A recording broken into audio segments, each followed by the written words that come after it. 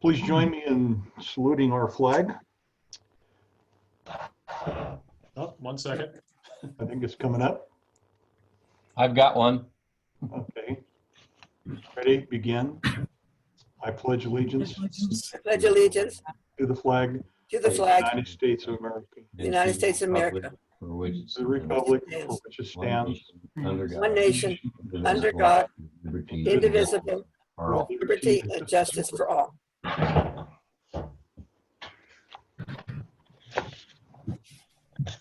Okay. Welcome to the November 17th meeting of the Placerville Planning Commission. Mayor, would you please call the roll? Chair List. Here. Vice Chair Lepper. Here. Member Friend. Hey there, yes. Member Keeney. Here. Member Rains. I don't see Barb. There you are, Barb. Barbara. Let the record reflect. I do see her. She is here. I see her okay. Good. With a voice vote, can we approve tonight's agenda? All those in favor say aye. Aye. Hi. Aye. Opposed? Okay. Commissioners, please consider the minutes from the November 3rd meeting. Are there any corrections? Move to approve. Is there Second. a second? Second. Thank you. On a voice vote, all those in favor say aye. Aye. Aye. Aye. Aye. Approved. Are there any items that need to be pulled from tonight's consent calendar? No, Chair List of those two items have been adopted per your actions you just took. Okay. Items of interest to the public not on the agenda. At this time, members of the public may bring before the Planning Commission items that are not on the agenda. We ask that you hold your comments to 3 minutes or less. The commission will listen and take no action at this time. Is there anyone out there? Chair List, can I interrupt? I'm just looking at the attendees. We show 0. I find that somewhat hard to believe. I don't know, Director Rivas, what we need to do. My guess is that there is some public interest even on this item. I know there is public interest on other items on the agenda. Do you see what I'm saying? I'm showing no attendees at this time. Okay. It looks like everyone's coming on as a panelist. I just saw Those would be applicants. Yeah. the applicants are listed as panelists. Okay. Yes. Okay, well, I'm just daylighting that. I'm not seeing Yes. any attendees, the general public. So, yeah, proceed. Thank you. FYI, I tried to sign in on my other device as a member of the audience and using the links and everything that was provided on the website. And then it asked for sign-in information after I'd given the meeting ID and the password, and I was surprised I had to go through that.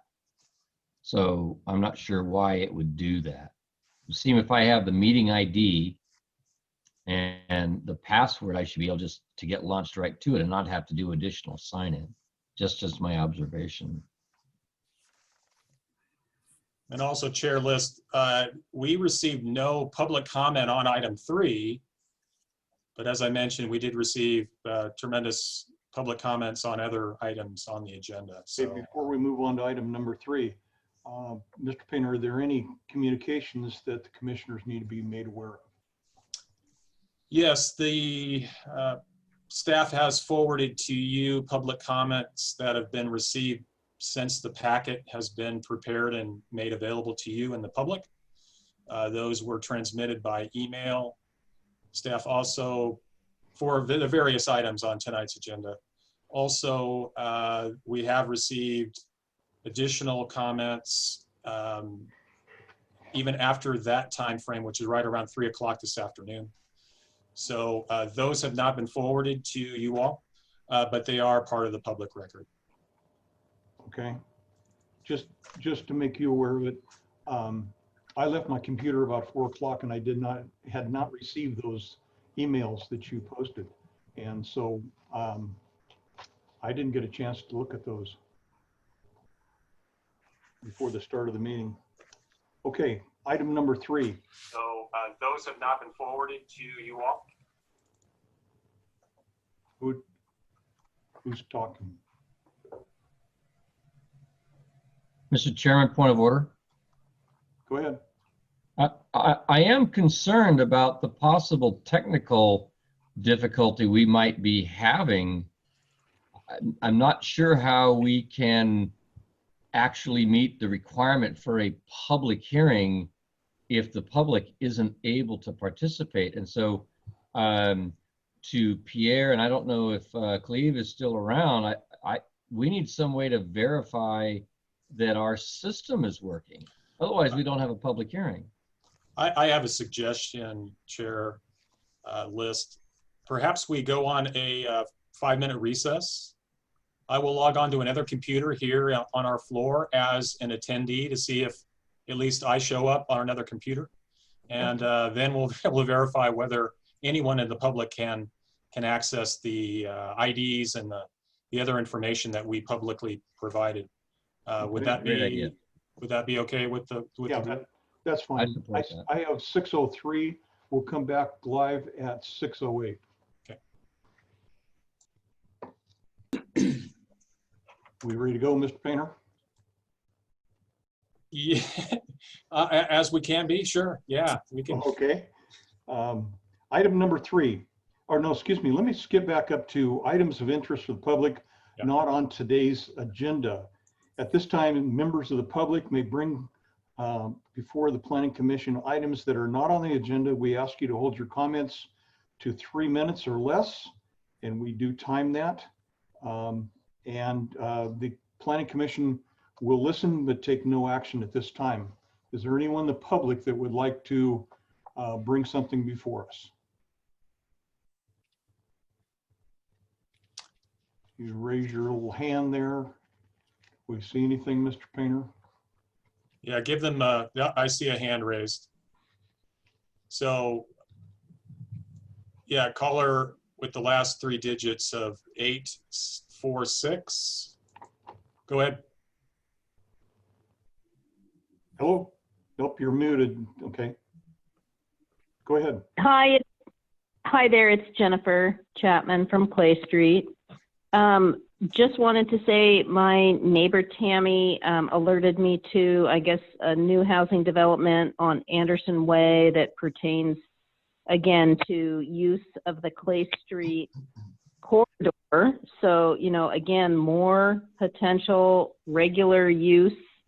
And I just want to say again, and I gather this is Indian Hill. I don't know what your kind of circumference is, but her neighbors got a notification. She's very close there to Anderson. She's at Indian Hill, but it's kind of this whole north side of the Cottonwood subdivision. And again, we're really advocating for, you've got to start planning for more emergency access egress on the north side of the Cottonwood subdivision, Poverty Hill, Rodham, Bush, Maureen, getting other ways to get in and out. And so anyway, I just wanted to say, she was trying to get a copy of the notice and get more information, and it will pertain to our appeal that will be coming to Planning Commission of the Cottonwood approval. Just concerned that, some of the things that we've grown to understand about this Clay Street corridor and all the curves and blind spots on this street and the regular use. And then I'll just say Apple Hill, anyway, just the Apple Hill phenomenon it actually came up in another context just as a COVID concern, actually, but just awareness that that's just a hot spot. It's a little different than the planning thing. And then I just want to say again, very sad about this Cedar Ravine demolition. And again, you know, we got, as consultants, Friends of Historic Hangtown, got another Mary Manieri report right after the demolition permit was issued, and it did assume significance of the Cedar Ravine Historic District. And I just want to say, you know, again, and it assumed a broader, longer time period of significance. And by the way, the Goldbug Park Historic Mining District goes out to 1920. So please seek to understand these historic districts. They're complicated, they're interrelated, and we have amazing concentration of resources, but we just keep demolishing these resources. And there are considerations. There's plenty of investment development opportunities, you know, outside of the historic districts, but please seek to understand these districts. Conclusion? Yeah, I'm just bringing up different points, but anyway, we would like to understand the housing development that's coming up there, up that Anderson Way corridor, as it relates to, you know, again, ultimately pressures that feed into the historic districts. Thank you. Thank you. Anyone else? Chair List, I see Ruth Michelson also wishes to speak. Okay, Ruth? Go ahead, Ruth. Thank you. I just had to unmute. Yeah, I also just wanted to speak for a moment about the house that was demolished, and that was very sad. And I just wanted to say that I'm hoping that we will reactivate the Historical Advisory Committee that I know in 2015 was disbanded due to lack of interest. And I know it was folded in, I believe, to your Planning Commission, but I think that these issues are so complex. I mean, I've really read all the documents. They just go on and on and on. And I certainly am not an expert and don't have a full understanding. And I don't just mean what the staff report has prepared, but I mean the other documents that have been submitted. And I think we just need a group of citizens who's very knowledgeable that can be checks and balances to what staff works very hard on these, and I appreciate it. But I think that there needs to be citizen input as well in the form of an advisory committee. And, you know, this group is really growing of those who are concerned about the history of Placerville. And we're all people who are willing to put a lot of time into this, and we're serious. And I know that there's a lot of unfortunate disrespect that has been shown to some of the individuals concerned about the history of Placerville. And I really hope that turns around, because it's of genuine concern for people who are who want to preserve the history. And I also, the last thing I want to say about this is, you know, we get into this catch-22 at the end of this process when we went to the appeal. And I know it starts with you and then it goes to city council, but you know, it all comes down to property rights. And this poor guy who owns this property, and he needs to move forward, and he's put a lot of money into it, et cetera. And I just think we need to do more at the front end of letting people know when they buy into a historic district what that truly means.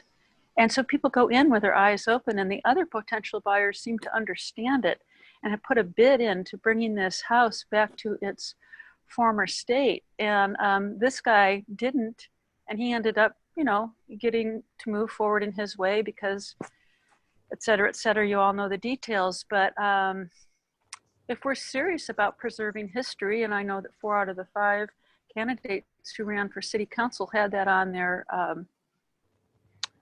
you know, election material about preserving history. When the rubber meets the road, we really need to do that. So that's just what I wanted to say. This is not going away. We aren't zealots. We aren't people who get the vapors. If you listen to the city council meeting, we're adults and feel strongly about this. So thank you so much. That's all. Thank you for your comments. Anyone else from the public would like to speak on something not on the agenda?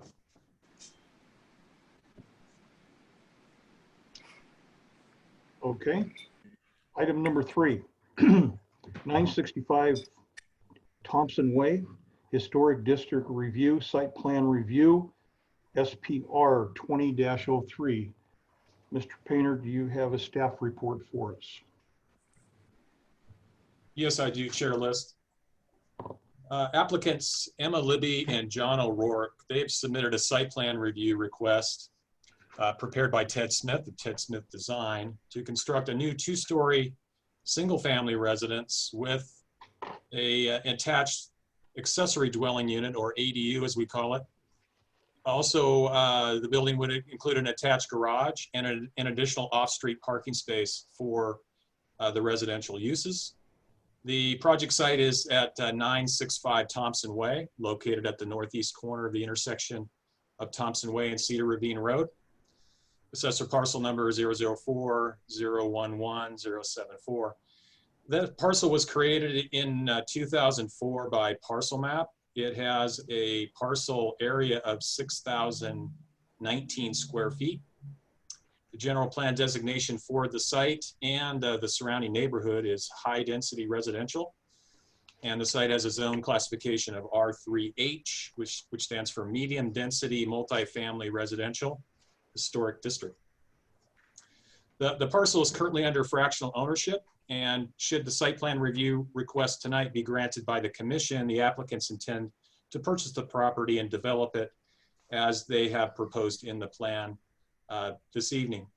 Both the proposed single family and the ADU would further the city's implementation of its share of regional housing needs in the moderate or above moderate income category. Surrounding and in the vicinity of the site are other single and multi-family residences, professional offices, an elementary school and school district offices, as well as a church. Commissioners List and Friend may recall 2 infill applications the commission approved in 2015 involving single-family homes just up the street from the project location at 994 and 996 Thompson Way, also within the historic district in the R3 zone. These homes have been constructed and are occupied. Staff's evaluation of the proposal this evening found that the home design is consistent with the city's development guide, architectural design guidelines for new construction, and the provisions under the site plan review criteria. And these are provided on pages 5 and 6 of the staff report. And staff's evaluation found that the building height is comparable with the residential and business professional buildings in the project vicinity and within the historic Cedar Ravine Historic District. The 2-story design scale is similar to the neighboring Judge Thompson Professional Building, as well as the Cabelac Blair House on Cedar Ravine. Architectural features of the proposed homes share similarities to and are compatible with those used on other structures within the historic district. These include a cross-gabled roof design, 6 and 12 roof pitch, siding variations that provide visual interest, the stone veneer to be used at the basement level of the home, as well as the covered porch. I'm going to pause while this emergency vehicle goes next to me here. The use of window style combinations of single hung and fixed windows with divided lights, as well as earth tone colors with proposed gray base and blue trim color. The request is also consistent with the R3 development regulations of building height, lot coverage, and setbacks, as staff has analyzed and provided on pages 7 and 8 of the staff report. The intent of the R3H zone is to provide for, and the zoning permits the development of multifamily and other types of residential dwellings. The R3 zone allows a maximum density of 12 dwelling units per acre. The subject parcel, as I mentioned, is approximately just over 9,000 square feet, which is just over the minimum in that R3 zone. But for a parcel this size, the maximum allowable units, when rounded up, would be 1.7 units. Staff's report says 1.74, so I want to make that correction. And that has been amended for the record. The project therefore has insufficient parcel area for typical multifamily construction. For instance, a duplex, which would be 2 units. The R3 zone does include a provision that authorizes the commission to make a determination to allow a detached single-family residential use in this multifamily zone when it makes a finding that the lot area is not practical for the development of multifamily dwellings. This is the situation for the project subject site this evening. Staff believes the commission can make the findings to authorize a single family use on the subject property. If, however, the commission does not make such a practical finding, a not practical finding, then under the R3 zone, a conditional use permit would be required for the detached single family residential use, in addition to the site plan review, or what we call historic district review. Under this use permit scenario, the additional time would be needed to prepare that CUP application and provide it for your consideration at a yet to be scheduled public hearing. A component of the applicant's project, as I mentioned, includes an ADU or accessory dwelling unit. These are ministerial actions. So this information is provided to you for context. Again, the intent is to build a single family home with an internally carved out or space within the structure for an ADU. And that information is provided to you in the plan set. The end result for the site, however, would be 2 units. It's just, it would not be considered a duplex. It would be a single family home with a space within that structure for an ADU. These units, as I mentioned, would assist the city in meeting its housing needs. The construction, based on its intent and its use on the site, will require not only construction permits from our building department, but also a grading permit from our city engineering department. Now, per city code, street frontage improvements of curb, gutter, and sidewalk would be required for any new construction if they do not already exist. I want to let you know that in 2004, when the parcel map was approved, a condition to give the property owner at the time the option to build those improvements or request a deferment in the form of a street frontage improvement agreement. And that agreement was recorded over 10 years ago, is still on the books. And so those particular agreements are typically called in at the request of the city engineer. At this point, this request was transmitted to the city engineer, and they did not provide information that was their intent. But that agreement is still on the books and could be enforced at any time. Staff's evaluation further determined that the project meet the qualifications of 2 categorical exemptions, Class 3 new construction and Class 32 infill development. So the project is categorically exempt from CEQA in staff's determination. Notice was also provided by mail, as well as publication in the Mountain Democrat, posted on the city's website. And as of this evening, no comments have been received. Staff enthusiastically supports the request. The design clearly, to staff's opinion, complements and is compatible with other structures in the Cedar Ravine Historic District. Staff recommends the commission conditionally approve the request, subject to the conditions provided in the staff report, after making findings that the request is exempt from CEQA and the findings to support conditional approval. Applicants John O'Rourke and Emma Libby are in the audience this evening, as well as Ted Smith, the designer of the building and grounds structure. So Chair List, this concludes my staff report. Okay. I would like to start off the section on questions of commissioners to the staff. Who determined that the front of this property is on Thompson Way and not on Cedar Ravine?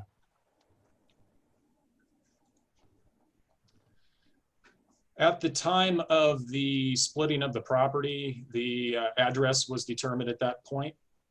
The property before land division included the house uphill from this location. The address escapes me, my memory. Okay. But at that time, when the parcel map was approved, and this parcel ended up being the vacant lot, the city assigned an address at that time. Okay. And the reason I ask that is, as I looked at the elevations that were provided for us of this proposed home, I can see that the address is on Thompson Way and not Cedar Ravine. The newer homes on Thompson Way are more in line with the modern Western mountain style that the developer has come up with, or the designer has come up with. And it's my understanding that the front of the house we have, if the front of the house was on Cedar Ravine, a more mid-19th century or Victorian style would be more appropriate. Things like chop corners, bay window shutters, gingerbread trim would all fit better with the community that's on Cedar Ravine. We are told in our instructions that we are privileged only to work with the front of the house, not the sides of the back. And so we must consider the front of the home, yet still a 19th century or Victorian style would better fit the historical district that it's in. I also noticed, Mr. Painter, that they chose imitation stone for their base work. And in the guide, it says it's frowned upon using imitation stone. Just a couple things that I picked up as I looked at this set of plans. Okay, my response to your statements there would be with new construction, the commission has the authority to look at the entirety of the development. What you may be referring to is typically what items that come before you in historic districts are for existing improvements, existing structures. And so yes, the code does provide for and requires that your review be limited to those view sheds from the public way. In this particular case, this site has two different frontages. So yes, the frontage can be viewed from, well, in this case, the addressing and the front of the building from an address perspective is Thompson Way. The design that, and perhaps the designer can shed some light in here. I believe and remember speaking with him about this, and they wanted to prepare an elevation that faces Cedar Ravine such that it does complement the other improvements on the street, but also provide the functionality and other aspects that a home would have as viewed from Thompson Way. So I think there's an effort here to dress up, so to speak, the elevation facing Cedar Ravine, as well as that elevation facing Thompson Way. Your other point about materials, well, the Secretary of Interior standards, if that's what you are referring to, only apply for the existing buildings. Applicants are not restricted to using the non-historic fabric or materials because this is new construction. By stating that this is not a historic building and will not be such until maybe 50, 60 years from now. So the applicant is not restricted to use only those materials that are called out in the Secretary of Interior standards, because I will remind the commission that those have to do with rehabilitation of buildings in a historic district. This is not rehabilitation, this is new construction. Granted, but that type of stonework really doesn't fit into the historical nature of that neighborhood. And we can go on. Okay. All right. Any other commissioners who would like to address the staff? I like the fact they're going to keep the tree. Okay. The tree at the far end of the property, the old tree, I'm pleased that they're going to keep that because it's very large and lush and hides the next property. Okay. Christine, I think you had your hand up.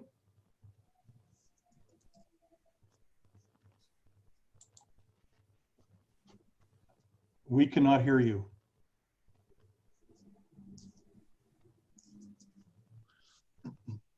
And Mr. Chairman, I'd like to make a comment too, when you have a moment.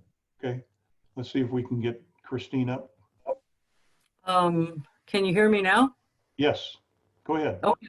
I don't know what, I just touched the mute button. It was already active, but my question for staff, the total square footage of this project is listed at the front of the staff report.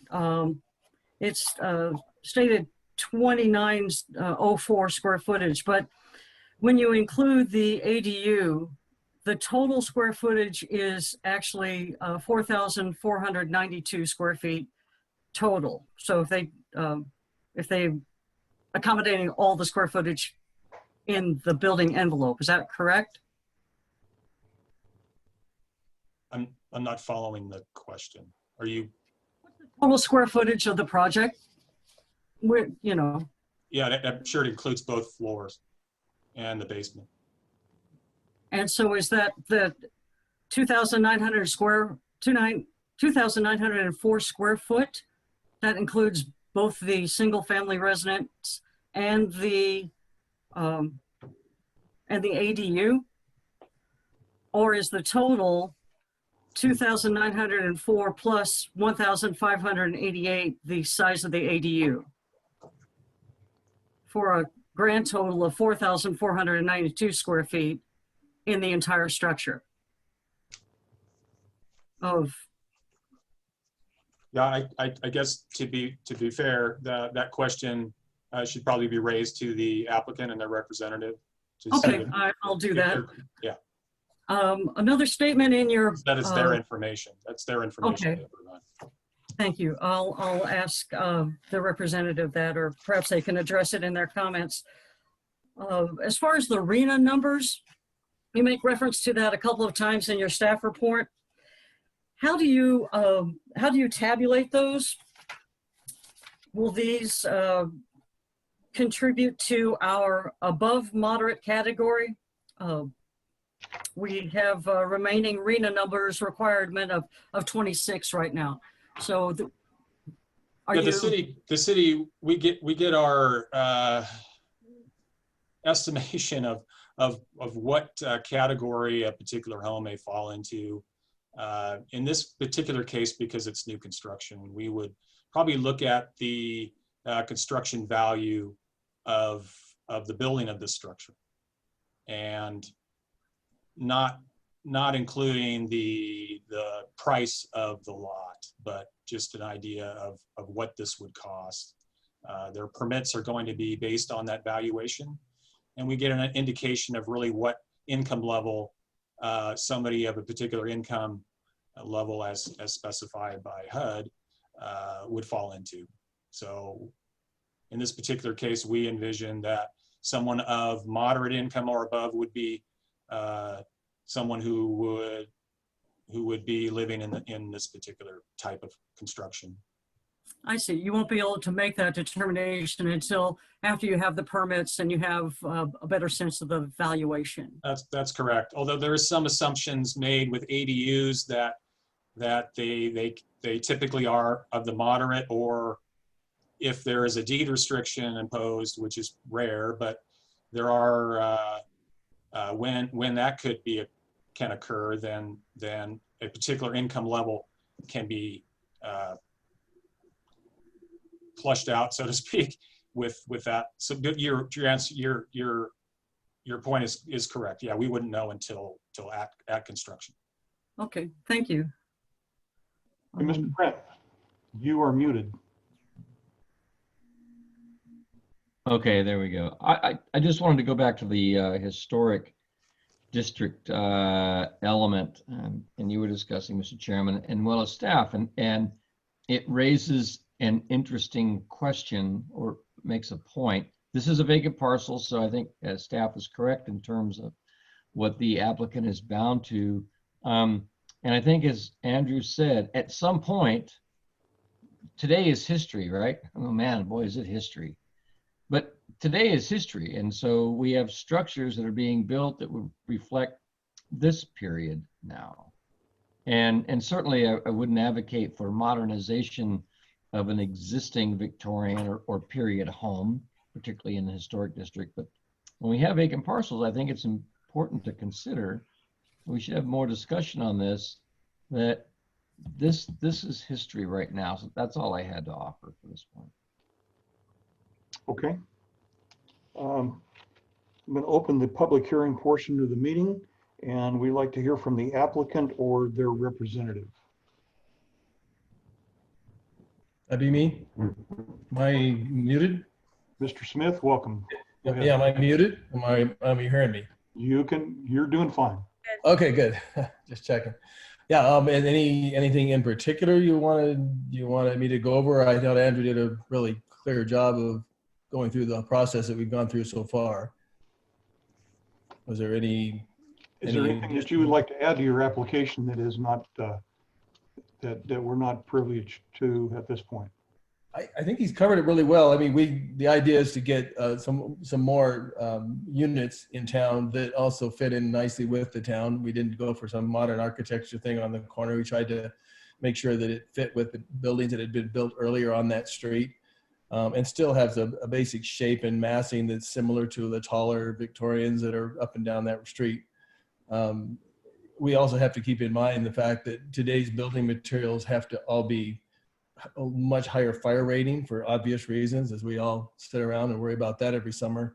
So the siding, the stone, the roofing is all much more fire retardant than what you would have seen back in the day when they built the Victorians, which I love, of course. Spent my early career just restoring Victorians, but they are very costly and not very fire safe. So there's a lot of reasons why to address the history approach.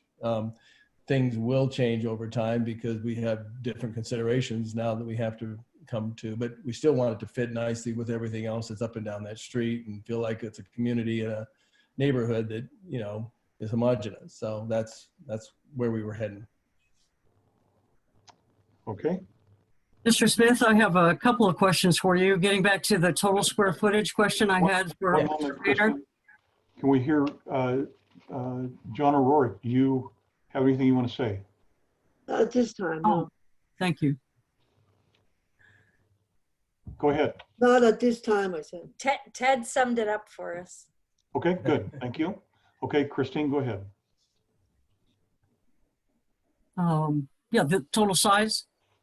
Yes, it's confusing a little bit when you look at the whole square footage breakdown that we did, but you almost have to do it that way. There's square footage that's how much of the lot is covered, which of course includes porches and garages and all that stuff. And then we broke it out where it says total habitable space is 4,492.9, which is both units. And since one unit is on 2 floors and one unit is just on 1 floor, that's the way we could break it out so that you could see what each unit, like the ADU is 1,588 square feet and the single family residence is 2,904 and change. So the total is 4,992.9. Okay, thank you for clarifying that.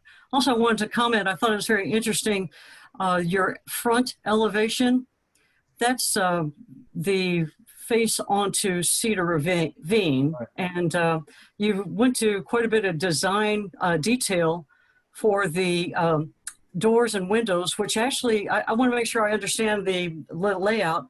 That goes into the basement space, is that correct? That's absolutely correct. I'm glad you noticed that. We didn't want a big box, and we have the lot is very tight in that you've got to fit just a certain amount of space and you have setback requirements, but we didn't want this big straight wall on the front. Even though it's just the unfinished storage space, the owner wanted to spend the money to make it look attractive, not just look like it was 8 feet high of wall with nothing in it. So we put a porch cover and some windows in it and some stone on the face, so it wasn't just going to be a big blank wall. Okay, I appreciate that extra effort to the design. I don't think that then what you're calling the right elevation is what faces onto Thompson Way, where your address is. I actually think that actually has good design elements to it as well, but I appreciate the extra detail into breaking up that facade. those are the only questions I have for you. Oh, thank you. So exactly. Thank you, Andrew, that the bottom, the right elevation, if I'm standing on Thompson Way, that's what I would see. Yes. Okay. And then over to the bottom left of this elevation, I'm seeing the side of what is actually basement storage, but you have nice windows planned and also very detailed doors that will be looking out onto the Cedar Ravine side. Here we go. Right. Thank you. So we've got, yeah, it looks like 3 doors and then 2 sets of windows on either side, breaking up the stone facade. Yeah. Okay. Thank you. Good. It took me a while to figure out the orientation, what you were calling front, because I thought that front would be Thompson Way, but I got there. But, we went back and forth on that a while. Which way do we, each sided? So yeah, it is. But the front, the side that's the actual entry is not the side. That's the side where people are going to drive in. That has to be very attractive, and we didn't want to just give up on the sides and just say, oh, the front's the only important elevation. We wanted it to be nice from every angle that you could see it from. thank you. Any other commissioner for the applicant? Okay. Is there anyone in the public that would like to speak to this site plan review? Please limit your statements to 3 minutes. Mr. Painter, do we have anyone that wants to speak? Mr. Chairman, we have Mr. Tim Taylor wishing to speak. Okay, Mr. Taylor? I do not see him. Hi, it's actually Sue. I had to jump on the other laptop because I can't get in as an applicant. But anyway, hi, Chad. I was going to actually try to call before the meeting, and I think, my concern is always this historic district trying to do something compatible along Cedar Ravine, but I know that's, I appreciate that you, I guess I'm definitely, I appreciate that you sloped, you designed it along the slope. I want to see the rock, because to me, I don't know why I'm echoing. Am I echoing to you? Yeah, a little bit. Sue, can you turn one of your computers off? We're getting a lot of feedback. Well, I turned the sound off. I can unmute or mute her. Go ahead. Now you're speaking on Tim Taylor's link. Is that better? Yeah. Yes, go ahead. Okay. Okay, sorry. Well, I just feel like it's an infill on a historic district, and if you can do little things that would make it kind of more compatible with that historic Victorian period street, but mostly having to do with the rock. It's an attractive house. It's kind of a Tahoe trucky kind of house, and if it could just be made maybe with a stone to do something a little different with that, so it looks more like natural stone than ledger stone that you would see in those other kind of properties. So I think that was my main comment. And I know I'm usually on your end when I'm doing design houses, so I don't want to make it too hard, and I'd rather just kind of throw those ideas by you outside of this venue, but mainly the rock I'm concerned about. Thanks. Thank you. Mr. Painter, anyone else? Mr. Chairman, we have caller number 846. Okay, caller 846. Go ahead. Hi, it's Jennifer again from Clay Street. And I guess I'm just following this, and I appreciate the dialogue. I appreciate, the sensitivity to, Thompson versus Cedar Ravine. I didn't hear anything about the history.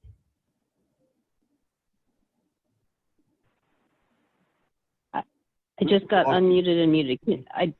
I didn't hear anything about the history of the parcel, and it makes me wonder, was this a demolition? There was no history of the property or the parcel, so I just feel like, again, if we're in the Cedar Ravine Historic District, it's really important to, try to, at least in going into a project, to understand the history of the parcel. So I guess that's my main comment. And I do appreciate, the dialogue about Thompson versus Cedar Ravine, but I'm just asking, do we know anything about the history of the parcel? Was it ever developed? Was there demolition? Was it a mine? What was there? Because it seems like there certainly would have been something there. It's even closer to Main Street than, 3095 Cedar Ravine. So anyway, I just think the history of a parcel is really important when considering a historic district project. Thank you. Thank you. Anyone else? Mr. Chairman, we have, he disappeared. Kirk Smith. Mr. Smith. I guess I wanted to start by agreeing with Commissioner List. His points are well taken and appropriate. This structure would be right next to one of the most dramatically historic buildings in town, the Blair and Bellick House. So the design would really stand out like a sore thumb. I believe, if I understood Mr. Smith's comment about why Victorian structures or styling wouldn't be used, had to do with modern needs of building codes and having to make sure that a structure is fire retardant. But if you go to Diamond Lumber Company, you'll find all kinds of siding made now, some that's fire retardant, other that's fire resistant. Some are actually made out of cement, and it looks just like wood. So you can do that. I'd also direct your attention to Fowler Way in Diamond Springs, where the builder created this look of the 1850s. The first time I was there, I jumped up and down on what looked like wooden planks to see if they were wood. It's stamped colored pressed concrete. All of those surfaces that look like brick and placer rock from the 1800s are actually facades. So you can make styling that's more consistent with the earlier period. As for the argument raised by staff that this is, as an historic district, it means the Interior Secretary's guidelines apply for new development. Yes, that's, or old development, that's true, but that's not the same as the ordinance that establishes an historic district. And you're talking about just that, a district, a whole composite, like an encyclopedia. It's not just one volume. And I would ask you to look back at the arguments you heard from staff not that long ago when it came to destroying 3095 Cedar Ravine, the Kembellic Turney House, and the concerns expressed about, well, what would you replace it with, and what would it look like, and would it look historic? And the guidance was, well, you're going to have control over that. You'll be able to mandate the kind of styling that would be used. Mr. Smith, you have 29 seconds. Well, thank you for that notice. Thank you. So I guess I'd suggest that you continue it so that you can have a staff memorandum that outlines the authority for the proposition you were told, because it's an opposite to what you heard with reference to 3095. Again, I think that it's important to maintain the historic character of Cedar Ravine. Thank you again for your time.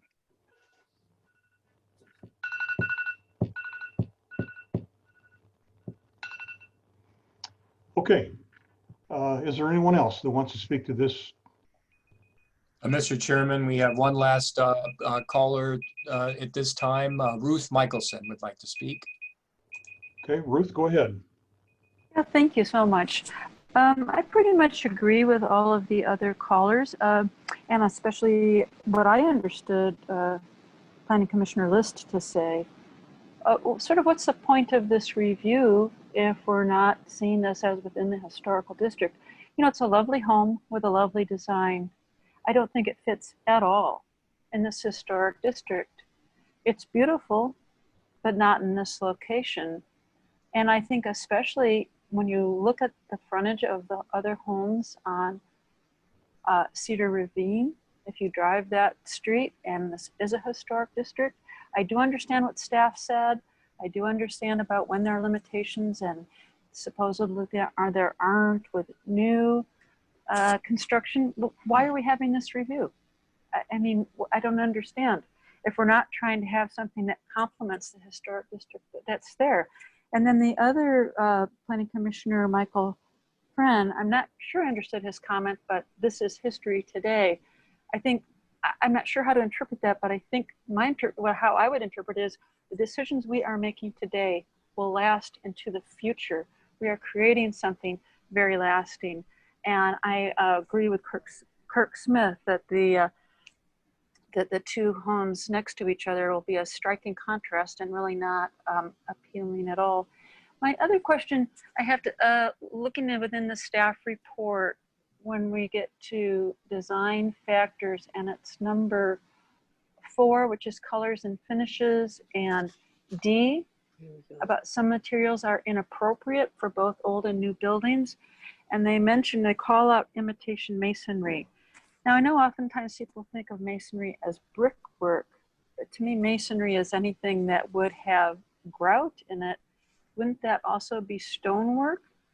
Or are we limiting that to only imitation brickwork? I think imitation stonework would really bring things down. I think it's very unattractive. If we are going to go forward with this house, I would hope that they would at least use real stone. But once again, I want to go on the record as saying I think this will really stick out as a sore thumb, as Kirk Smith said. So that's all I have to say. Thank you for seriously considering all of these comments.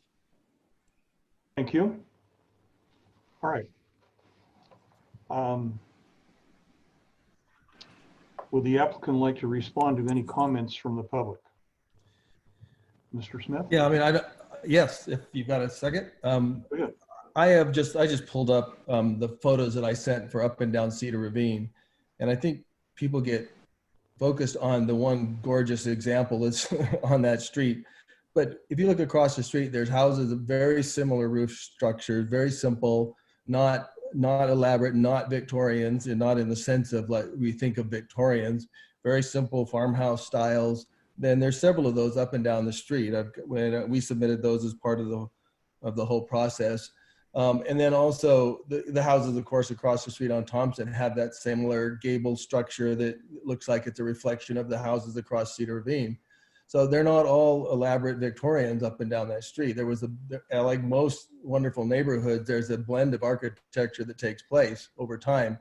And it almost is what creates the most interesting thing. They don't all have to look the same to make a beautiful neighborhood. So that was just the response I had there. And then also in the Diamond Springs, which is a beautiful development that he did up there, there's a lot of fake stone and fake wood and everything on that. If we're going to talk about using original materials all the time, that's a perfect example of using materials that aren't original but are beautiful, and he did a wonderful job on that. So I do agree with her on that, or not him, with whoever said that, I can't remember. But anyway, that you can do really nice work with products that are man-made and still, fit the neighborhood and look nice. So that's just the response on that. Thank you. Anything else from commissioners? I now close the public hearing portion. Are there any statements or questions, commissioners, staff, or applicant? Is there a motion in regards to SPR 20-03?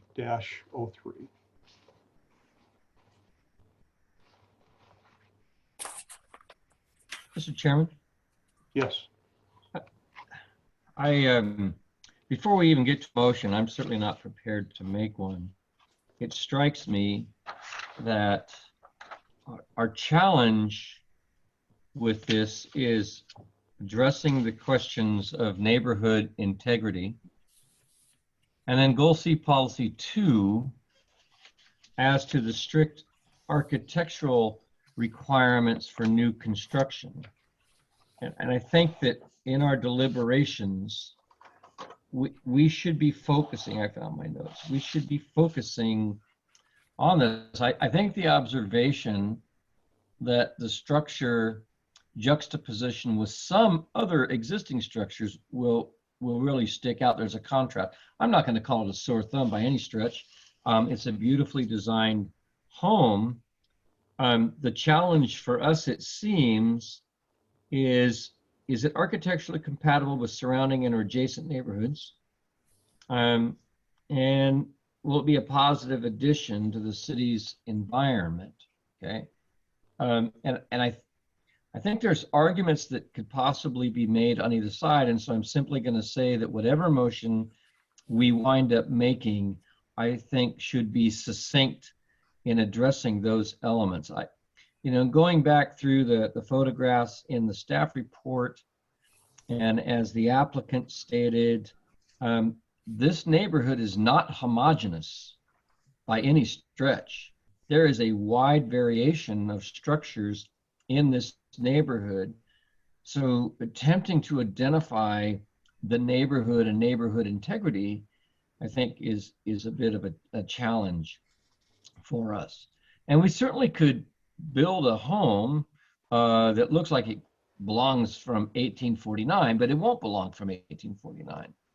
And just to clarify my comments before, and it kind of relates to this, is this is history now. So I think Andrew said, 50, 100 years from now, people would look at the structure and say, oh yeah, that home was built during the COVID pandemic and when everything else was going on, and 2020, which was, the year that was like, whoa, what happened there? So, it's an interesting positive. So I'm just going to leave it there. I just think we have to be careful and able to justify whichever direction we go with this. I do think that possibly some other treatments or enhancements might be possible, but I'm always very reluctant in the absence of definite city requirements to put burdens on applicants. Again, I'll just read policy 2. New construction shall be architecturally compatible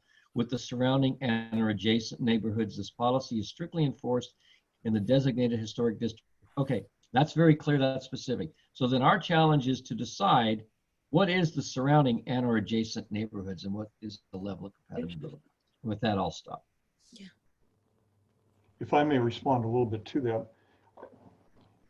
I think if you look at Thompson Way and you look at the design of this house, the houses up Thompson Way this house fits in very well with those homes.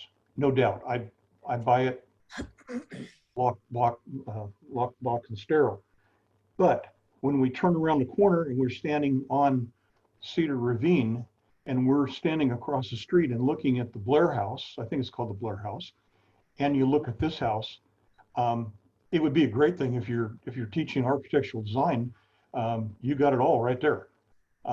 So I think there are some elements of Victorian or mid-19th century that could have been brought into this house that weren't. That's my point. Okay.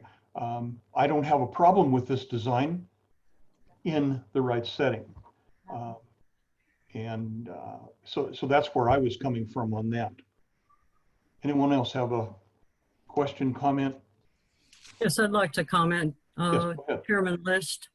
I appreciate that this is adjacent to the Blair House, and in fact, that's in the packet.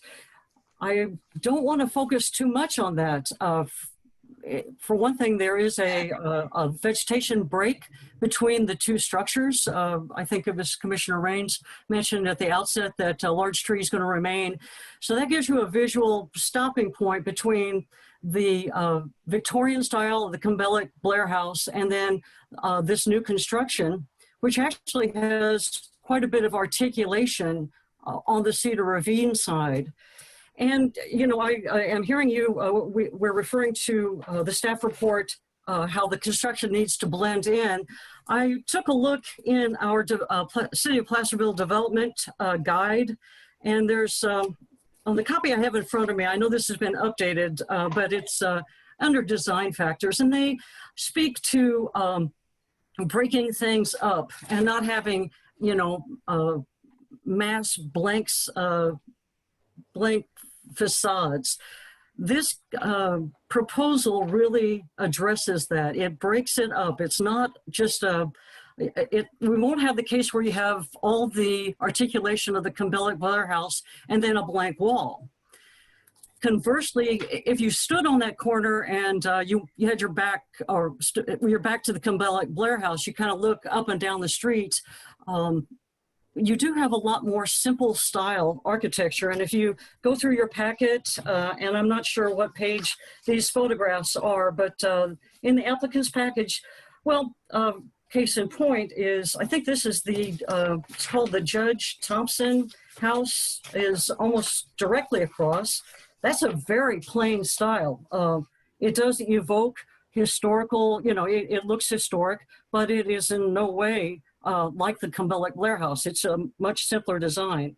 And as you go down the street, you'll see, as someone else mentioned, there's variable designs up and down Cedar Ravine. And right, we have to tie everything together, but I think this particular proposal does that. It addresses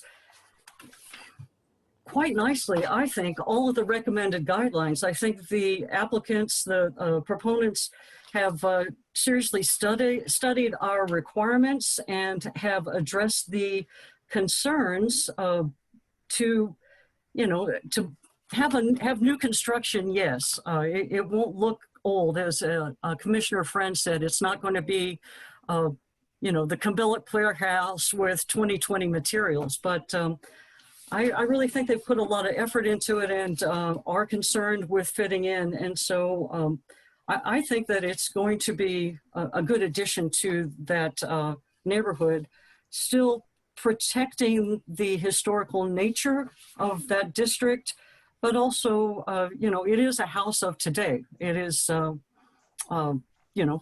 is a bit different, but I think with the articulation, with the fenestration, with the doors, I think the proposed stonework from the pictures that were provided, I think that's actually going to be quite interesting and is not going to look like the old-fashioned fake rock that perhaps other people are thinking about.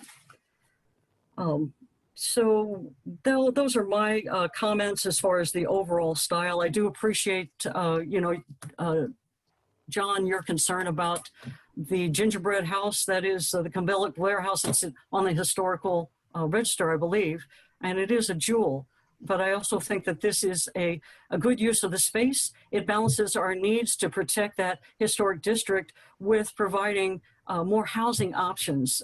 We really are limited in the city limits of having plenty of dwelling units. And I think this is going to be a very nice looking, desirable location. It's close to the professional buildings, close to the hospital.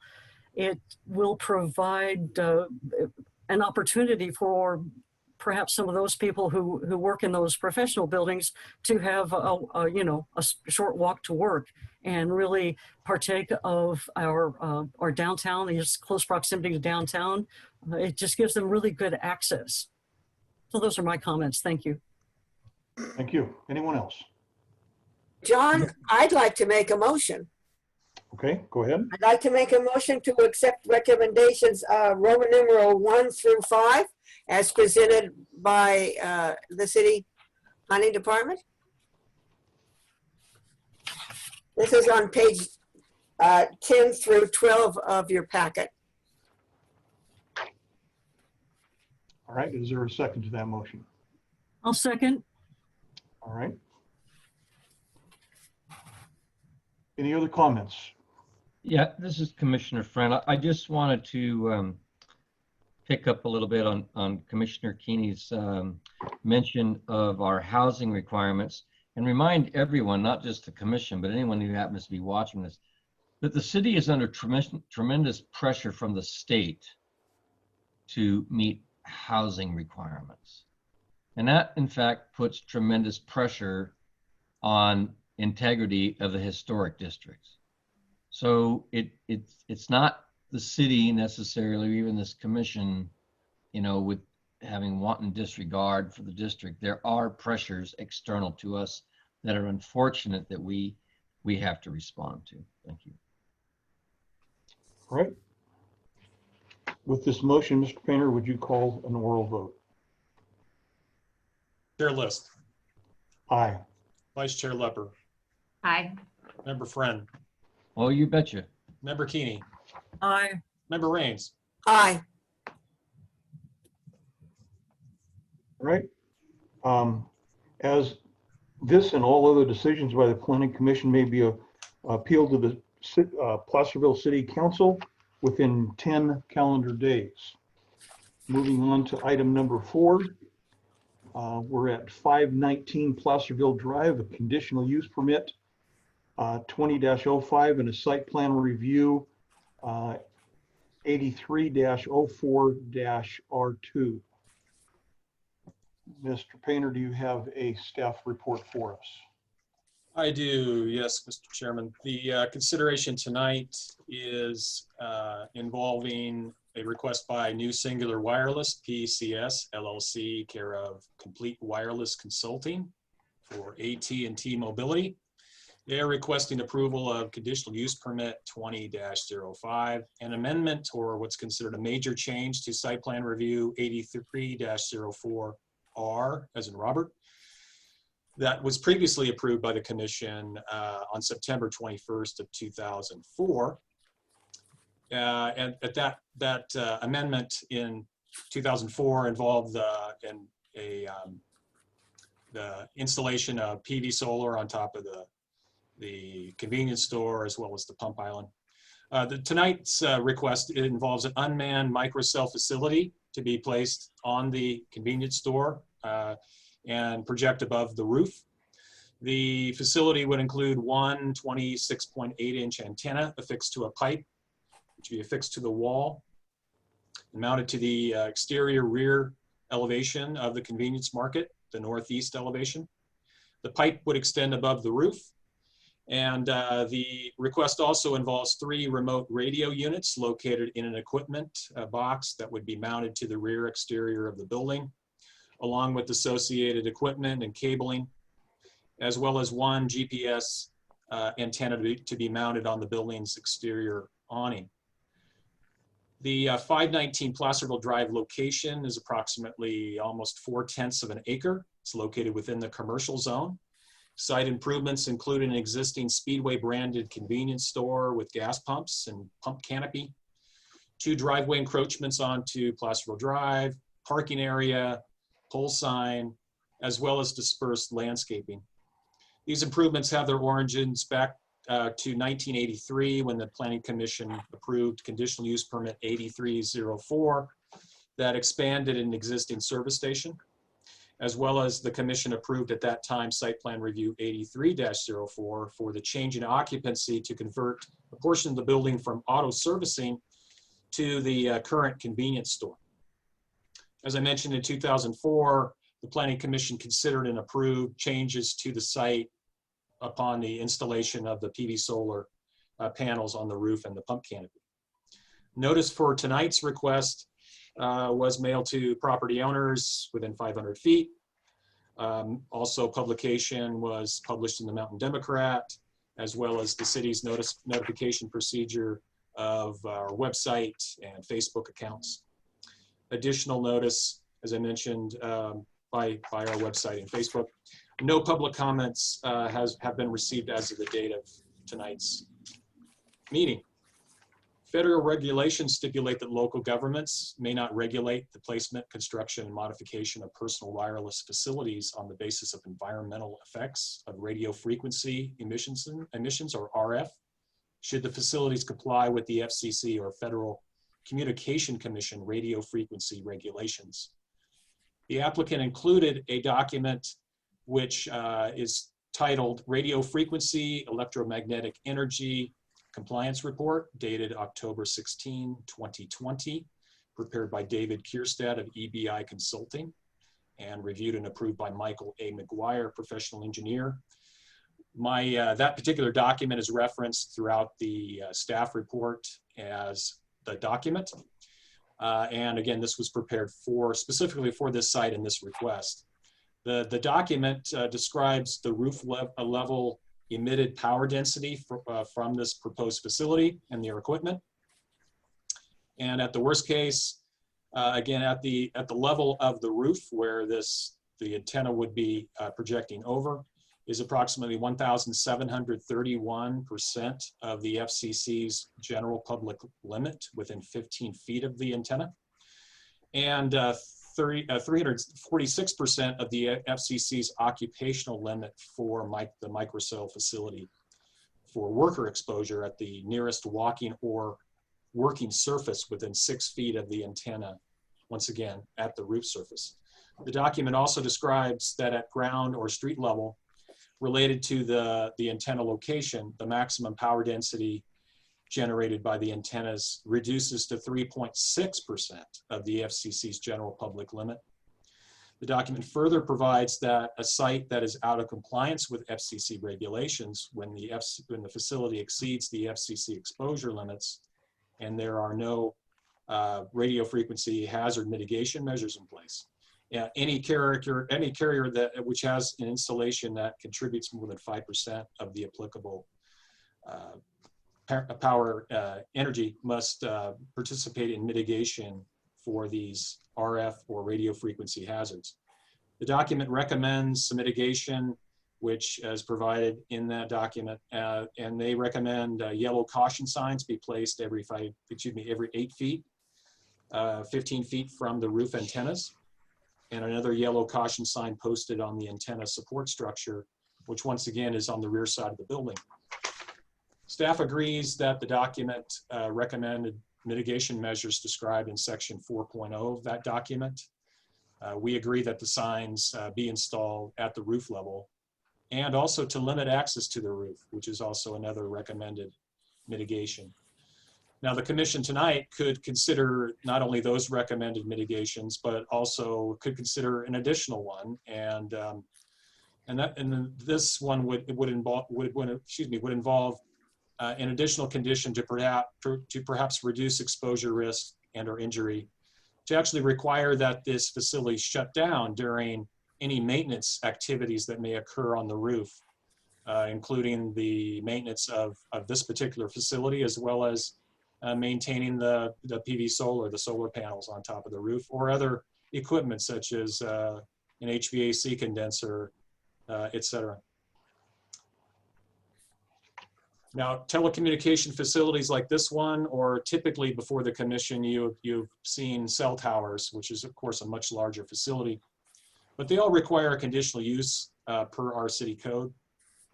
Now, I want to correct the record that on page 5 of the staff report, I have incorrectly identified the project request as CUP 2015-02 when it is in fact CUP 20-05. So that change has been made to the staff report and is made part of the record this evening. Conditional uses, since this is a discretionary action, conditional uses may be permitted where indicated in the zoning ordinance, where it can be seen and be shown that the uses are deemed essential or desirable to the public convenience and welfare, are in harmony with the various elements and objectives of the general plan, and are not detrimental to surrounding property. Staff's analysis of the request concluded that in improving the service provider's telecommunications services along Placerville Drive, as well as those of Northwest Placerville, would be desirable to the public convenience. This use would also help facilitate an existing telecommunication commercial service use that operates within the city, including within the city's commercial land use designation where this is located. Use operations would not be detrimental to surrounding property due to the small size of the proposed equipment, its proposed placement on the existing commercial building where it would blend in with existing roof equipment, which I mentioned before, the photovoltaic solar panels, as well as their support structure, as well as the existing equipment that currently exists on the commercial building, as well as the power density generated by the facility and the antennas is well within the limits set by the FCC for the general public at ground level. in that the new facility involves new electromechanical equipment. It is subject to site plan review. And this particular request would be considered a major change to that 1983 Planning and Commission approval of SPR 83-04. The photo simulations that the applicant has provided, and I have some here. Actually, no, I only have the elevations of the project, but they are in the packet. The applicant has provided some simulations from various angles, various locations surrounding the site, as well as other street perspectives to visually show the Planning Commission and the public that this antenna truly would blend into the existing equipment structure and other stuff that's on the top of the C-store, the commercial building. Staff recommends the commission conditionally approve the request, subject to the conditions provided in the staff report, after making findings that the request is exempt from CEQA, and the findings to support conditional approval of CUP 20-05, as well as site plan review 83-04R2. The applicant representative, Maria Kim, is in the audience. I saw her on the attendees list there. And Chair List, that concludes my staff report. All right, thank you very much. Any questions from commissioners to the staff? Yes. On page 3, under analysis, there's a category called health and safety. And it has to do with the radio frequencies and the environmental impact.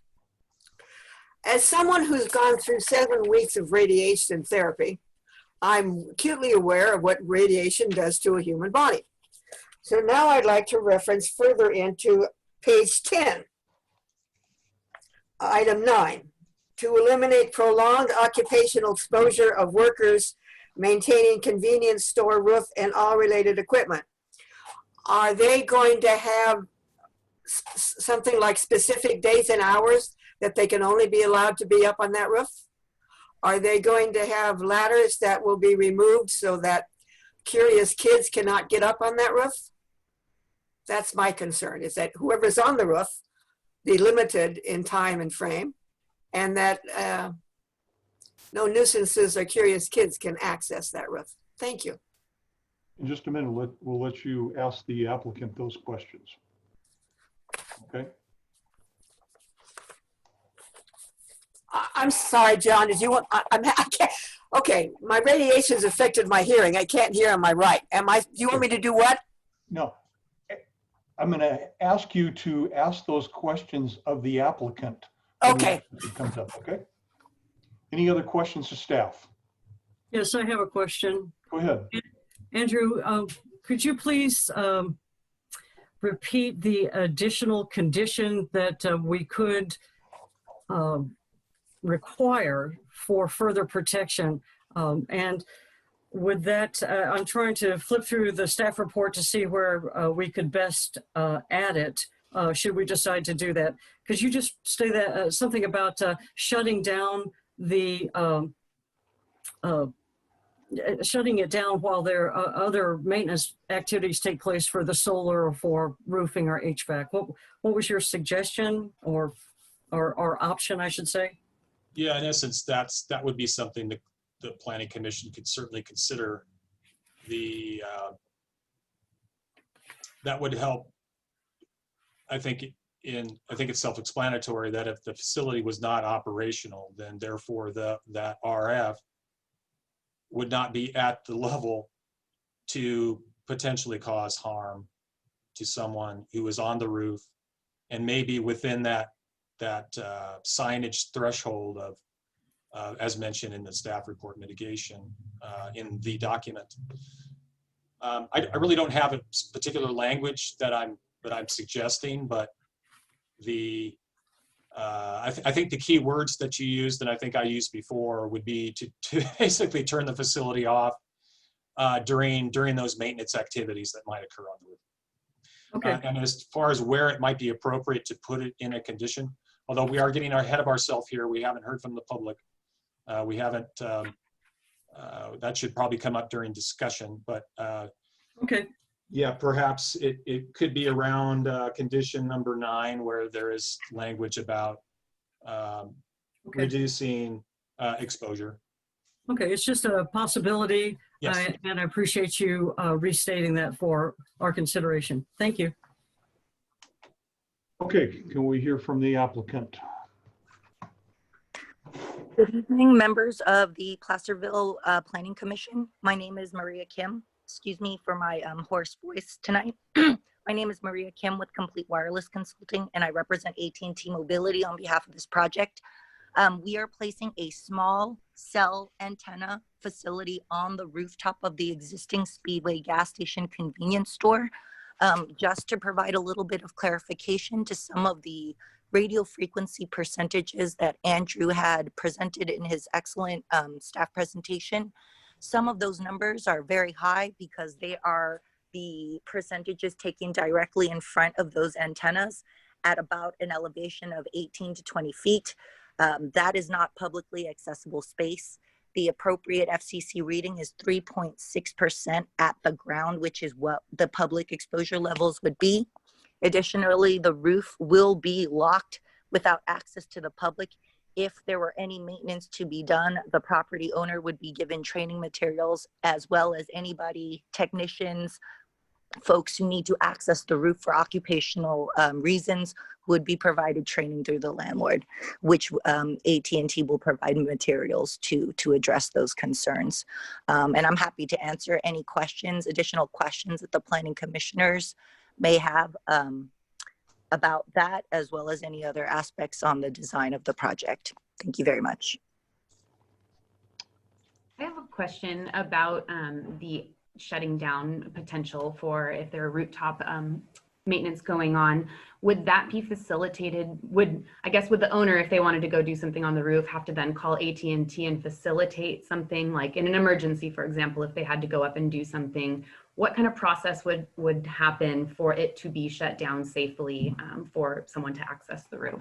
And how long would that take?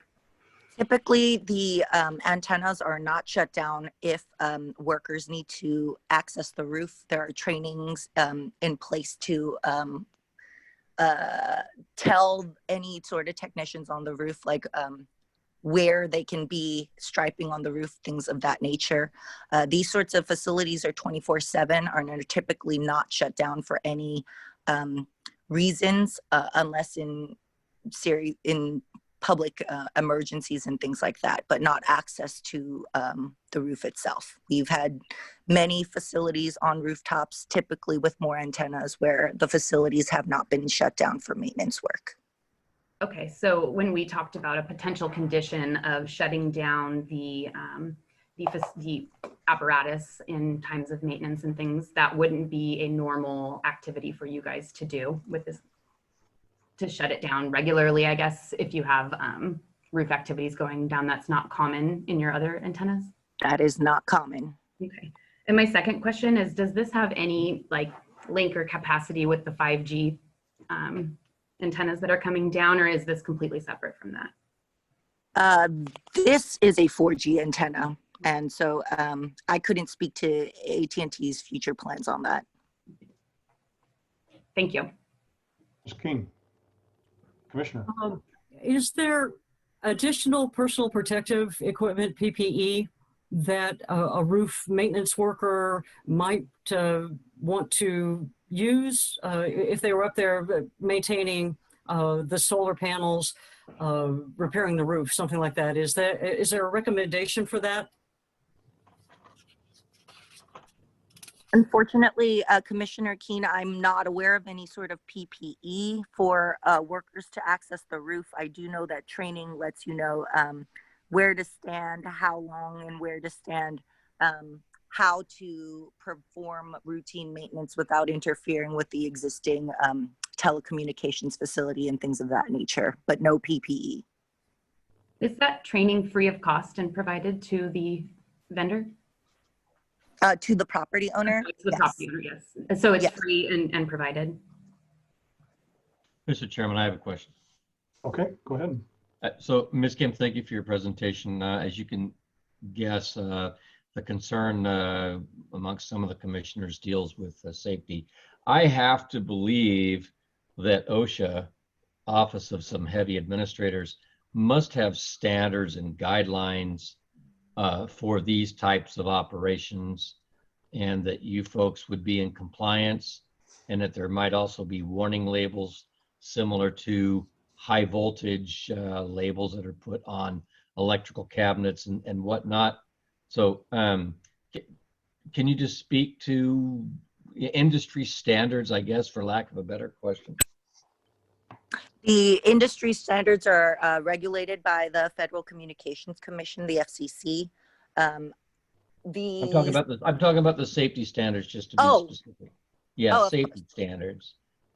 I couldn't speak to OSHA, but I know that our facility complies with all of the building and safety standards set out by the city of like Placerville's building department. And as part of the BP process, all of that will be reviewed as part of the application's materials. Any other safety regulations pertaining to telecom in particular is regulated by the FCC. Okay, so I mean, the nut of this issue is, you know, Joe Handyman's up on the roof for solar people, and then are they being unnecessarily, or more importantly, are they being unsafely irradiated, exposed? But what I'm hearing is that this antenna, first of all, it's a smaller cellular unit, micro unit, I guess, maybe. Correct. It's up relatively high. There's no exposure to the public on the ground. Great, that's good. And then, but you didn't necessarily speak to levels, radiation levels, electromagnetic radiation levels at roof level. And then just to give some assurance that, look, somebody working up on the roof, they're going to be okay unless they decide, you know, to suntan up there like Kramer did in one episode of Seinfeld, if you recall. Do you follow what I'm saying? So give us Correct. some assurance as to the safety aspect there. Yes, we are completely regulated. The FCC, the radio frequency site-specific study shows kind of the areas on the roof. Training would be provided to the property owner as well as to anybody, any maintenance worker that would have to go up on that roof. And if for some reason the property owner did have any sort of like long-term roof work that would be done, we do have a 24/7 number that the property owner can call to get in contact with AT&T. And that is also a number that is typically provided to the local jurisdictions as well in cases of emergency. Thank you. Thank you. All right. Now going to open it to the public. Is there anyone in the public that would like to speak to this item?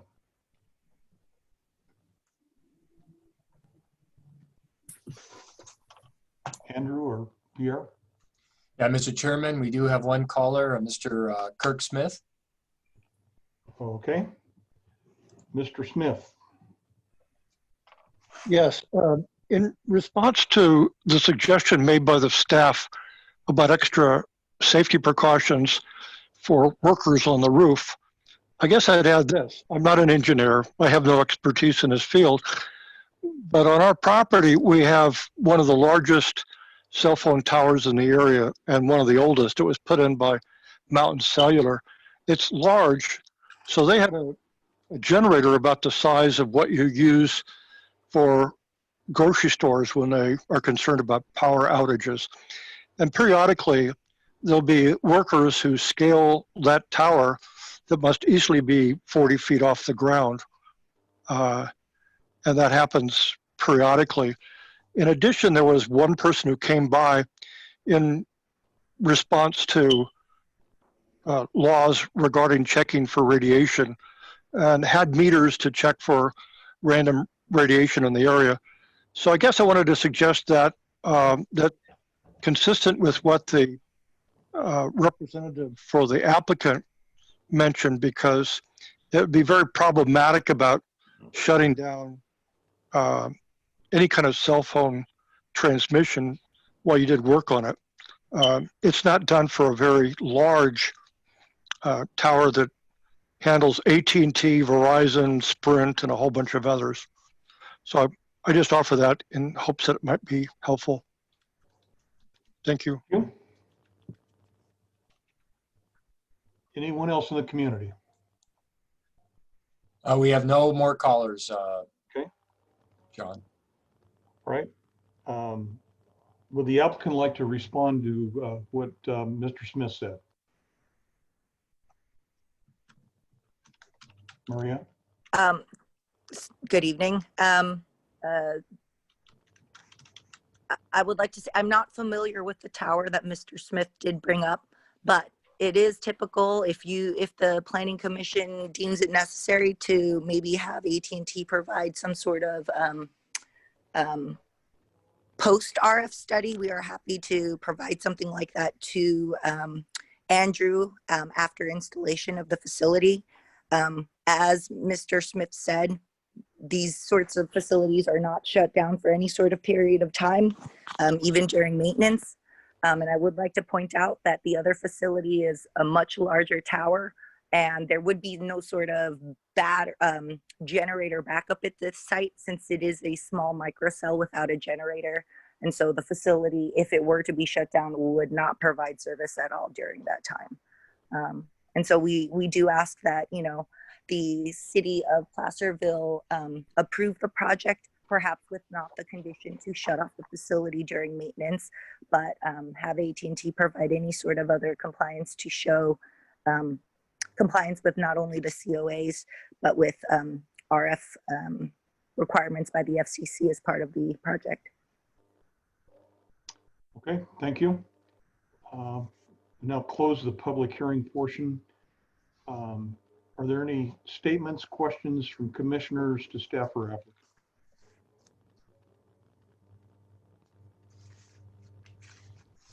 All right.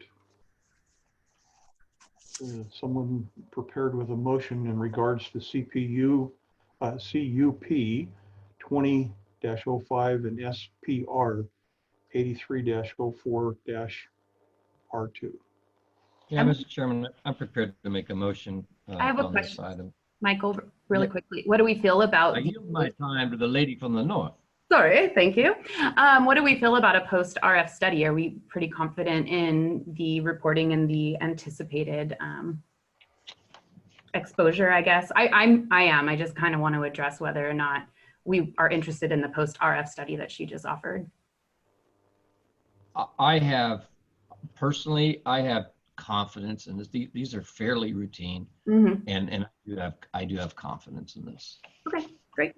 I agree. I just looked at page 7 of the report that was provided by EBI, and it shows the kind of sample of the decals and signs that would be provided. I think that is plenty of notice to anyone who approaches the rooftop to be aware. And, you know, there's certainly, we don't want to inadvertently expose someone, but I think workers need to, thank you.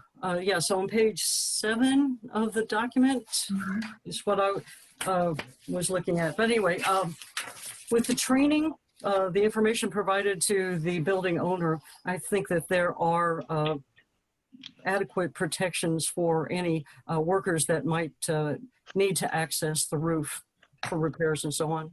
Agreed. Okay. Anything else? Don't want to rush you. No. No. Are you willing to make a motion, Michael, or would you like me to go for it? Yeah, I'll go ahead and move approval for conditional use permit 20-05 and site plan review SPR 83-04 R2, adopting the staff report as part of the public record with the findings as stated therein in the staff report, and including Roman numerals 2 through, I have to count them. Well, it looks like 2 through 4 with the sub elements, 2 through 7, excuse me, Roman numerals 2 through 7, and the conditions as laid therein. I'll second.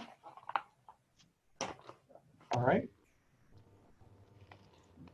Mr. Painter, with this motion, please call oral vote. Chair List. Aye. Vice Chair Lepper. Aye. Member Friend. Without question. Member Keeney. Aye. Member Raines. Aye. Okay, moving right along. Item number 5, 301 Main Street, conditional use permit 20-06. Mr. Painter, do you have a staff report? Yes, I do. Thank you.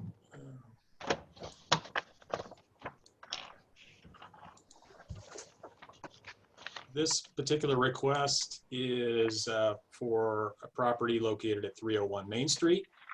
The application is a conditional use permit request filed by property owners Sue and Tim Taylor. They are requesting allowance to convert the ground floor of the Herrick building, once again at 301 Main, to permit the operation of a place of entertainment facility, which is a conditional use in the central business district, which is where this property is located. The Taylors have provided some background information regarding this request, and the facility would provide a flexible floor space to allow various types of events within the space, including speaking engagements, meetings, perhaps private gatherings like parties or retirement parties, things like that. And the request would once again change the occupancy of the ground floor of 301, and the applicant is proposing to change that occupancy to allow a maximum of 100 people. In addition to that particular portion of the conversion, the applicants also are proposing to install a 260 square foot warming kitchen to help facilitate the event uses that could occur within the building. There are no proposed modifications to the exterior of the building. The building at 301 has street frontages along Main Street, Center Street, and Stagecoach Alley, and it's located at the northeast corner of the intersection of Main and Center Streets. The 301 Main Street building, along with the adjoining 305 Main building that once housed the famous Hangman's Tree Bar, received site plan review 12-02 approval by the Planning Commission for exterior alterations to both buildings, with occupancy granted to the Taylors only on the ground floors of 301 and 305 Main Street. The purpose of the CUP or a CUP request is to ensure that the proposed establishment is appropriately located and operated. In addition, conditions may be placed on the business in order to protect the public health, safety, peace, and welfare. The CUP process also allows the city to monitor the use and verify that it is operating in accordance with the terms of the conditional use permit or CUP. Staff finds the site is very suitable and adequate for the proposed use. It is in harmony with the various elements and objectives of the general plan because it would be located within an area that is accessible by existing streets. Ample public parking exists in the vicinity, as well as some street parking. And it would reuse the vacant floor of an existing building that dates back to construction in the mid-1800s. The place of entertainment use is desirable for the development of the community in staff's opinion, in that it would provide a flexible grounds floor space in the downtown area, allowing assemblies of people for a potential variety of small gatherings, as well as these gatherings would bring people to downtown. And like other recent use requests, this request would have potential spillovers to other businesses in the near vicinity, such as the Carey House. You might have overnight accommodations for someone who is performing at this event, or maybe somebody coming into town to watch or participate in a lecture, or watch or come to a party, etc. Therefore, this request would not be a detriment to surrounding property. The request, furthermore, as conditioned, is consistent with the CBD or Central Business District zone regulations, in that the proposed place of entertainment would be compatible with the adjacent uses because the proposed use will be conducted entirely within the building. Also, there are no sensitive uses or receptors such as schools, senior residential care facilities in the area that would be negatively affected by the use. During our noticing process, the city did receive one public comment, and it is included in your packet as attachment C.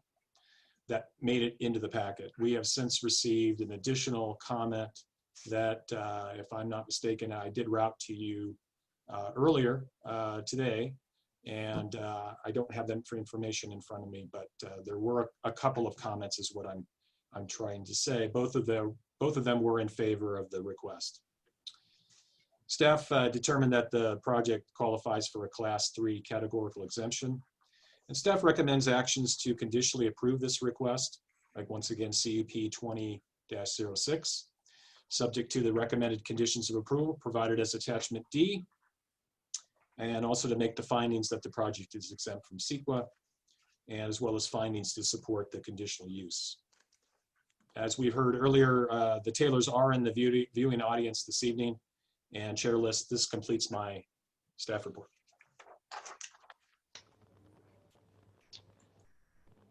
All right. Are there any questions from commissioners to the staff?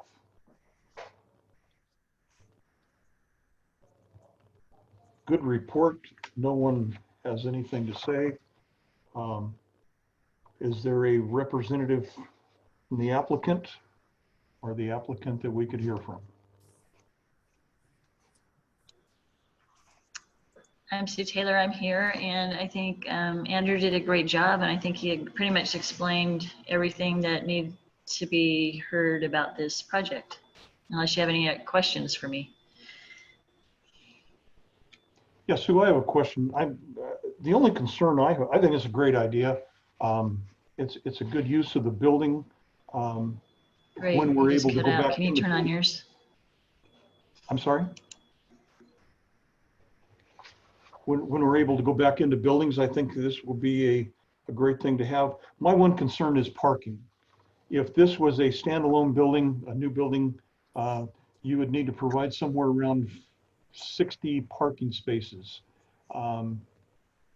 Is there any, especially now with the number of restaurants that are using parking spaces downtown,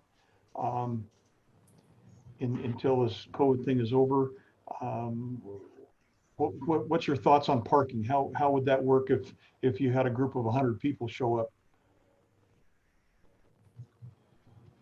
So I think Andrew covered that in the staff report, according to what's needed and what's provided, that we should be covered for that. And I see it's not going to be very often there's 100. That's just basically mass capacity. And that would be something more that would happen in the evening when a lot of the other shops are closed.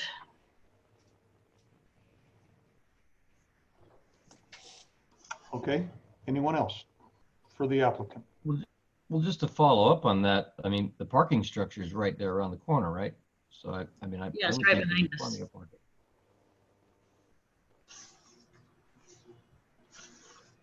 I'm concerned about parking also.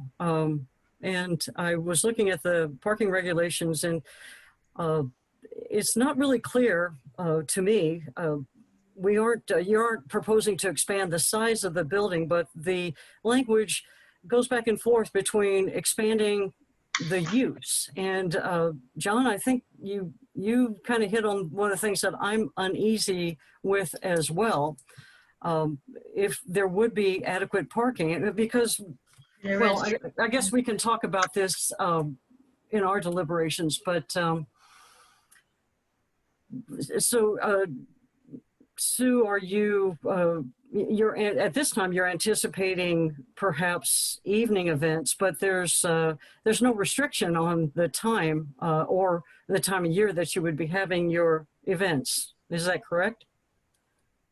Correct. And I don't know if Andrew can help me because I don't have the whole staff report. And I remember reading about parking that it was covered by what's required in the city. So I'm not sure, you know, if you're asking me to do something beyond what's required or already is accounted for. So I don't have that before me because I wasn't worried about it. Yeah, Chair List and Member Keeney, perhaps I can address that question. The the number of years I don't have in front of me, but for many years, the property owners and I believe the business owners downtown for many years were assessed. Their properties were assessed over time, and that pool of money was used to help construct the 3-story parking garage. So what that means in terms of as uses occur or when spaces become available, turnover, that's what I'm trying to say. When turnover occurs within the parking district, which includes most of the central business district, the only time new parking requirements are required under our code is when there's a physical expansion of a building. In this particular case, the applicants are not proposing any exterior additions to the building. They're not adding a floor. They're not building a basement. They're not proposing any new physical area. It's that physical land that triggers the additional parking requirement. So for instance, if they were to add a 3rd floor onto this building, for whatever reason, come back to you in the future with a new floor. And that new space would be subject to parking needs and parking requirements before we would allow occupancy. So hopefully does that make sense? I will pause if you have any questions about that, and maybe Director Rivas can chime in as well. Yeah, Chair List, if I could just add a little bit to it. I have the section of our zoning ordinance that pertains to the question of parking. This is parking within our downtown district. So as Mr. Painter pointed out earlier, all of the properties within the downtown district has already paid into the parking district and helped fund the construction of the parking structure, and also providing for maintenance of the downtown parking facilities.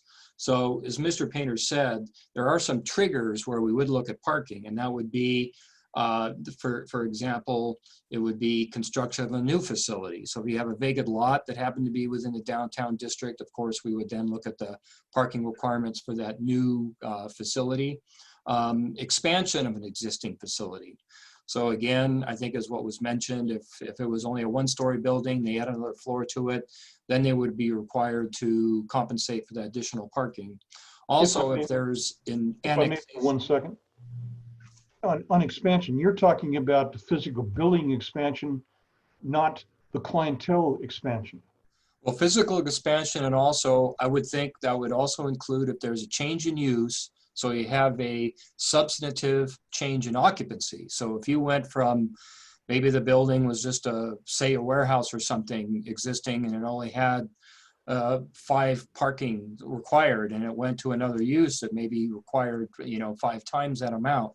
Well, they wouldn't be required to build an existing or any new parking facility, but they would be required to pay in lieu fees for expansion of future parking facilities.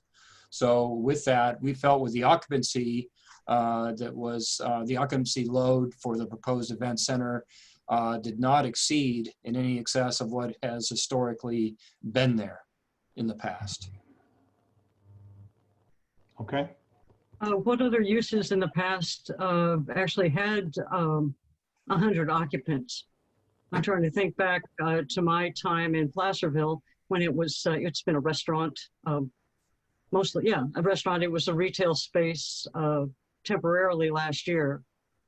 But in the history, is there anything in the record of that we actually accommodated enough parking? And the reason I'm pushing back on that is that we've heard a lot about parking from shoppers as well as from merchants. And so I think it's an important point. We need to make sure that we're comfortable that we're not going to cause a problem with immediately. I envision this facility being used once COVID restrictions are lifted. At that point, we'll have our parking back on the streets where the restaurants are out there in the street right now. So we'll have that parking back available to us. But since this is a conditional use permit that runs with the land, we need to really think about the full impact. So Pierre, is there something in the record that we know at one time there were 100 occupants, and so therefore we have accommodated for that many stalls in our parking inventory? I'm making that assumption, and I'd have to defer to Mr. Painter on his analysis when he made the parking review.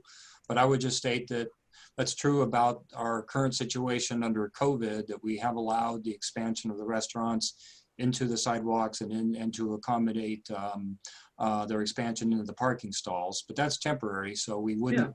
That's something we're going to have to live with. I think the parking district is quite large. I think what we typically hear at the staff level is people think there's a parking issue because they're not able to park either right in front of the store they would like to patronize, or they have to walk more than just a couple of minutes, when I think I never have any problem parking. There seems to be plenty of parking available within the parking structure and elsewhere in our other surface parking lots. So not really sure we're seeing a parking situation that's tight right now. I know it's tight actually on the main line, Main Street, when you're trying to park on the street, but there seems to be ample parking elsewhere within the district. Point of order, Mr. Chairman. Yes, sir. I'm a little bit lost as to whether or not we are still in public hearing or we've closed the public hearing. Because what our discussions right now strike me as being more after the public hearing is being closed. So are we still in open public hearing? Well, I think we were kind of bouncing between asking staff and asking the applicant questions. The applicant asked the question if she could be helped out by Mr. Painter, and that's where we went. Barbara, you have your hand up. Go ahead. Well, John, I've lived here 44 years, and we don't have to worry about parking when the wagon train came through, and we didn't worry about parking when the Christmas parade came through. And it seems to me that these events are only going to be one-day activities, and I think there's more than sufficient parking downtown. Thank you. Okay.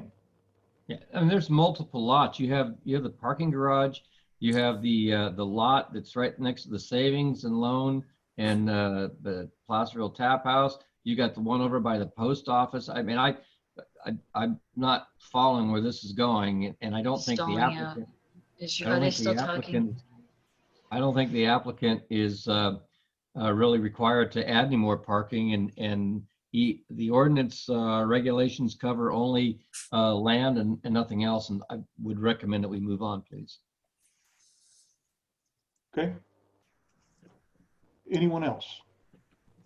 Yeah, I think it's important that we just maybe acknowledge with the applicant that when there are large, other pre-scheduled downtown, facility or events happening, that be cognizant of how that might impact throwing a 100-person event in that space that same day. And that's not every weekend, so I think it shouldn't compete a lot, and just to be, mindful of that.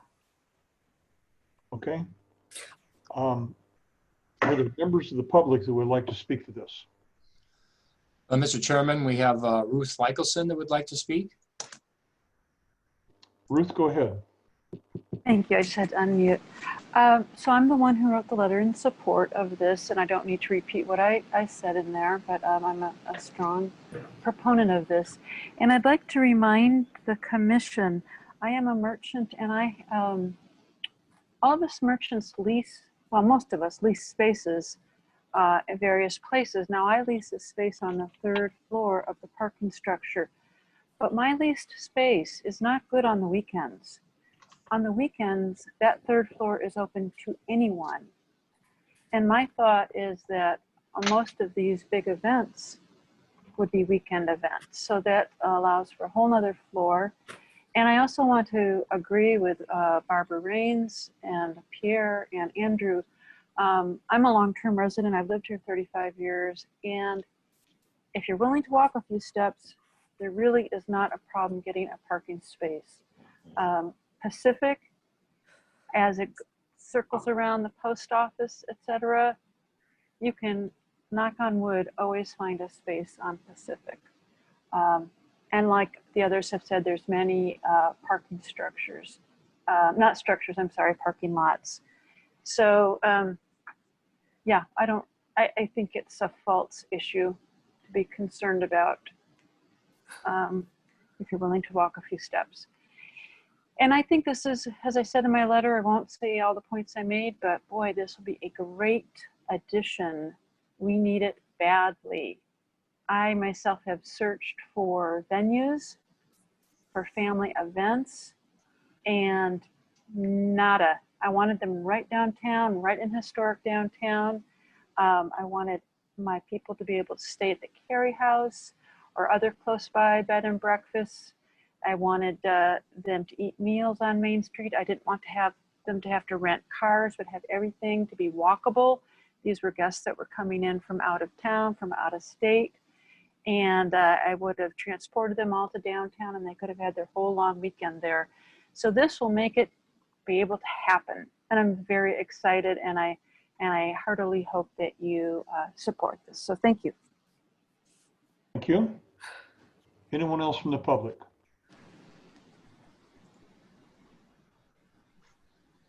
Mr. Chairman, we have Heidi Meyerhofer that wishes to speak.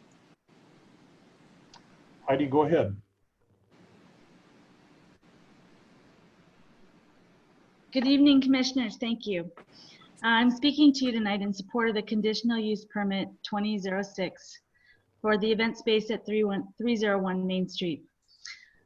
I'm the business owner of Placerville's main event, which seeks to go into the space pending the approval of this CUP application.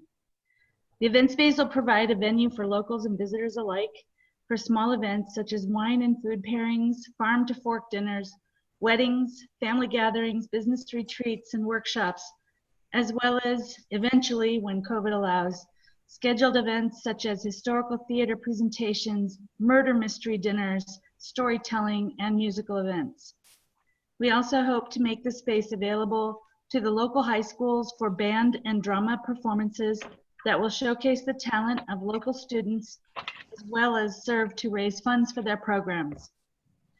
Recently, I hosted a COVID-safe event with limited space available. People met at the Herrick Building, which is 301 Main Street, and then they visited the shops on Main Street. They had dinner at local restaurants.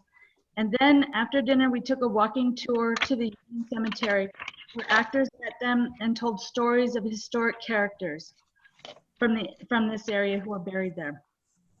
This event drew people from Folsom, Citrus Heights, Fair Oaks, El Dorado Hills, Rancho Cordova, and Reno over the 3 weekends that I did this. As a result of this event, one of our guests recently informed me that they had so much fun, they booked a stay at the Carey House in December and will be visiting Placerville for a holiday shopping experience on Main Street.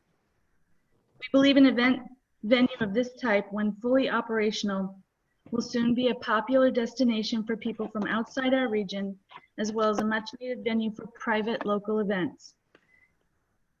I sincerely hope you see the value to the community that an event space like this will provide, and hope that you will approve this conditional use permit. Thank you. Thank you. Anyone else from the community?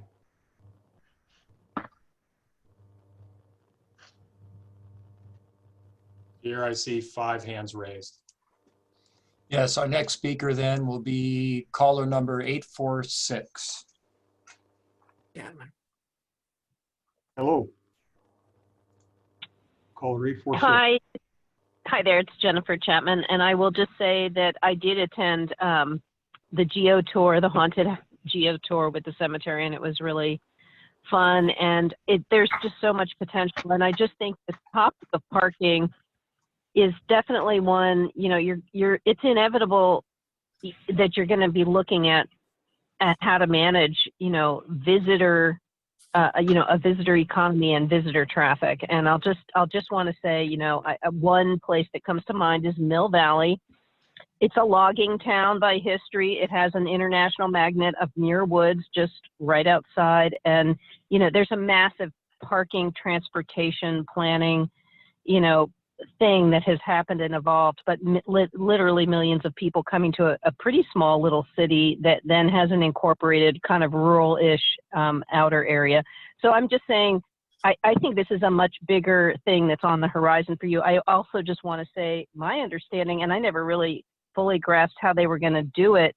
I don't know what the capacities were, but you know, just some of the things that Arts and Culture El Dorado were talking about seem to also be kind of event center in nature. And so, you know, and maybe some of those things are going to go on too, but I just think it's very exciting. I think it's really rich, and I think it's flexible and adaptable. And, you know, I just think I appreciate the, you know, the relationship between the different businesses that was kind of mentioned in the staff report, and that I truly believe that, you know, the businesses, that there's a collaborative relationship there downtown, and that this supports that. So I was really excited to see such a positive staff report about it. So that was really, really inspiring. So thank you all. All right. Okay, our next speaker will be Kirk Smith. Hi. I guess I wanted to enthusiastically support this project for many reasons. One, these two buildings are among the most significant in town. They're major assets for this community. They attract visitors all the time. They compete with the bell tower for tourist attractions. You can, at all hours of the day, see tourists there taking pictures, even during construction. So it's right there, right next to the bell tower. I don't know which gets more attention. So it's an important project. And remember, they faced the same fate as 3095 Cedar Ravine. The city had declared a demolition permit for this. The city council voted unanimously to put the two buildings in receivership. The public didn't want it. They wanted them saved. And this couple did just that. Really jewels on Main Street. So anything we can do to support it is wonderful. As to the issue of parking, there are 3 major parking lots in the area. I've never had a problem finding parking in any of those 3 lots. And I'll note that I suspect that most users of that parking lot are the one behind the 3-story level parking lot. They're a lot like me, lazy. So I'll drive around a couple times on the first floor looking for parking on the first floor when there's actually a lot up on the second and third floor. So at the Fox lot, there's, again, plenty of parking. Ruth Mitchelson and her husband have an art gallery downtown. There are a lot of art galleries in Placerville, and on one night a month, they have an art open, which, with good weather and well organized and well promoted, they get more than 100 visitors collectively on Main Street. I've been to a number of functions at the Carey House across the street that had large crowds. One was a dinner. The other were various meetings that attracted large crowds. So the parking is there, and it's a major asset that we want to encourage growth for. A lot of money has been put into making it something that we can all, every one of us, can be proud of. That's why I enthusiastically support this project. Thank you. Thank you. Next. Our next caller is John Clarici. Go ahead, John. Unmute. You muted yourself. Take your mute off.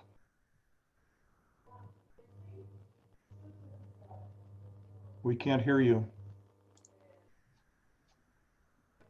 Can you hear me now? Yes, go ahead. Okay. I guess I didn't click on my unmute button. I'm sorry.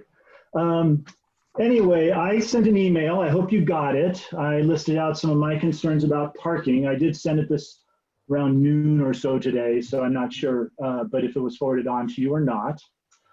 Basically, you have already mentioned some of the things. One of the things that I would suggest, and the other thing too, is it's nice that the Taylors are putting something in their storefront. I think it's great. And actually, I have no strong feelings one way or another about an event center on Main Street, but you know, anything that's not an empty storefront to me is a good idea. But this idea that, for one thing, I've never heard about parking being described as ample in Main Street, because on the 4 years that I was on the city council, if anything, some of the very same people that have spoken in favor of this project would come to us and tell us how there is no parking on Main Street, to the point where we couldn't even put in a parklet on one spot downtown. So now I've written all their names down, so the next time we have this discussion about parking on Main Street, they will all enthusiastically say that there is in fact plenty of parking on Main Street, and you can kind of do whatever you want with it. I think it should be studied. I did some back of the envelope stuff. I provided it in my email. Basically, if you did have 100 people, say 2 people come in a car, that's 50 cars, that's 50 parking spots. There are only 550 parking spots in the entire parking district, and some of them are up at the Ivy House and up by the top by Tortilla Flats, which are not, you know, proximate to this location. There are other, you know, when they built the parking structure, the assessment was made on the size of, it was done proportionally. So basically what you're saying is, you're going to go from, and let's face it, there's been no activity in this building for a good 10 or 15 years now. It has been empty. So you're not going from 31 to 100 potentially, you're going from 0 to 100. Now, I'm not saying that apparently the parking downtown is so vast, it will handle it. But I'm not so sure that the other merchants on Main Street would agree with that. There are certainly merchants that rely on people that drive up for a single purpose. For example, perhaps the dry cleaner. And, you know, I don't want to say people are lazy because that's a pejorative, but they want to be close to where they're going. And I Excuse would, me, John, you have 30 seconds. Going on, and they're not always during the, you know, we have no guarantee that they'll only be at night. We have no guarantee they won't be on heavily done weekends. Say, for example, you put 100 people in that place on an Apple Hill weekend or during the holidays, because you're doing some sort of holiday historical ghost thing. That's probably, you know, 50 parking spots is, I'm going to say, is probably 10-15% of the parking proximate to that location. I'm not saying you shouldn't approve this thing, but I'm saying is this thing should get a little bit more airtime than what's been given here. Now, the Taylors are not required to provide more parking. I know that. John, can you bring it to a close, please? Yes, I can. I suggest I would not let this happen until a more thorough analysis of this is going to happen. And I'd want to hear more from the other merchants on Main Street, because my guess is this: they probably aren't aware of what's going on with this particular thing. And I have heard this more than once. You need to talk to more people. Well, I suggest you talk to more people, because I think there's going to be more impacts on parking than people want to admit. Thank you very much for your time. Thank you. And the next. Our next speaker is Dennis Thomas. Dennis, go ahead. Myself. All right. Thank you very much, Commissioner List and Chairman's members. Dennis Thomas. I'm Dennis Thomas, and I'm speaking to you not as a council member, not as vice mayor, but as a business owner in the proximity of this parcel.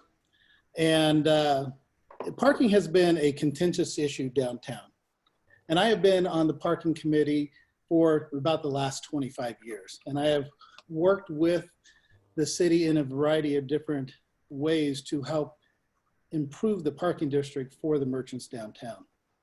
I am surprised that the merchants on Main Street have not been informed of this SUP request. I would think that this is very critical, considering how much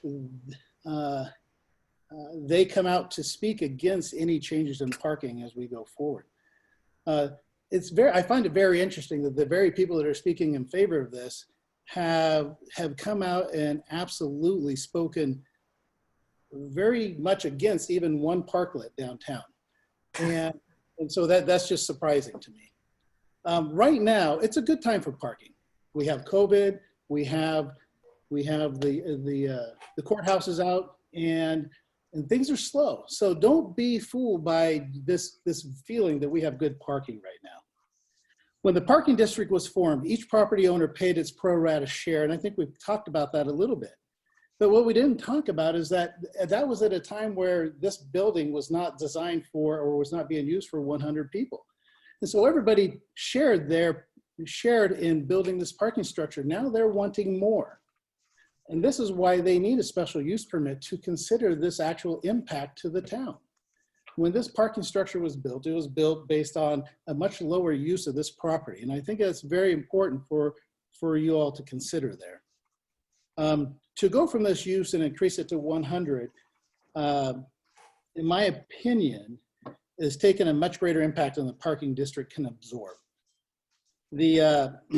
If you think about it, just 50 cars will almost fill up the entire bottom floor of the parking structure. I am talking about the whole, and let's talk about the whole month of December. That parking lot is 100% filled up the entire month of December. People use that, and you literally cannot find parking in the month of December. You cannot find parking when there is. We have 30 seconds. Thank you very much. So do these businesses want to trade their destination customers for the possibility that this new business will come in and maybe provide others? I think it's a trade-off. I think when the parking's full, it's an issue.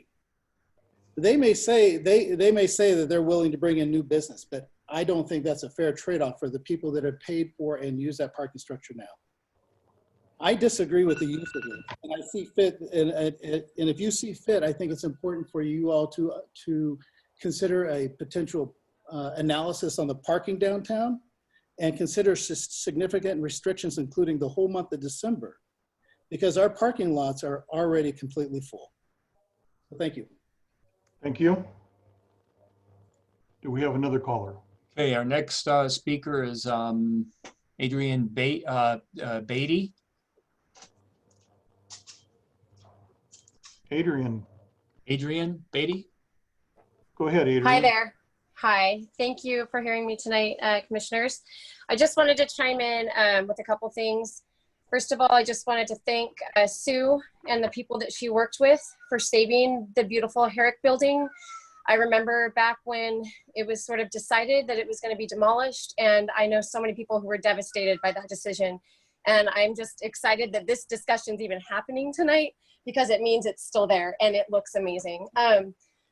Second of all, just that was my main point, but on this parking issue, I'm a musician. I played lots of events. I've come to many parades, Halloween, Oktoberfest, the Christmas, the Christmas tree lighting. And I actually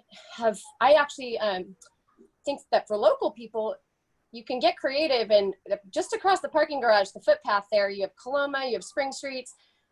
There's so many times I've parked over on Spring and there's like 2 other cars, and I'm talking like thousands of people at a parade. So 100 people for nighttime, probably post 8 p.m., often events. And I understand like daytime's different, but I just think the impact can't even compare to a parade or, the shutdown for the tree lighting. And most locals will know where to park. And also I play music, and I've been to many shows on Main Street. A lot of them are after 8 or 9. I have never even had one stall of a moment of trying to find parking after 8 or 9. I mean, it used to be depressing because I'd come through Placerville at 10 p.m. and there'd be no one there. I'd be like, oh man, Placerville needs a nightlife. So, I mean, I feel like as far as evening events, all the stores have closed, and a lot of the things that are operating during the day, aren't a consideration anymore. So I kind of feel like this parking thing is just really making a mountain out of a molehill. But I'm excited as an entertainer and as a thorough lover of the arts and of music. I'm so excited for more entertainment in our town, and I think it will become a mecca to people in surrounding areas, and it will be an economic boon. Thank you so much. Thank you. Is there anyone else? Yes, Mr. Chairman, we have Brian Chase. Go ahead, Brian. Hey, you guys can hear me? You need to speak up. Hear me? Is that good? That's better. Wonderful. Brian Chase, I own Collective right across the street from the Herrick building. So a merchant on Main Street. I think this is an awesome idea. I get that you guys are worried about parking. Parking's really never been an issue. I mean, when the new bars moved in, like when the public house grew and then Bricks grew and a lot of other places started growing, was another study done for each one of those bars to see how many people would come in or stay or drink longer, party harder, dance longer. I remember at Oktoberfest, there was, outside of Public House, there's probably like 150 to 200 people after the Oktoberfest event had ended that continued to congregate at that bar. And parking wasn't an issue during Oktoberfest, and that was a huge event. So we think a little bit longer. The layout for this event center, I think, is awesome for the downtown merchants. As we all know, Main Street closes around 6 p.m. for all retail stores. And I think something that brings life to the downtown in a later setting would enhance more retail shops to stay open longer, maybe until 9 p.m. And then we can have more of an active downtown at night with the lights going across the top of the streets. I think it's an awesome program. And really, parking shouldn't really be one of those issues that is dependent whether or not the applicants have done everything necessary in order to get their conditional use permit granted. So I think that's really the parking. It'll figure itself out. And unlike what Dennis said, it's not going to be an event center every single night. It's not going to be every single day, you know, and then trying to limit what a event center can do during the month of December is trying to limit what that business is trying to achieve on Main Street. And so I think it's a great idea, and I urge the Planning Commission to push this through. Thank you so much. Thank you. Is there anyone else? We have no more persons wishing to speak, Mr. Chairman. Okay, thank you. Are there any questions from the commission to the applicant? I have a question. Go ahead. So what would be your plan if you had a 100-person event planned and there was no parking for your attendees? What would be your course of action in that case? I can't imagine that happening. I mean, we get 10,000 people down here for the Christmas parade and they all find a place to park. So I'm not sure that that's really an issue. And the building once was a theater. They used it for the whole town to share as a theater at one time. It's we have a 3-story lot behind us. We have a lot behind the Les Bouquet. We have, and then 2 other lots just adjacent to us across the, down the street and not very far. So I've never seen, even with when we get 10,000 people down here for the Christmas parade, people having a problem with finding a place to park. Okay, thank you. Anyone else? Barbara? I'm sorry, I breathed. I was waiting to make a motion, but you haven't asked whether there's anybody. No, not yet. Mr. Chairman, if I could make a comment. I just want to clarify a little bit, just as the way staff looks at the parking requirements for a center that's basically going to be primarily holding different kinds of events. And it's very difficult to come out with how you calculate what the parking requirements would be for certain uses like retail or a restaurant. There's a typical ratio in our code that we can utilize, but something like an event. So for this facility, they're looking at the maximum occupancy of 100 persons. And it's not to say that it's a 1-to-1 ratio. 1 person, you need 1 parking stall. Typically, you're looking at maybe 100 is the high end. And I don't know what the low end is, but there's some average there. And I would suspect that it's quite a bit less than 100 persons. You may have the larger events on a weekend where maybe you're not going to have the parking issue. But I would also say that the actual persons per vehicle attending the event is going to vary as well. So you could look at maybe 2 persons per vehicle, maybe 2 1/4 per vehicle. I think we were sort of looking at this as something keeping the maximum constant at 100. If you were looking at 2 1/4 persons per vehicle, you're looking at only 44 parking stall requirement. Not that much different than what the requirements were in uses that have been in that building. So from staff's perspective, we did not see or even calculate that this use would require 100 parking stalls. So I just wanted to throw that out, that it's something quite a bit less. It's hard really to determine what that is. I think it's going to vary considerably, but I just wanted to be aware that's how we sort of look at these things.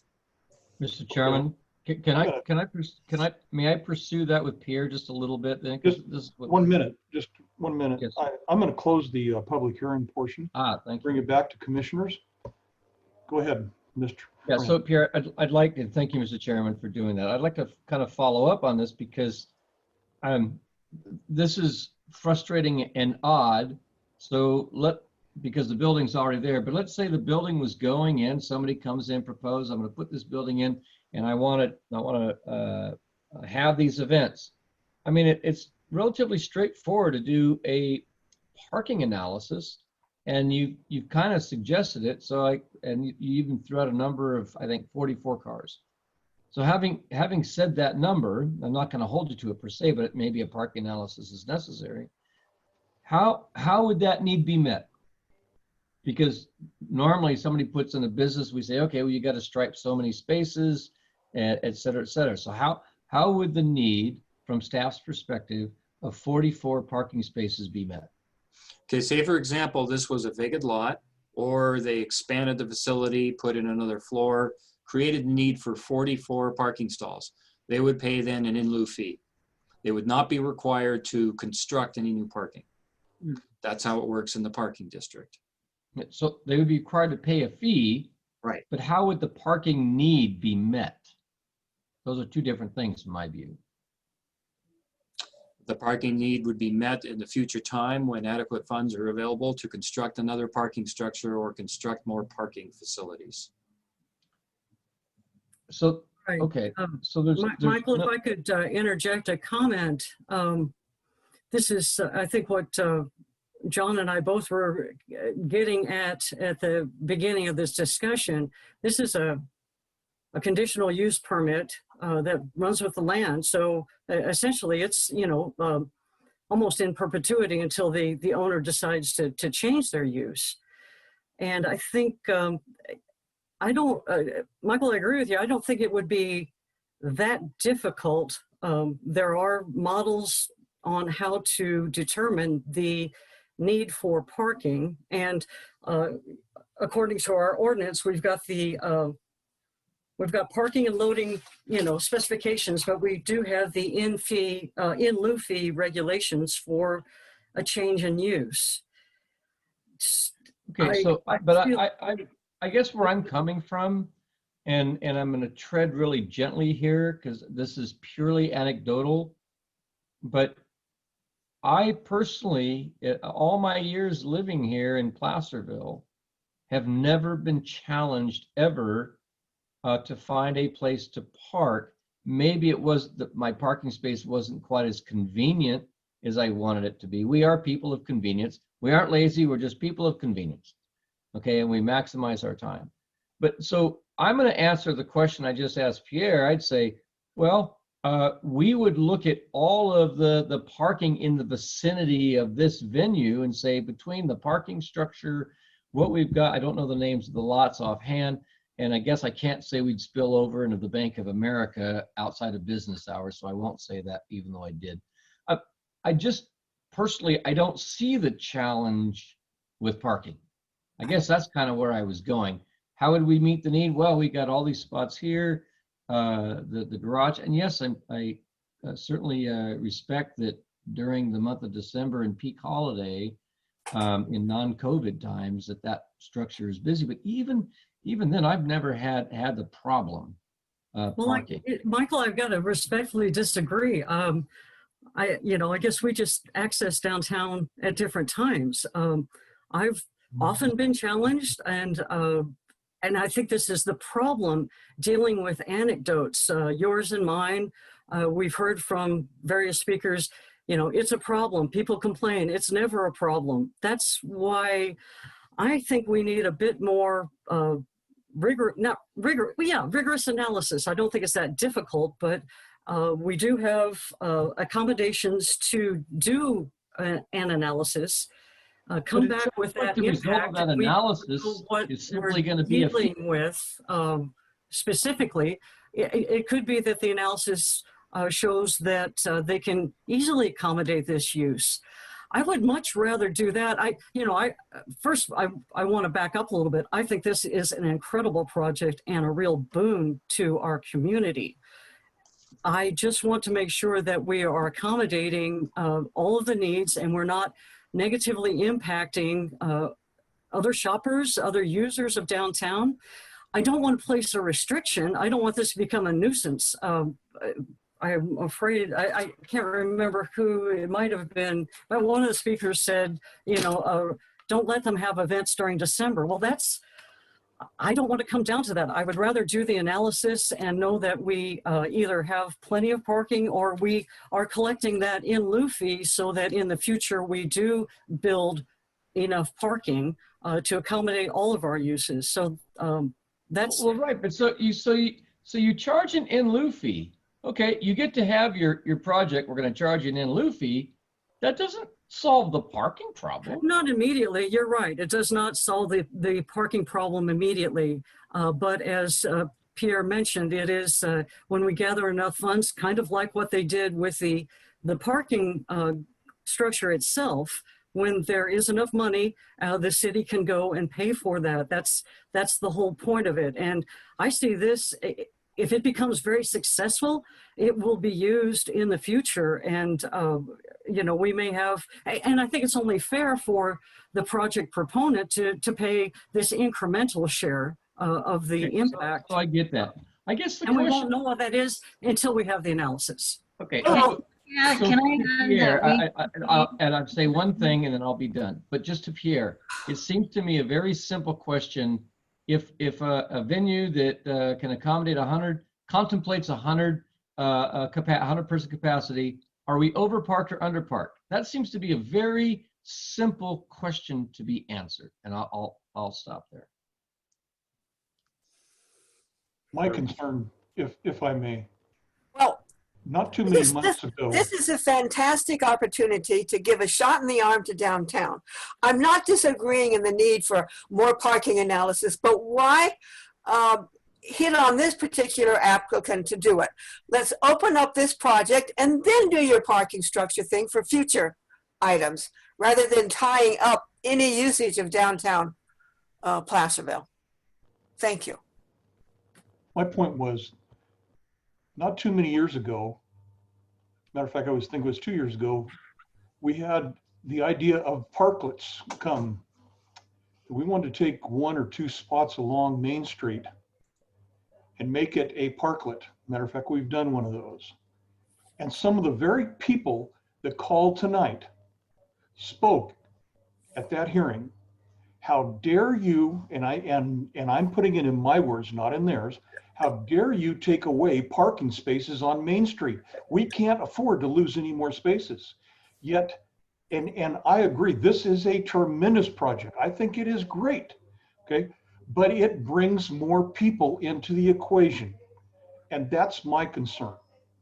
And we may have enough parking spaces, okay? And the analysis that the city is doing may be justified.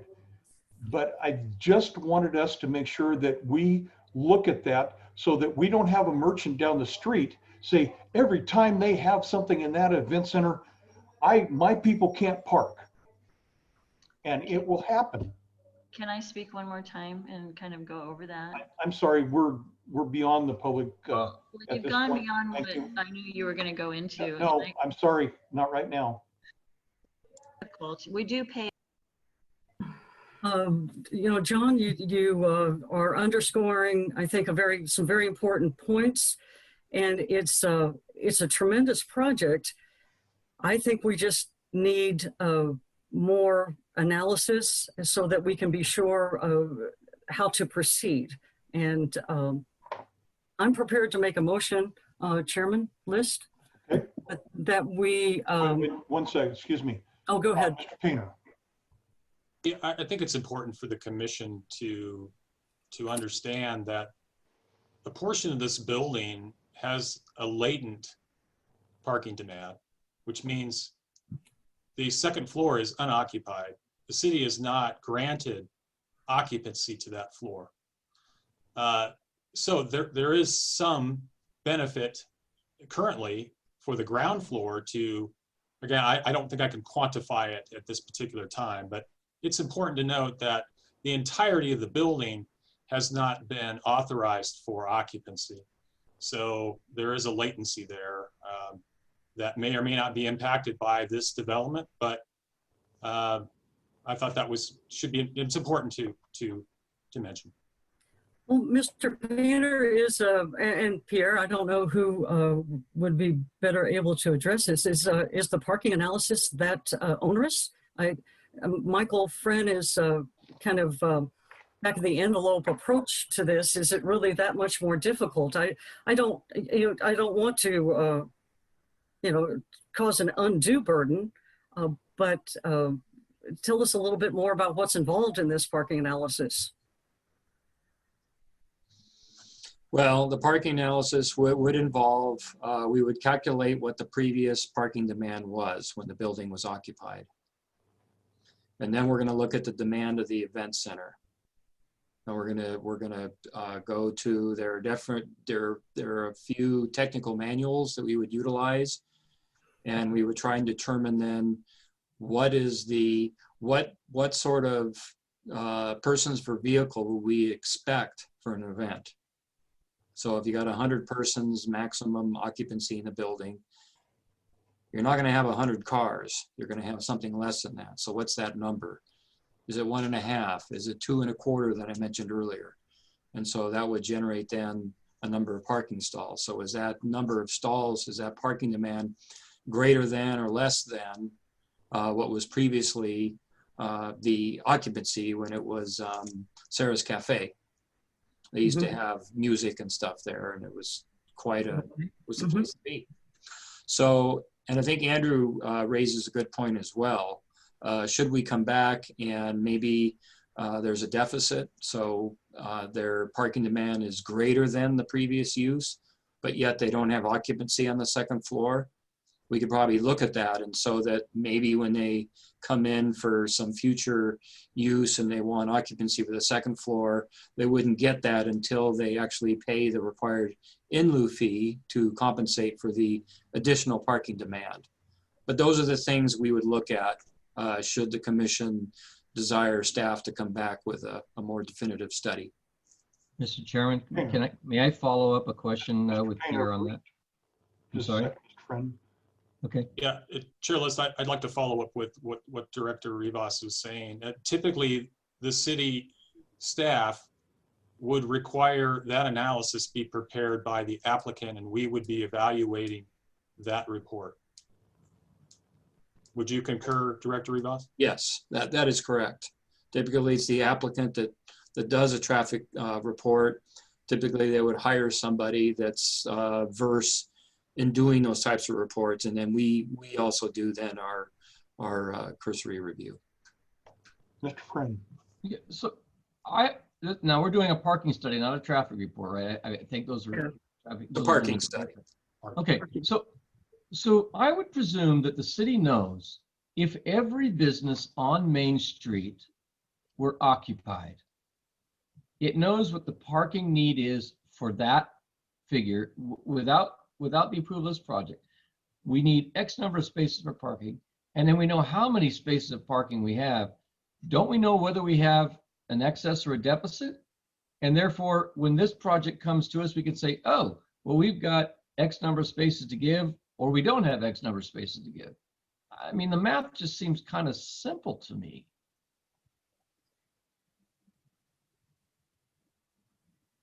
In response for staff.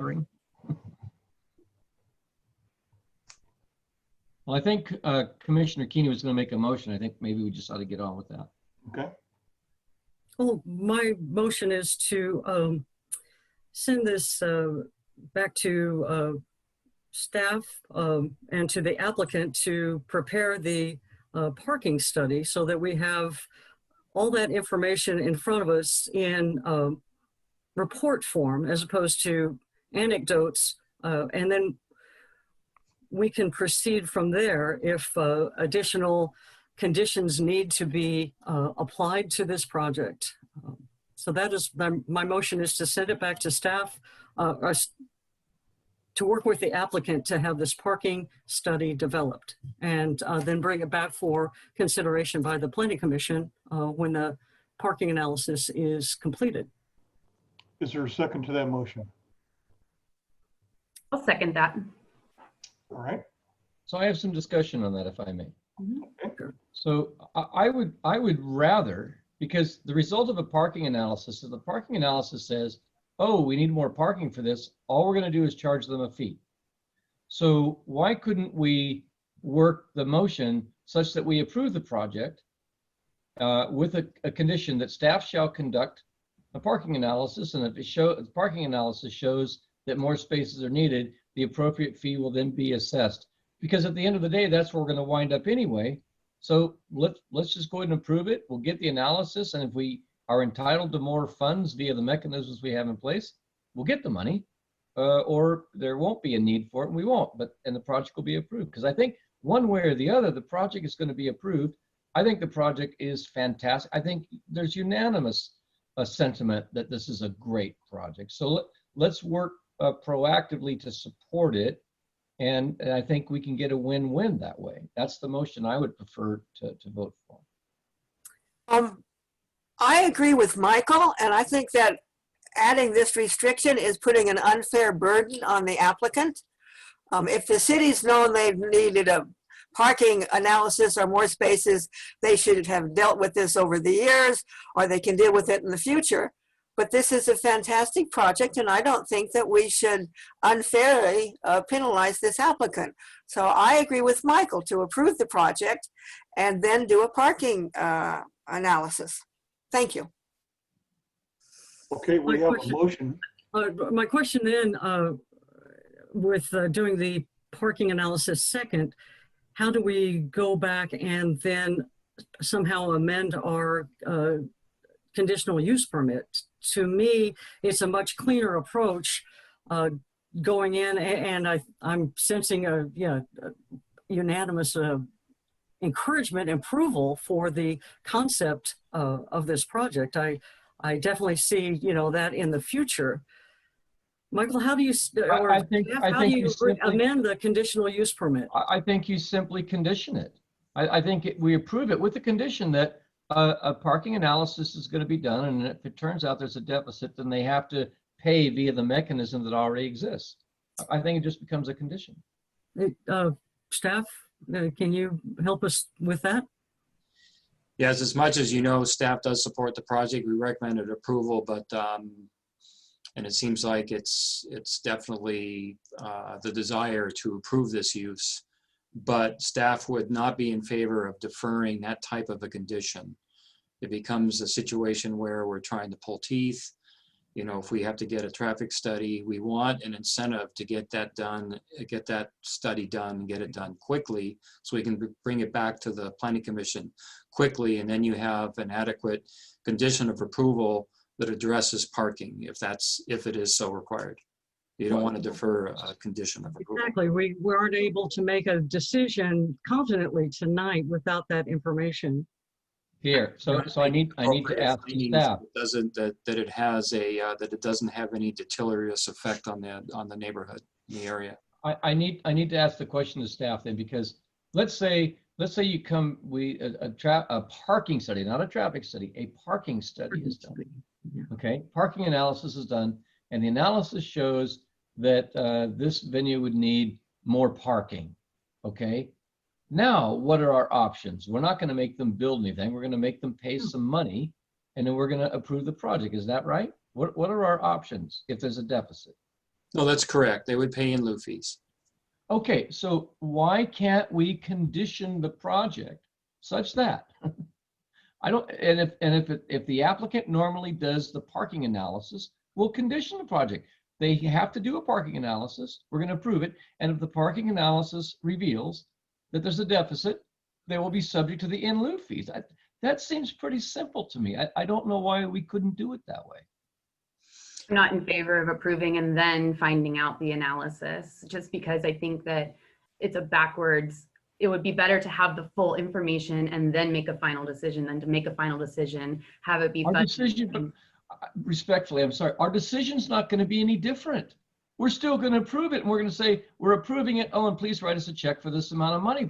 That's the only difference. That we're not going to say no. Well, what if the parking thing came back and said that we have sufficient space as it is right now for 75 people? That might change what we end up doing or looking at, or what the space is allowable to do within the current context. I'm not saying that's going to be true, and I am also in favor of the event space, but if we are having this constant question about parking, and there's a significant question about it, and we oftentimes go for further analysis in general if we have questions like that, then I don't see the harm in doing the parking analysis ahead of time rather than conditioning it after.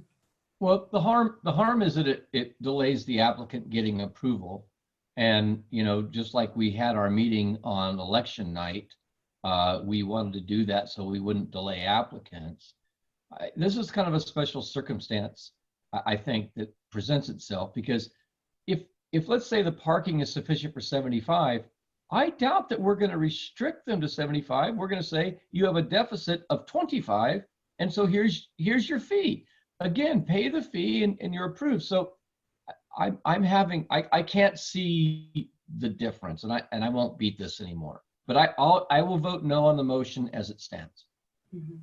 I do see the difference. You know, having heard the diversity of comments that we got, the applicant having you know, great depth of knowledge of the conditions in downtown, maybe should have anticipated this. And also, I don't think it's that great of a delay. I appreciate, you know, we'll have to bring them back when the parking study is done. We'll have to re-agendize this, but I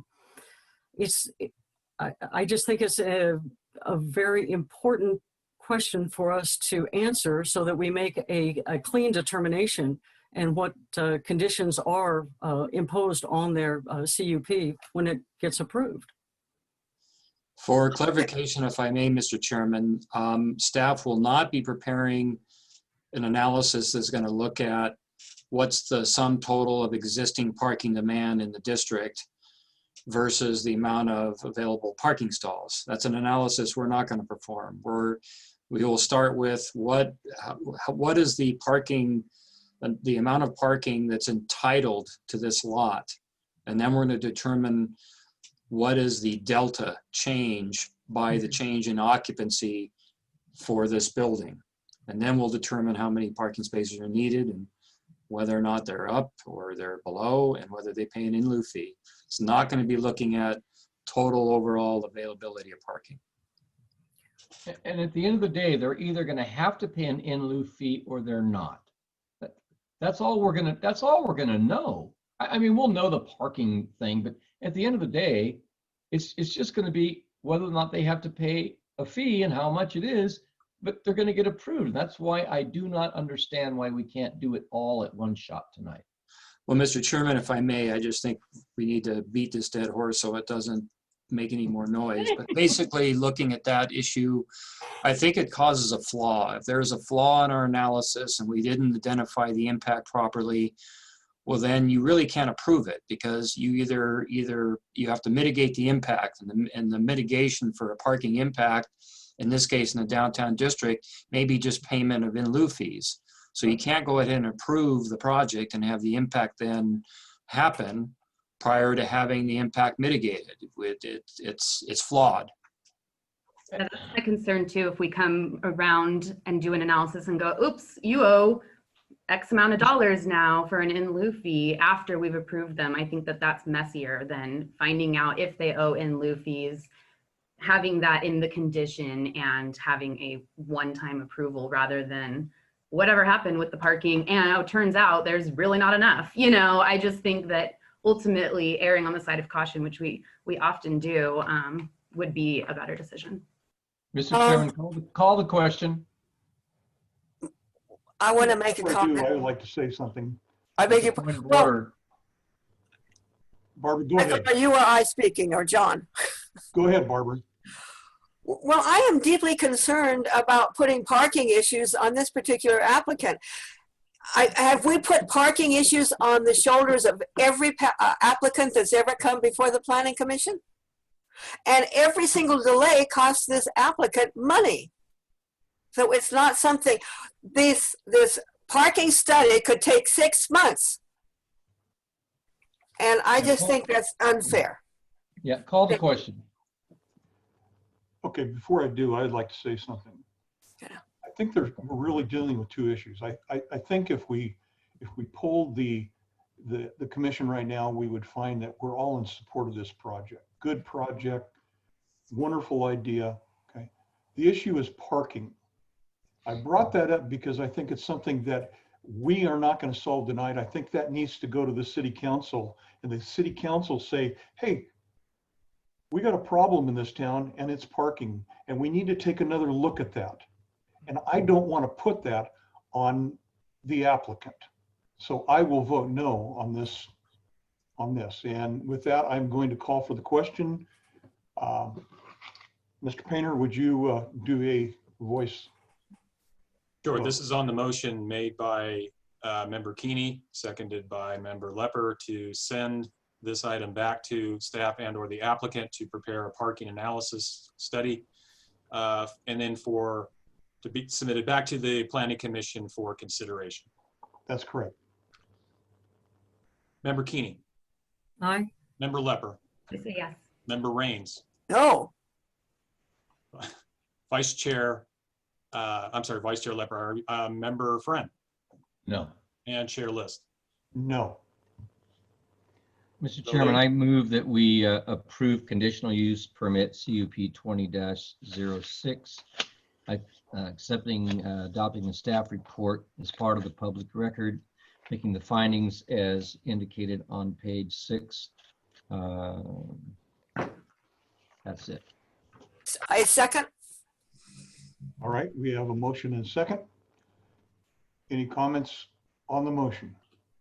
I want to make one comment on the motion. I'm hoping that staff will then do the the parking analysis, or we can bring that back for a subsequent item. But it's not part of my motion.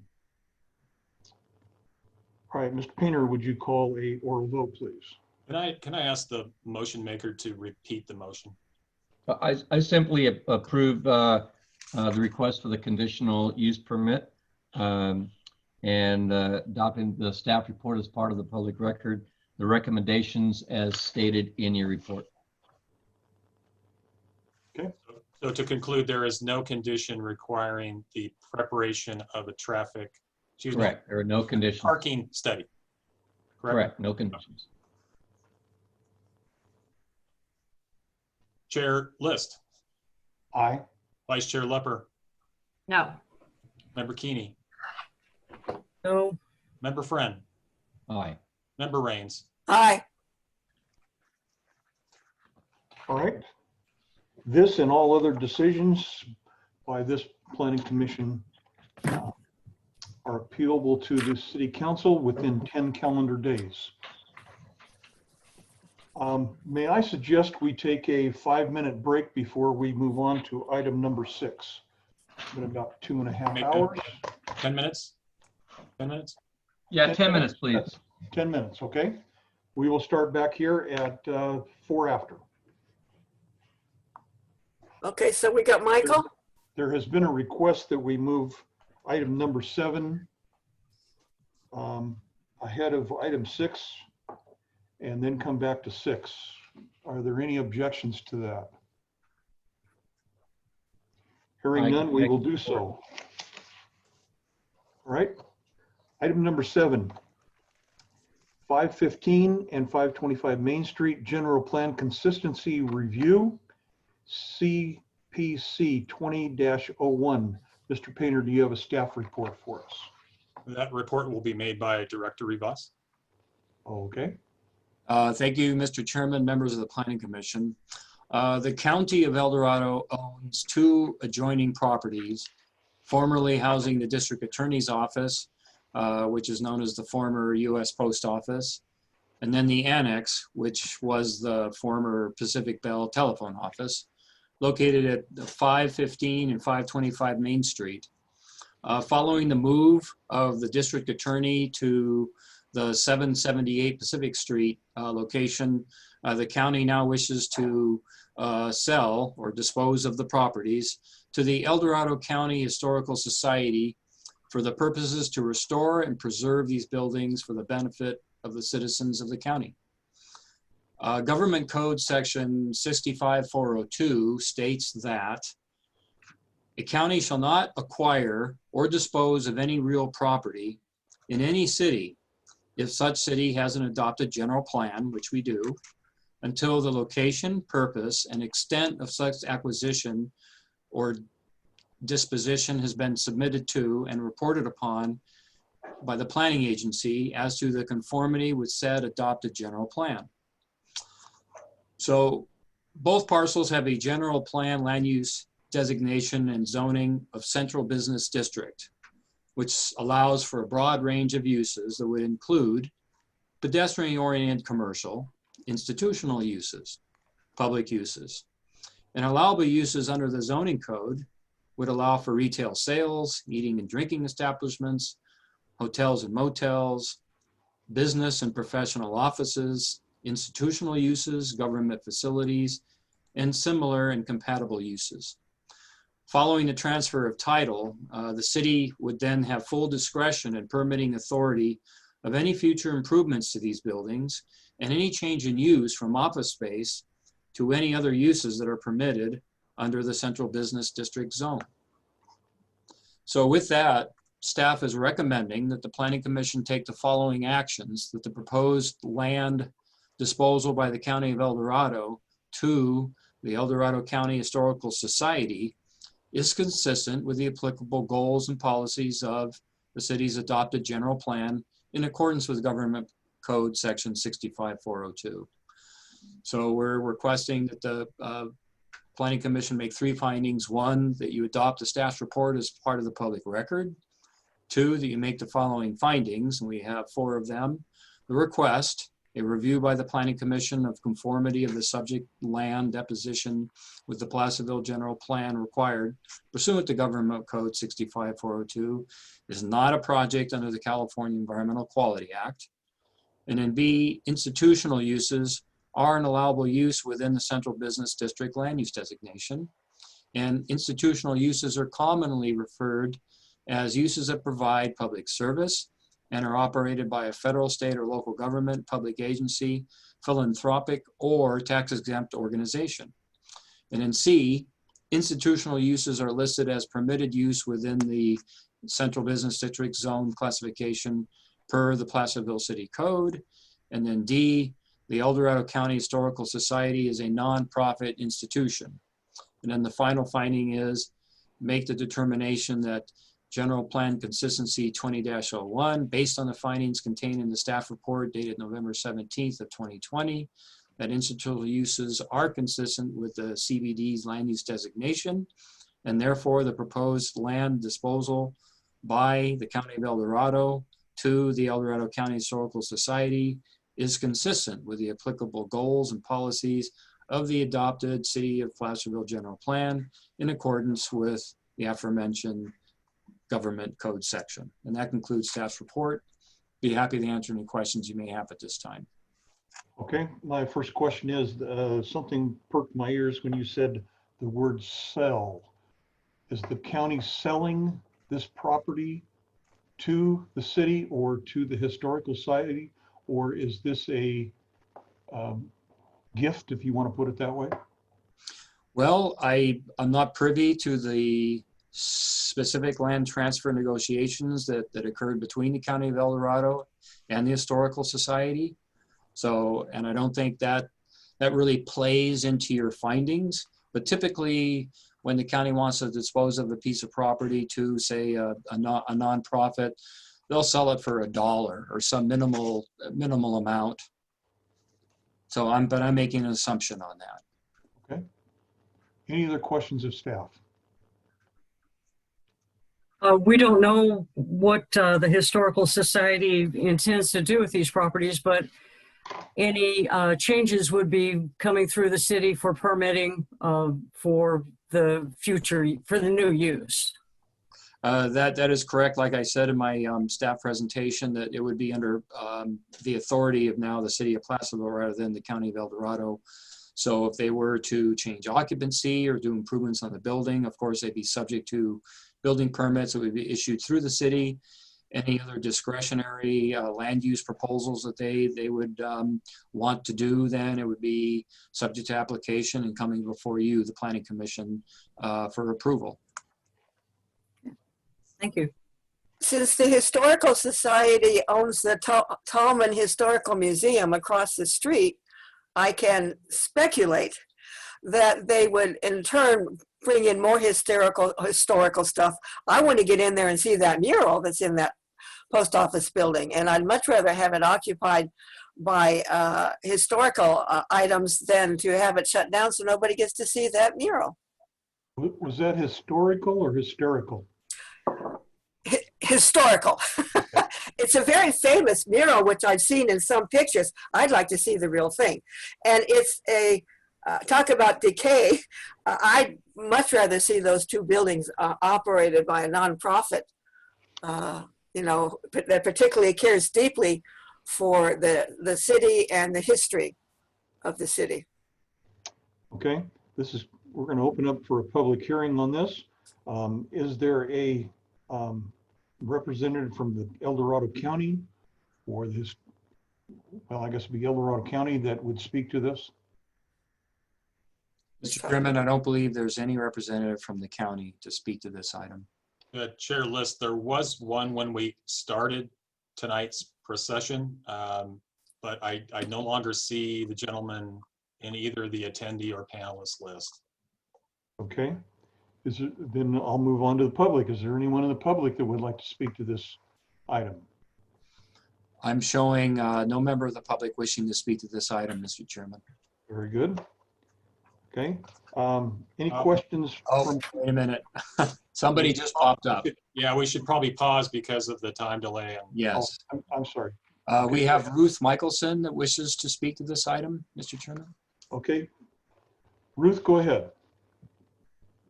Thank you so much.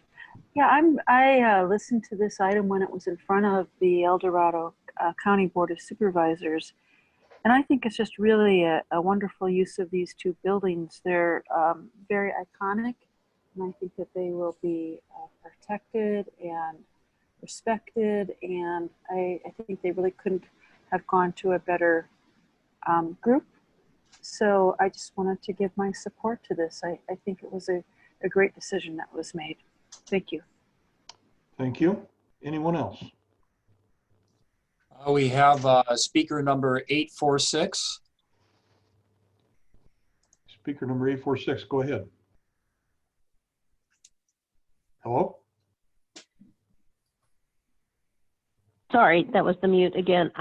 This is Jennifer from Clay Street. I just want to say, you know, this is, you know, kind of classic WPA, you know, project, you know, 1939, both the art and the building, and it's just part of a larger collection of resources, you know, in a lot of communities, and that fortunately, you know, there's a number of them that are being, you know, preserved and used for, you know, uses that, you know, allow things like the murals and things like that to, you know, be accessible to the public. And again, this mural is from 1941. It's a painting about the timber industry. You know, it shows the tree planting, you know, which is, again, you know, the Institute of Forest Genetics nearby. I mean, this is just tying together a lot of things in this area. Again, you know, I have to go back to the Blair family and timber industry, and there is a connection. And again, so 1939, you know, as we, you know, frame it, is part of this whole series of changes that is part of a gold mining period. And so anyway, you know, what comes with this WPA and the Living New Deal, it's just important to see it as an outgrowth of a sequence of events. And it is really exciting that there's, you know, restoration and public use on the horizon for this. So thank you. Thank you. Anyone else? We have no other public speakers, Mr. Chairman. All right. I will close the public hearing portion, bring it back to commissioners. Commissioners, any questions, comments, or may one of you have a? I'd like to move the recommendation. Go ahead. I second. All right. Mr. Painter, would you give us a oral vote? Member Friend. Aye. Member Rains. Aye. Chair List. Aye. Vice Chair Lepper. Aye. Member Keeney. Aye. All right. This and all decisions by the Planning Commission may be appealed to the Placerville City Council within 10 calendar days. Now we are going to go back to item number 6. Mr. Chair, I will be recusing myself for this portion of the meeting, and I will rejoin to listen to matters from commissioners and staff. Thank you. Thank you. Okay, item number 6. 339 Main Street Therapy Store, CPU 20-04, SPR 20-04. Mr. Painter, you have a staff report for us. Yes, I do. The applicants this evening are Jing Chen and Wayne Whelan, and they have submitted applications for conditional use permit 20-04 and site plan review 20-04 also to establish and operate a retail formula business use in a building that they own. And this property is located within the Central Business District zone in downtown Placerville. Once again, the location is 339 Main Street. I can share my screen here to provide you the location. I think.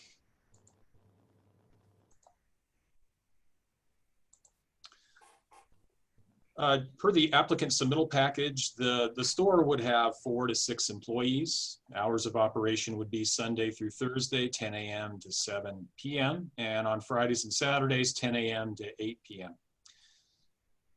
The applicants are proposing to change the building's exterior colors, the Main Street stucco false front, which is shown in the photo in the lower right-hand corner of the screen there.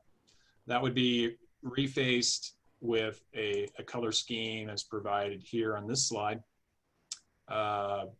with an earth tone grays and orange-red colors as shown in the package, applicant submittal package that was provided to you.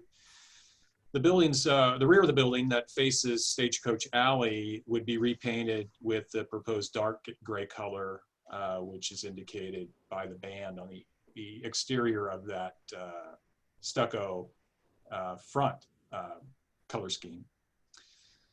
The other change to the site would be the removal of the existing raised lettered sign that that still states the Conditional and the graphic. And that would be replaced with the sign copy at dimensions no greater than that Conditional sign. And that sign elevation is provided on the graphic available to you, and I'm sharing with you. No signs are proposed for the Stagecoach Alley elevation, which is the north elevation of the building. The existing painted sign for the former Conditional store would be painted over, and no other changes are proposed to the exterior of the building. The applicant's submittal package includes a project narrative as well as floor plans showing the building. Again, I've got the first floor plan available to you here on this graphic. Also, building elevation, which we talked about, and there's also a portfolio of the therapy store storefronts of the 11 stores that they have in their paddock, so to speak. The request before the commission, because the therapy stores is considered a formula business under Placerville zoning code, in that there are more than 5 outlets with the same name, their use of same identity of colors, and the signs share common font style among the various store outlets. And as I mentioned, there are 10 therapy stores in California and 1 in Portland for a total of 11. The formula business uses are conditional within the CBD or Central Business District and require a conditional use permit as well as site plan review approval by the Planning Commission before they can begin operation. Applications CUP 20-04 and site plan review 20-04 are the subject of tonight's request. At the Commission's November 3rd meeting, this project was continued to tonight to allow staff to respond to comments in the record. And Director Rivas will be providing kind of a summary of those shortly.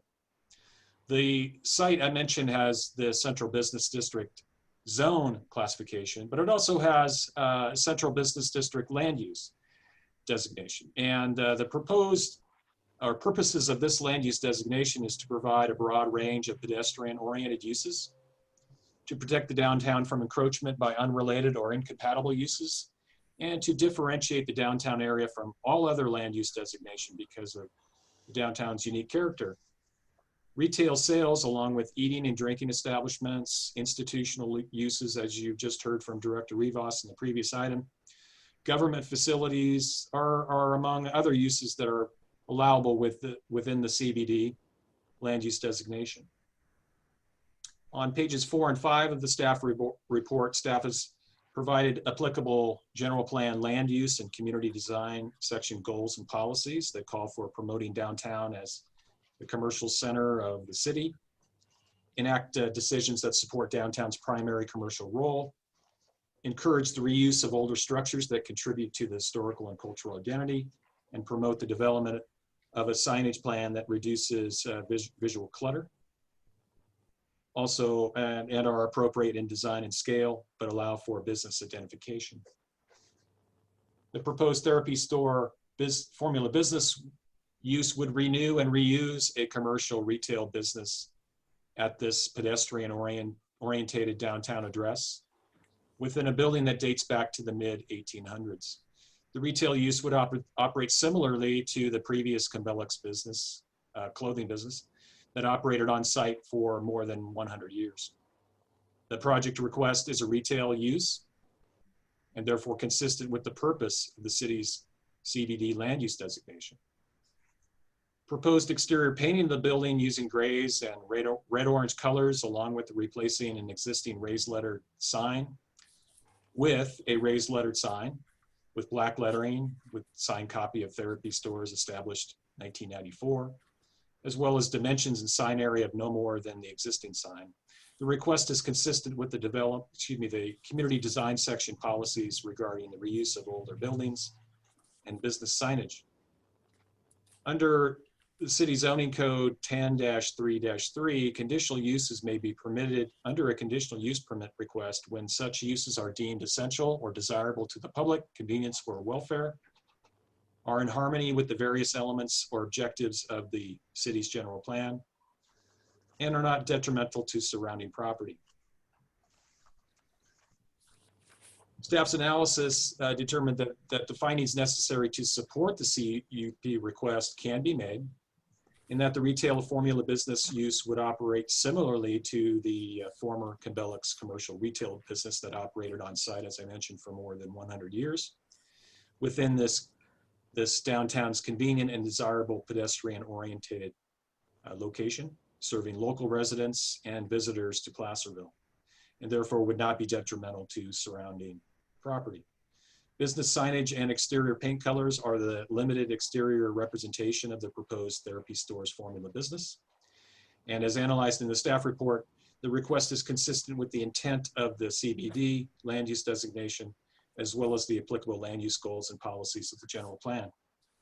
For the site plan review request, the application is consistent with the site plan review criteria within zone code section 1049G and the city's development guide, in that no architectural changes are proposed to the building. Proposed earth tone colors are proposed instead of inappropriately bright, bold, or glossy colors. One sign is proposed that is of simple design of raised lettering that is restrained and uncluttered, similar to and would, as I mentioned, replace the existing Conbellix wall sign at its current location, centered along the building's south elevation. Specifically about the wall sign, calculated out, that would be 69 square feet in sign area. And the maximum allowed for this particular site due to its street frontage would be 92 square feet. So it's well within the maximum that would be authorized under the city code, section 10417G for wall signs.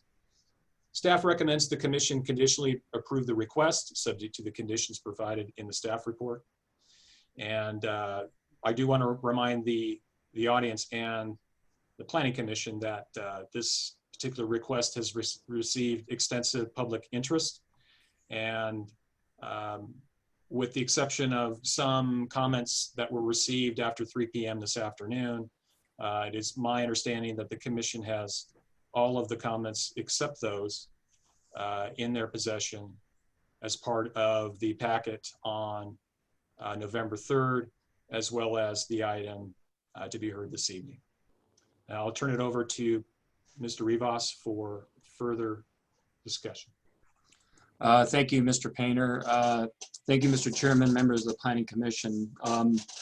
My report is going to focus on the response to the letter that was received on behalf of the Placerville Downtown Association, the PDA, from its attorney, Patrick Soluri, that being dated October 30th, 2020. Staff's memorandum, which responds to the letter in detail, was included in your staff report.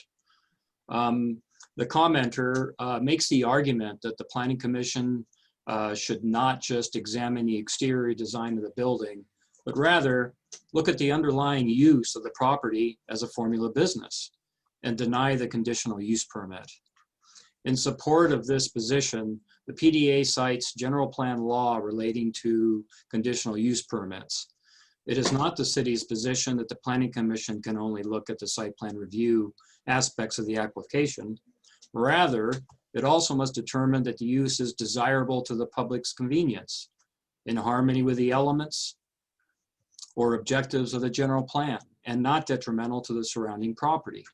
If the commission cannot make these findings, it cannot grant the CUP, and the site plan review becomes an irrelevant application.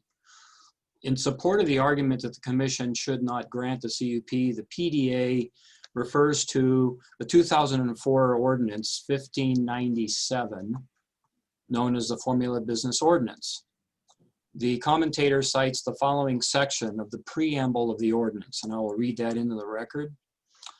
Certain, and I want to emphasize the word certain, certain formula business establishments do not reflect the unique character of the community and the central business district, in that they offer standardized architecture, use, and character identical to similar formula businesses located in other communities. The letter writer argues that based on the above quoted language, that a formula business may not be inconsistent with the character of the community as a land use.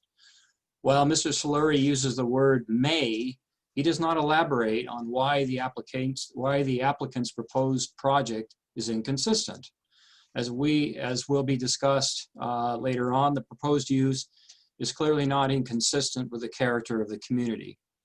The key word in this section quoted above is the word certain. The clear inference is that not all formula businesses fail to reflect the unique character of the community. The central business district had and has many formula businesses existing. The applicant would not be the only formula business in the central business district, as Starbucks, Quiznos, Mr. Pickles, Round Table, River City Bank, Century 21, Bank of America, True Value Hardware, and others have either been located in the central business district or are currently located in the central business district. The ordinance is directed at regulating those operational aspects and appearances of formula businesses which would not reflect the character of the downtown central business district. The ordinance does not prohibit formula businesses, but rather is designed to ensure that, if allowed, they are compatible and in character with the central business district. To deny a conditional use permit just because a business meets the definition of a formula business would be arbitrary and capricious and would not be the intent of the ordinance. A closer look at the ordinance belies the PDA's contention as to the intent of the ordinance. While the ordinance did add a requirement that a formula business had to obtain a conditional use permit to operate in the central business district, it also required that a formula business undergo a site plan review to ensure compatibility in terms of its design and architecture with the central business district. The term use in the portion of the ordinance preamble quoted by Mr. Slurry is referring to operational uses. This is supported by the portion of the December 10th, 2019 staff report quoted by Mr. Slurry, wherein he states, the purpose of requiring a conditional use permit and site plan review is to allow the city discretion over the business operation and the design and materials to be used. While the vast majority is directed at design, exterior, aesthetics, and architecture, it can also regulate operational aspects of the use, such as a drive-through window, for example, had it been a fast food restaurant. To say that the conditional use permit would be denied simply because the retail store meets the definition of a formula business ignores the reality of this proposed use. The applicant's use is that of a retail sales store, which happens to meet the definition of the city's formula business ordinance. The city code section explicitly allows retail sales as uses allowed by right in the central business district. This use is compatible with many other stores in the central business district. In fact, the applicant's sale would include clothing, among other things, not unlike its predecessor, Cumbelix, a retail clothing store. As I stated previously, formula businesses are not prohibited in the central business district, but rather to prevent them from being out of character with the community. They were required to obtain a conditional use permit and undergo site plan review to meet those intents. In the case of this application, the opposition here is not based on the appearance, but that the retail use is a formula business alone. The retail use is an underlying use which is common to many businesses in the central business district. The detriment to other businesses in the central business district is left to conjecture and speculation. Mr. Solari also argues that conditional use permit should be denied because the city failed to perform an adequate environmental review because the applicant did not submit an environmental assessment form with the application package. While it's obvious that the retail use would not have a significant effect on the environment, painting the facade of the building, placement of a sign, that's not going to have any impact on the environment. The first hearing on this matter was continued and the applicant was required to submit that environmental assessment, which now has been done. Staff has done an environmental assessment and concluded, based on the additional information, which doesn't provide much except for the applicant's information, the address, and the like, nothing to the environment, as far as the creek, biology, air quality, and the like. There is no possibility of a significant effect on the environment. And I want to emphasize the possibility of a significant effect on the environment. Basically, staff cannot find the potential for a significant impact on the environment since the retail store is locating in an existing retail store building. There's no construction. And the proposed improvements includes a change to the frontage walls and new paint. Mr. Solari then argues that the city cannot rely on the common sense exemption, CEQA guidelines, and that the city has failed to demonstrate that it can be seen with certainty that there's no possibility that this activity in question may have a significant effect on the environment. This argument is primarily based on the fact that the applicant initially failed to submit that environmental assessment with the application. However, the applicant has subsequently completed and submitted the environmental assessment, and after reviewing it, staff feels that the common sense exemption is still applicable for the reasons set forth in the staff report provided by Mr. Painter. Additionally, although not mentioned by Mr. Solari, staff has cited two other CEQA exemptions that can be utilized here: existing facilities. This is an existing retail building, not new construction. And that is, and also an infill development project. We can always use that one. Mr. Solari goes on to raise the question as to whether the therapy stores as a formula business may lead to urban decay within the central business district.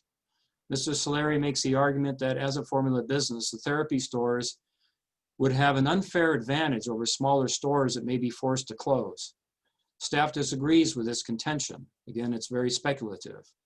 The therapy stores approximately would contain 2,000 square feet of retail space and 1,900 square feet of storage. This is not a big box store. That fact aside, economic and social impacts of the proposed projects are typically outside of CEQA's purview. Only when a project could result in a reasonably foreseeable environmental impact, such as urban decay or deterioration, then the city would be obligated to assess this direct environmental impact. The fact that big box retail stores may drive smaller retails out of business is not covered by CEQA. Only the loss of business affects the physical environment by causing or increasing urban decay would CEQA be engaged. The commenter provides speculative commentary. The new store would draw more shoppers to the area, and that some would make a purchase at an established local store instead of, or in addition to, a purchase at a new store. The specific nature of commerce in our downtown shopping district has not been analyzed, was not analyzed by the commenter. Many of the typical shoppers are out-of-towners who may buy on impulse rather than on necessity and are not making price comparisons as a local shopper would. This is one particular court case that I do want to bring to the Commission's attention, primarily because it is close to home. And that is detailed in your staff report addendum that details specifically with urban decay in the downtown Placerville. The case is Placerville Historic Preservation League versus the Judicial Council of California. An EIR was prepared for the relocation of the downtown courthouse from the city's downtown central business district to a location near the county's jail facility. In this case, numerous comments were submitted by local residents with respect to the relocation of the courthouse. The court, in this case, stated that while these comments provide credible grounds for certain that of concern that the relocation will constitute a hardship for some businesses, this is not a sufficient basis to support the conclusion that relocation threatens urban decay. The court went on to say that urban decay is a relatively extreme economic condition. In a dynamic urban environment, including that of a small city such as ours, change is commonplace. In the absence of larger economic forces, urban decay is not the ordinary result. On the contrary, businesses and other activities come and go for reasons of their own without necessarily affecting the overall health of the local economy. So that was sort of the conclusion of the addendum. We then received an additional comment letter from Mr. Solari dated November 16th, it's yesterday, that we received at 5:28 p.m. last night. So this letter contains a memorandum from a Mr. Philip King, who holds a PhD in economics, and he provided comments on the proposed retail store. And that was also provided to all the commissioners.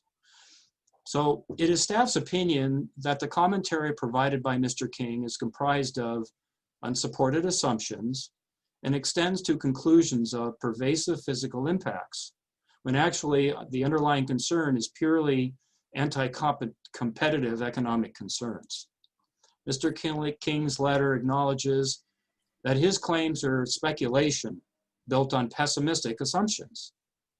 He notes that he cannot predict whether and which stores might close as a result of competition with the proposed therapy store, and that it's only a possibility.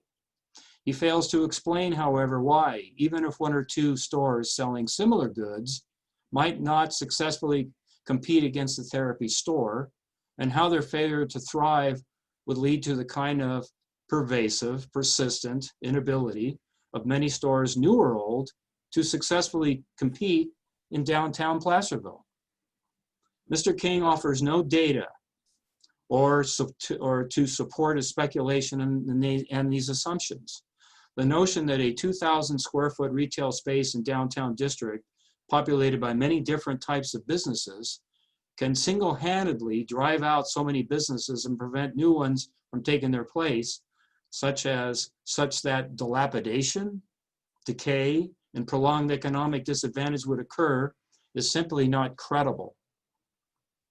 The use of Walmart and Costco as examples are certainly not compatible to a small store with only 2,000 square feet of retail space. Walmarts and Costco's are sometimes in 100,000 square feet or larger.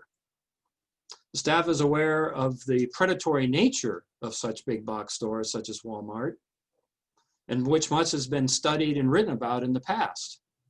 Walmart would locate a large big box store selling everything from groceries, hardware, clothing, etc., and provide services such as optometry, banking, etc., outside of a small Midwestern town, driving all smaller independents out of business in that small town, small Main Street. The big box would have a total square footage under one roof that rivals the square footage of the entire commercial downtown in some of these small towns. It's not the situation we have here. The situation is not what we have here. We have existing retail square footage being occupied by a new retail store, which may not possess additional buying power, such as Walmart, Costco, or the dollar store would. In regards to staff's recommendation of a finding that the project is categorical exemption under the 3 exceptions, in regards to the exceptions to categorical exceptions, this was another issue brought up by the commenter. If the project is determined to be categorically exempt, the city must consider whether the exemption is negated by an exception pursuant to CEQA guidelines. And this is under section 15-300.2, and there's A through F that lists these exceptions where you can't use a categorically exemption. And they may apply under the following circumstances. A, that the project is environmentally sensitive as defined by the project's location. A project that is ordinarily insignificant in its impact on the environment may, in particularly sensitive environment, be significant. Say if you're building next to a wetland or a waterway or affecting some valuable wildlife habitat. The therapy store is a retail business proposing to locate in an existing retail building. There is no new construction except a new sign, exterior painting. These activities are insignificant. B, the project and successive projects of similar type in the same place could result in cumulative impacts. The response, staff's response, is that this project is a retail business which in and of itself has no cumulative impact as a retail business to the environment. This is the downtown central business district that is comprised of all kinds of retail shops of all kinds and sizes. C, there are unusual circumstances creating the reasonable possibility of significant effects. And again, creating the reasonable possibility of, emphasis added, significant effects. There is nothing unusual about a retail establishment moving into an existing retail store building. The reoccupancy by a retail tenant in an existing zone commercial space with a similar type of use that is prevalent throughout the central business district is not unusual, nor is it a setting of a small historic downtown with frequent business closings and reopenings. The situation of the pandemic is not unusual, and that every jurisdiction in California, in fact, throughout the United States, in fact, throughout the world, has the same economic challenges. D, the project may result in damage to scenic resources, including but not limited to trees, historic buildings, outcroppings, or similar resources within an officially designated scenic highway. Well, the Highway 50 running through Placerville is part of that designated scenic highway. However, in this case, the installation of the new sign facing south and the new painting of the exterior of the building will not cause damage to any of these resources. E, the project is located on a site that the Department of Toxic Substances Control and the Secretary of Environmental Protection, State of California, have identified pursuant to government code is being affected by hazardous waste or cleanup problems. The subject property is not on the identified site list and is not burdened by toxic waste. And then finally, F, the project may cause substantial adverse change in significance of an historic resource. Nothing has been identified in the record to show that a substantial adverse change in the significance of an historical resource would occur with respect to this project. The commenter raises the issue regarding a 20-day review period for environmental assessments. The commenter makes an incorrect assumption that the 21-day reference review period applies to categorically exempt projects, which may be defined as not subject to CEQA review. It's staff's interpretation that the environmental questionnaire form in the city's environmental management does not impose any different requirement in addition to that imposed by the California Environmental Quality Act, the CEQA guidelines, and said city environmental manual.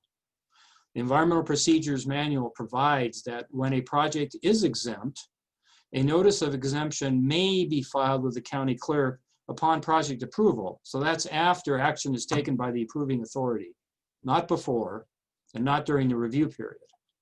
Until the project is approved, there is nothing to review and nothing to file. Further, CEQA does not require any public review and comment period for a determination of exemption. And the determination of exemption is not required. You may or you don't have to. It makes the filing of the notice of exemption following approval of the exempt project, and it is optional. The city's environmental manual does not contradict or impose different procedures for exempt projects. Further, CEQA does not require any public review and comment period for a determination of exemption. It makes the filing of a notice of exemption following the approval of the exempt. Therefore, the city interprets this form and refer to the types of environmental review documents that require public review and comment period. Those are negative declarations, mitigated negative declarations, and environmental impact reports. These are CEQA documents. The finding of exemption is not a CEQA document. Moreover, the documentation supporting the claims that the project is exempt on several grounds have been available to the public for comment, as demonstrated by Slurry's letter, for more than 21 days anyhow. The information is completed form by the applicant merely confirms that this determination that staff is recommending that the commission make is the correct one. The function of the 21-day review period has been served in this instance anyway. If the commission is inclined to approve this project, then staff recommends that the commission take the recommended actions that are contained in the staff report as briefed by Mr. Painter, and then make these additional findings based on the addendum to the staff report and the verbal report made by me to include, and one, that the comments submitted by Philip G. King, PhD, do not provide credible or reliable or factual and or applicable information for consideration of this project, and then rejects to make the findings of the CEQA exemptions in 15.300.2, that's A through F that I read earlier to you, to the categorical exemption findings do not apply as summarized by staff. That concludes the addendum to the staff report. I now turn it back to the commission for questions by the commission by staff on both reports. Thank you. Thank you. Mr. Chairman, may I ask a question? Are there any questions of commissioners to the staff? Yeah, Mr. Chairman, I have a question. Very quickly, Pierre, should a motion come forward to approve the project with the language that you just read that a motion should include, would you have that available to be incorporated? Because I couldn't write that down fast enough. Yes, the staff does have it written down. We would include that then on your draft minutes for approval at your next meeting. So, all right, and that's no indication. That's no indication how I might vote on this project, but that was a lot to take in. Thank you. You can certainly ask staff if you want me to go over those findings again. I certainly may. Any other questions? I have one. On the elevation that we were shown of the building, it showed the present building with the Cumbelic sign on it, and then the words therapy store typed on there. Will we be seeing in the permit process for a sign? And the reason I ask that is that I think that we slipped up when we approved the preschool on Cold Springs. They told us the fence would be covered. Nowhere was it said that it would the total thing would be covered with a bright blue tarp and material. A detail we left out and the community got burned on. It looks very cheap. I am saying the same thing for this sign. Typed over a picture does not equal a plan for a sign.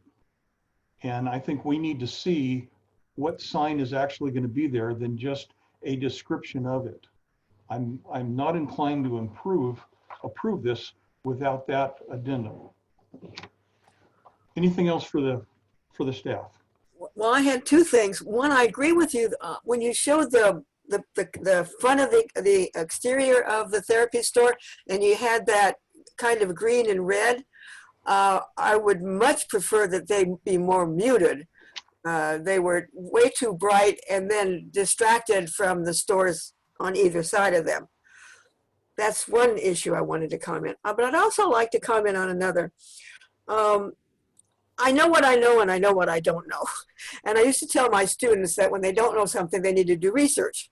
So I did my research and I contacted Art Jensen, who was a marketing professor at Sacramento State College, where I went to.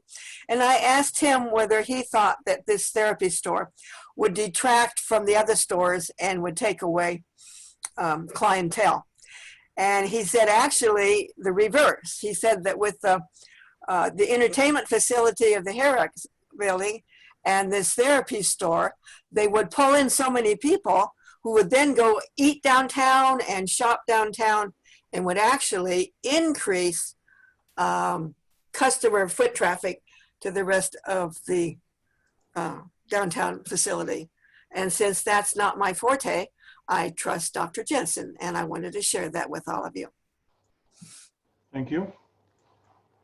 We are now going to go to the open the public hearing portion of this meeting. I have something I would like to read into the record for this. Along with the other commissioners, we have read many letters, both pro and con, about this item on tonight's agenda. Rose, there is no secret business going on, sneaky business going on. I, for one, have not talked to any other commissioners. I come into these meetings having read reports, applications, letters of support and opposition. I ask myself a simple question each time. What is the best thing for Placerville, my hometown? I have no idea how much money the city will see because of taxes collected from this building if it's approved. I have no idea of the applicants leaning politically. I want to say that because we as commissioners have received and read over 100 emails, letters, and petitions, both for and against this SPR 20-3. If you send in one of those letters or emails, we want you to know that we have read them. And that was my task today. I request that when we get to the point of public speaking, if you have sent an email or a letter, please let someone else speak. Don't just reiterate what you have said. I would like now to have hear from the applicant or a representative of the applicant.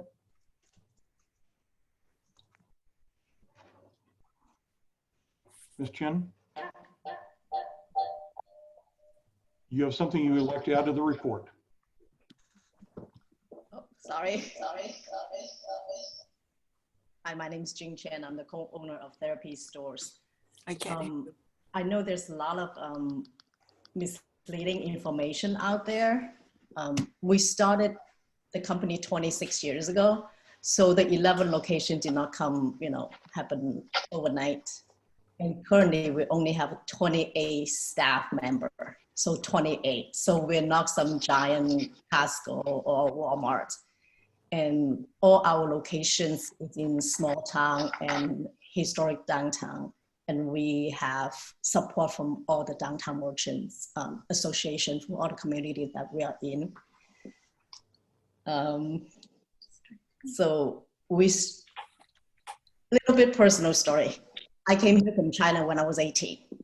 My first job is at Burger King. So I'm not some invisible monster that some try to portray me to be. Takes a lot of hard work over the years, and it's not just my work. I'm really grateful for everybody who have helped us along the way the last 26 years. When we first started, we selling our garage. That's even prior to the 26 years. 26 years actually when we sell them out of a store. 2 or 3 years prior to that, we go to garage sales, we go to flea market, we buy something for $5, we sell for 18 in a garage on the weekends. So the reason we changed the business models when my daughter was born 25 years ago. Once we become a parent, we know our responsibility is different. So we learn really quickly. None of us have any professional training. I dropped out of college, and Wayne is a GED.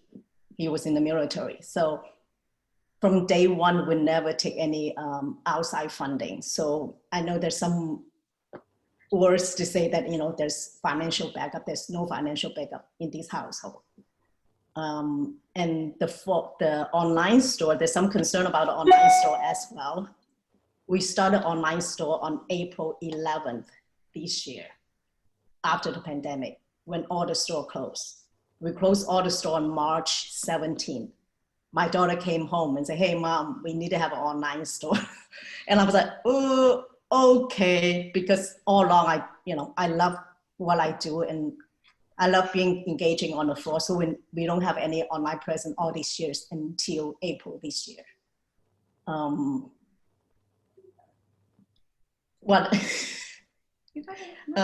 So most of the stores, if you look at the store square footage we have, average store's footage is 1,600 square feet average. Some is 1,100, some is 16, some is 2,000. The biggest one that we have is the one in Mountain View, that's 3,200. And the reason that we have very inconsistent square footage is when we go into a neighborhood, it's not our intention to change that location. We never make any exterior changes because we pick a location because we felt like it will be the right fit. And we wanted to respect and honor that location in that community. And same as the first time I never heard of Placerville until 4 months ago when I was working in Folsom. A customer told me about Placerville, and I said, "Oh no." I said, "How long is it? How far away from Folsom?" And she told me, "You should go there. You're gonna do well. Placerville could use a store like yours." And I went there probably 4 or 6 months later. Little personal story. My great-grandfather came here for the gold rush. Never made it home. So I have a little bit more history than you all thought that I did. So my grandfather my great-grandfather came here. So my grandfather got left in the farm. So he had to sell his partial of the land to the great aunt. So he went to school from it. So we never know what happened to my great-grandfather. All we knew is he came here for the gold rush and never hear from him again.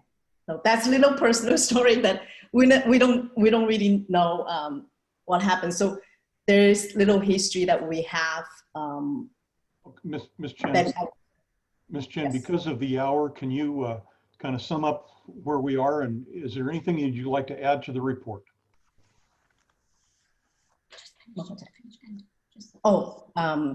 I just want everybody to be able to make a decision, a human decision, because this is not about policy.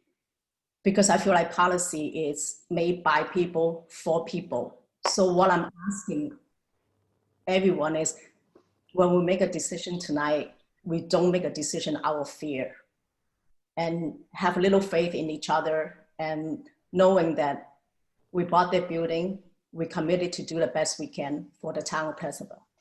And Okay. I hope next year, this time when we look back, we'll be proud of the decision that we make tonight. Thank you. Are there any questions or comments from the commissioners to the applicant?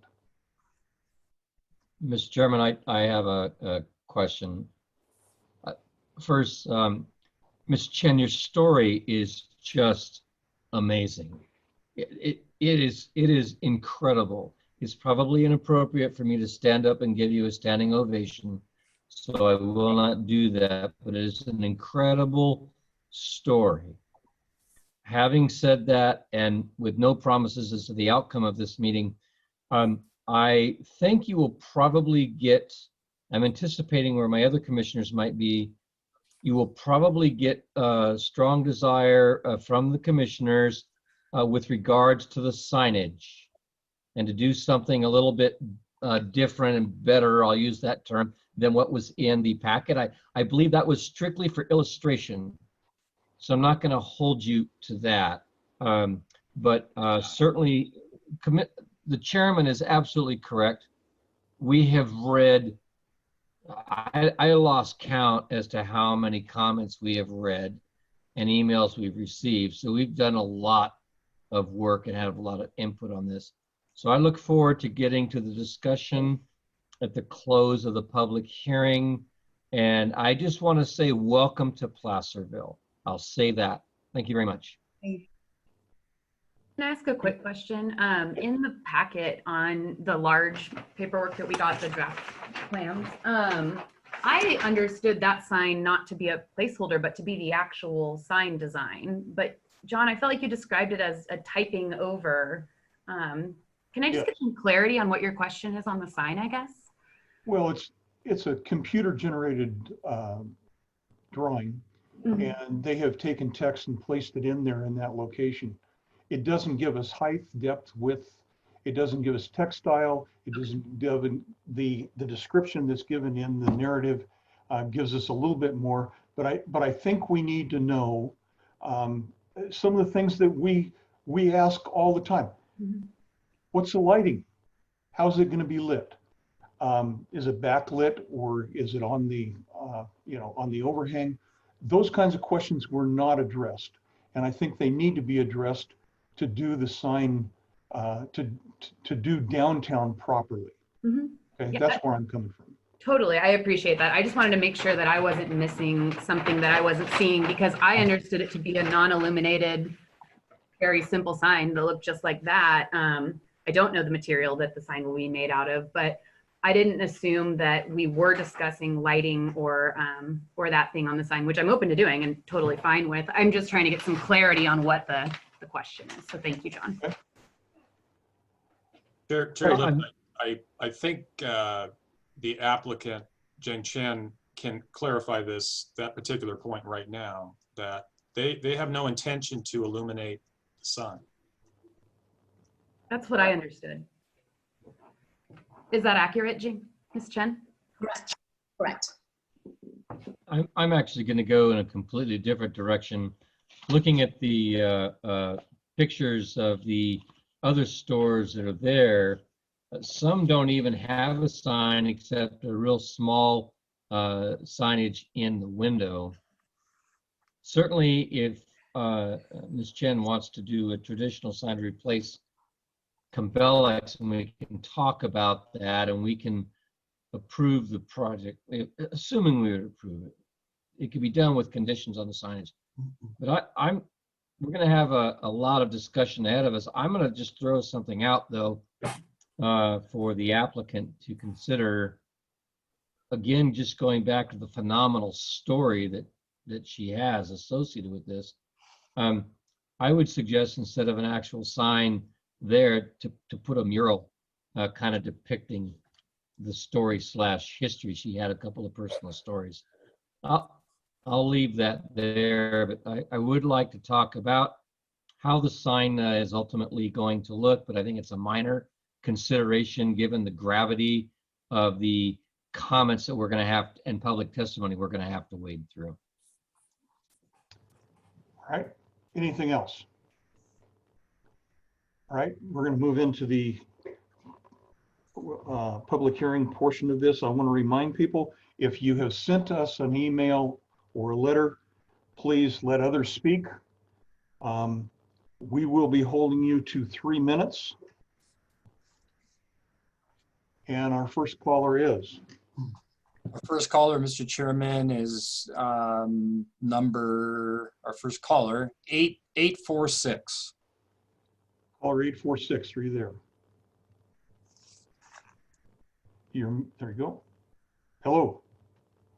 Hi there, it's Jennifer Chapman, and I'll just say, first of all, I just want to say that a categorical exemption is a CEQA document. It's actually a formal analysis. It's the simplest form, but it is certainly a CEQA document. So I don't know. I haven't read the whole thing about the 21 days, but it's basically a CEQA conclusion that if all of them need, a time period, that would apply.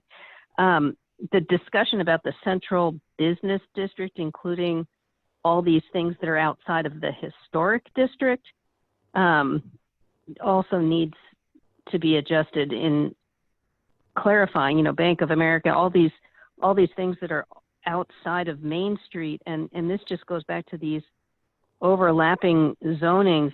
Again, the historic district is not yet a formal designation, but we all know that the Main Street corridor is a district. And from a CEQA standpoint, you always talk about a potentially eligible district. Well, this district, it's assumed over and over again to be a significant historic district. We have talked about, we haven't yet presented it because it is a draft report, but Judith Marvin, the consultant who has done some survey work for Friends of Historic Hangtown on the historic district, Placerville, she looks at, the buildings and other features, other structures, not just buildings, but things like bell tower, things like a Clay Street Bridge, other things, but all these elements.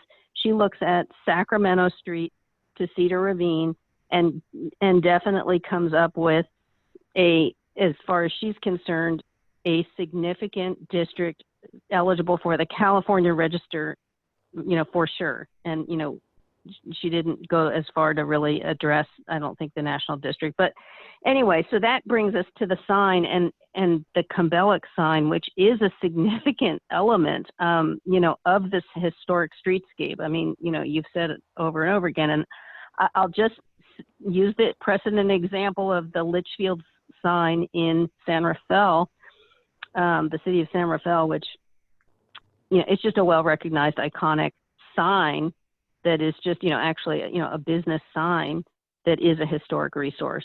Jennifer, you have 30 seconds. Okay, yeah, no, those are the points. Thank you. And welcome to Placerville. And I do love your story as well. Thank you so much. Okay, next. Our next caller is Alex O'Dowd. Alex, are you there? Go ahead. Hi. Alex, go ahead.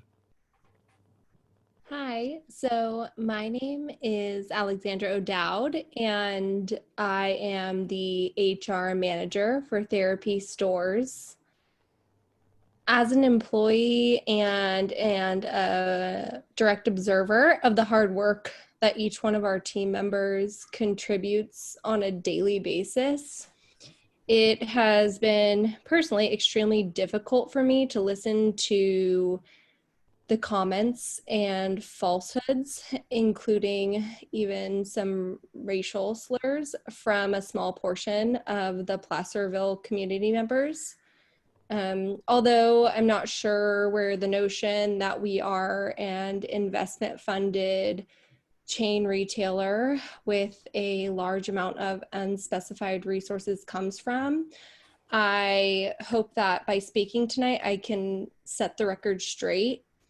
So every day I observe and counsel our 28 employees while I watch them work side by side to reach the same goal, which is to serve the communities that we're in and create a welcoming environment for all of our customers.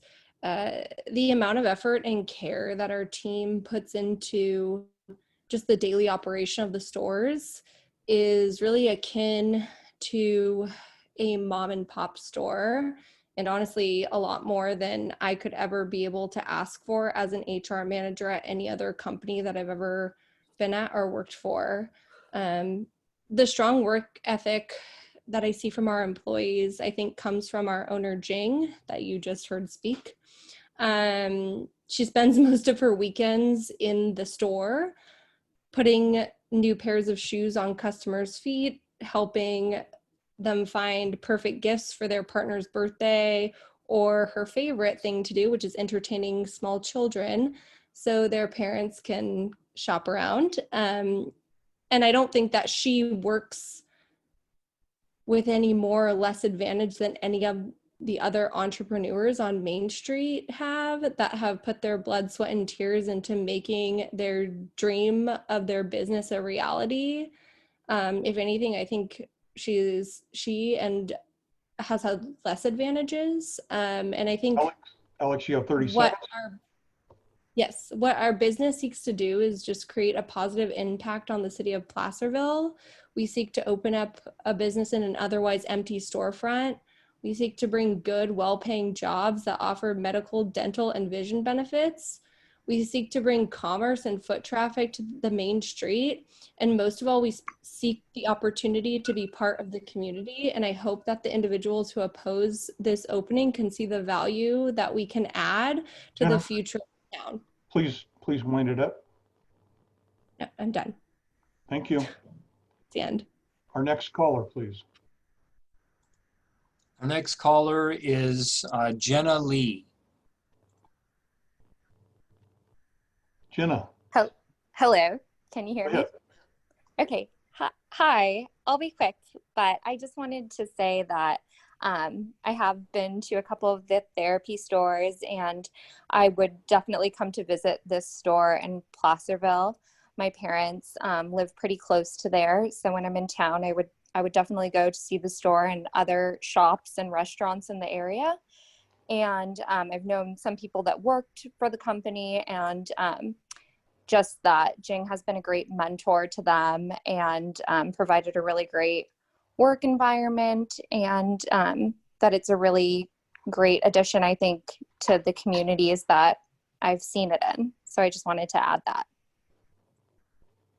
Thank you. And our next caller. The next caller is Amy Slaughter.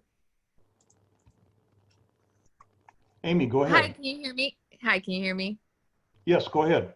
Okay, great. Thanks so much. I want to thank you all for your time. I know it's been a long evening, so I'm going to make this short and sweet. I've stayed on here for the past few hours just to be able to speak for this moment. I was born and raised in Sacramento. I've always been a part of this community, and I've gone and visited Placerville too many times to count. And I think that having a therapy store would be really beneficial for the community. It could bring a lot of foot traffic for the community, more places for kind of a younger generation to come up and visit and see the store, but also eat there, stay there. I think that overall it'd be really great for the Placerville community to have a boutique kind of shop where a lot of places like even Sacramento only has a few of these kinds of stores. So I think it would make Placerville kind of really special. So I wanted to come on here and just show that support and let you guys know that I think it's a great idea. And that's it, because it's been a really long night. So I will end it there. Thank you very much. And our next caller. Our next speaker is Kayla Tovis Vincilioni, and I apologize if I pronounced your name wrong. Kayla, go ahead. Thank you. Thank you. Yes, Pierre, you pronounced it correctly. Thank you so much. Really much appreciated all of the feedback tonight. Same as Amy, I've been on here for a couple of hours, and I really thank you all for a glimpse into the efforts that this community puts forth to really maintain a sense of synergy. It's really admirable, and I'm just going to tell an anecdotal story. I grew up in Loomis, another small town whose history is very important, but my family would plan trips, day trips to Placerville, where I joke, but perhaps it's true that my grandma's favorite and main motivation for going to the city was to shop. And she had her own therapy. Maybe it was the store that had shut down before, but really the intention was to have a destination that our family could get away to, even so close by, and spend a whole day in the city and not just shop at one store, but walk up and down the streets and take in the rich culture and the rich history of the city, having lunch and dinner. And I have been to multiple therapy locations in California, and I have traveled to just shop at therapy, and given the opportunity, I'd much rather go up to Placerville than to drive into the city of San Francisco. So I really do feel like it would be a great addition. Adding this shop to the town, it would, in my opinion, really truly bring people to be able to experience and explore the rest of the businesses, galleries, shops, eateries that exist in Placerville. And I would definitely plan trips to come support not only therapy, but the rest of the city, being relatively local. But I do have confidence that people similar to myself would make the trip up and have a very good experience with therapy and the rest of the city. So I do thank you for listening and sincerely considering our opinions, and thank you all gracefully for listening. Thank you. And our next caller. Next caller is Heidi Meyerhofer. Heidi, go ahead. Turn your mute off. Thank you. Thank you.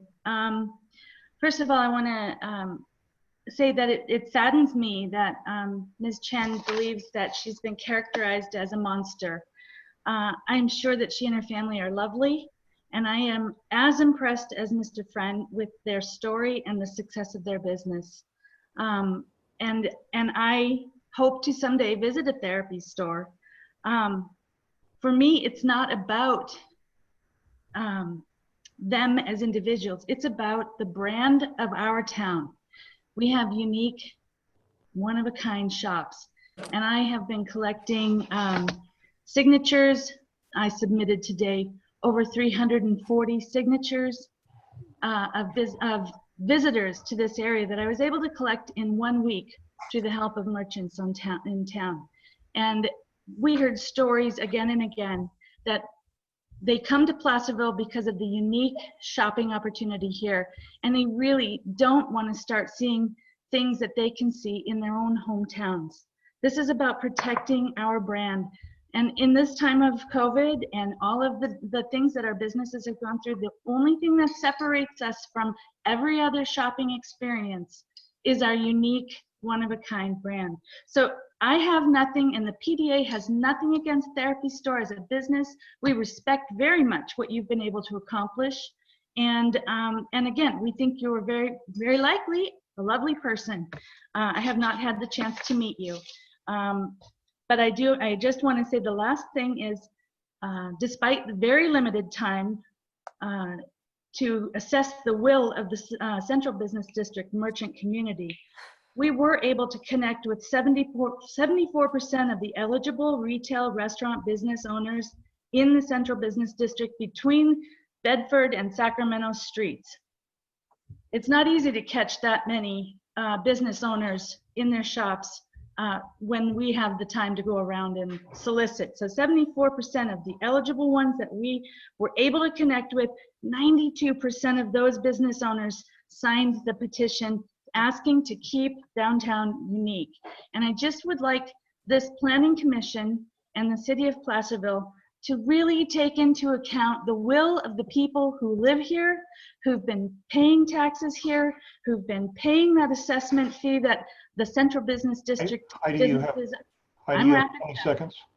That the Central Business District businesses have paid for years, and recognize that they are humans. And just like Ms. Chen said, I hope that we can make a human decision here, a human decision that respects the people of this community and their wishes. Ms. Chen, I wish you the best. Thank you. And our next caller. Our next caller is Mo Marie.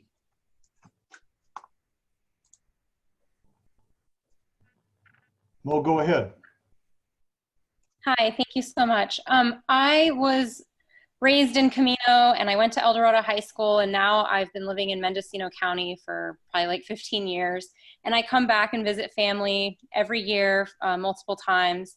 And something that I really enjoy doing is shopping down on Main Street. And something that really strikes me in this whole discussion is about, bringing in a corporate style chain store to a community that really, could have that, but I think it needs to happen in a different part of Placerville, not on Main Street, because Main Streets in all towns typically are a reflection of the spirit of the community. It's not chain stores. And this person that's the owner, she didn't even know about Placerville until 4 months ago. That speaks a lot to me. And I'm a shopper and I love all of the local businesses. I just checked out her website as she spoke about having one that just launched in April.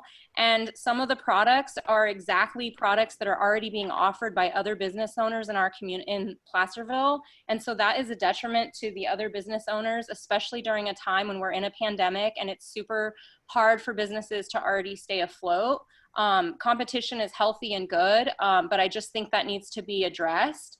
And I think that Placerville would be better served by having this proposed retail storefront in another part of the town where there's other similar chain type of stores. I just really hope that you guys will take into consideration all of the comments. And as a consumer and someone that shops, I will be greatly disappointed to see Main Street start to allow these types of storefronts, because what makes it unique and special is all of the small local businesses. In 2009, I carried a sign down Main Street with my brother and a few friends saying, support local businesses over corporations. And I'd like to think that at some point that made a difference in getting Starbucks to leave, so people would continue to support Cosmic Cafe that used to be across the street from there.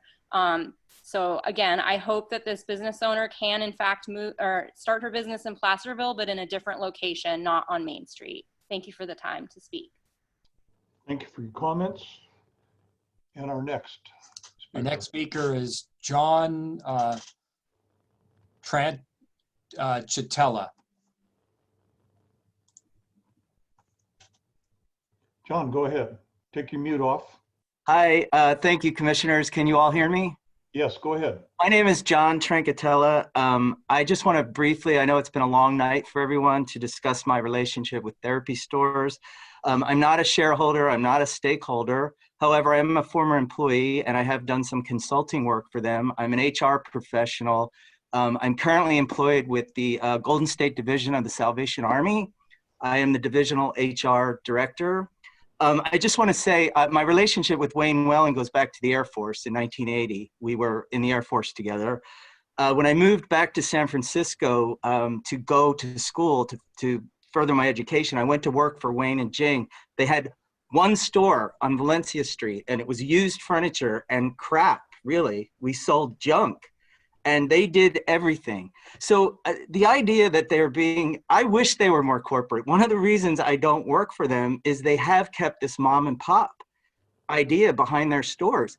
I tried to get them to be more corporate. I come out of a corporate background in the casino industry and big companies, and then I went into nonprofit.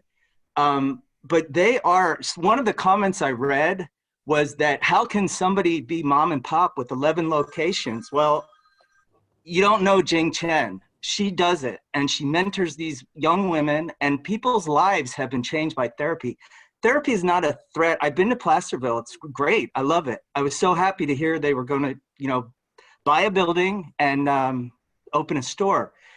They really do keep the character of the place they go into.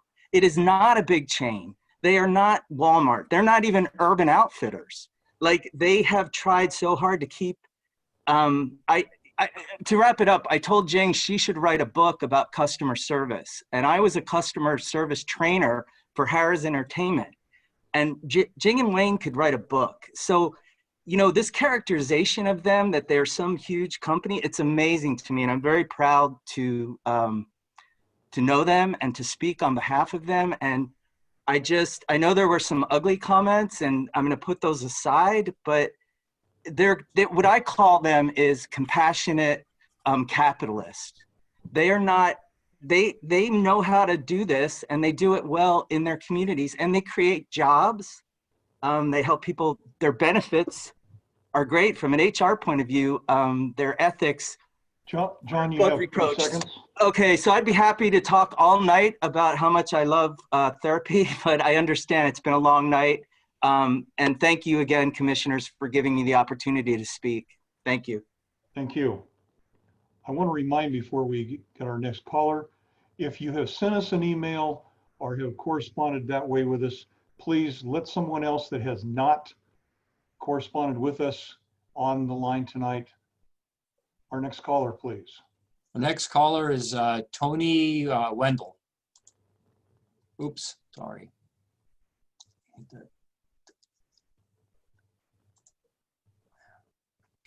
Tony, hit your mute button. That was really embarrassing. Hey guys, how you doing? Good. Go ahead. Yeah. So anyhow, just got a question about the sign. I'm not going to comment on anything else tonight, because you know what you say during these meetings can make or break friendships and customers. So I'm not going to go there. And history buffs, man, her story really trumps most people with the story about her grandfather. And I know how many people in this town love the word Trump. But the sign that says established in 1994, that's my main issue. This town wasn't established in 1994, and I think they should leave that off and make sure that the sign looks really cool and matches our town. And that's all I've got to say. Thank you, guys.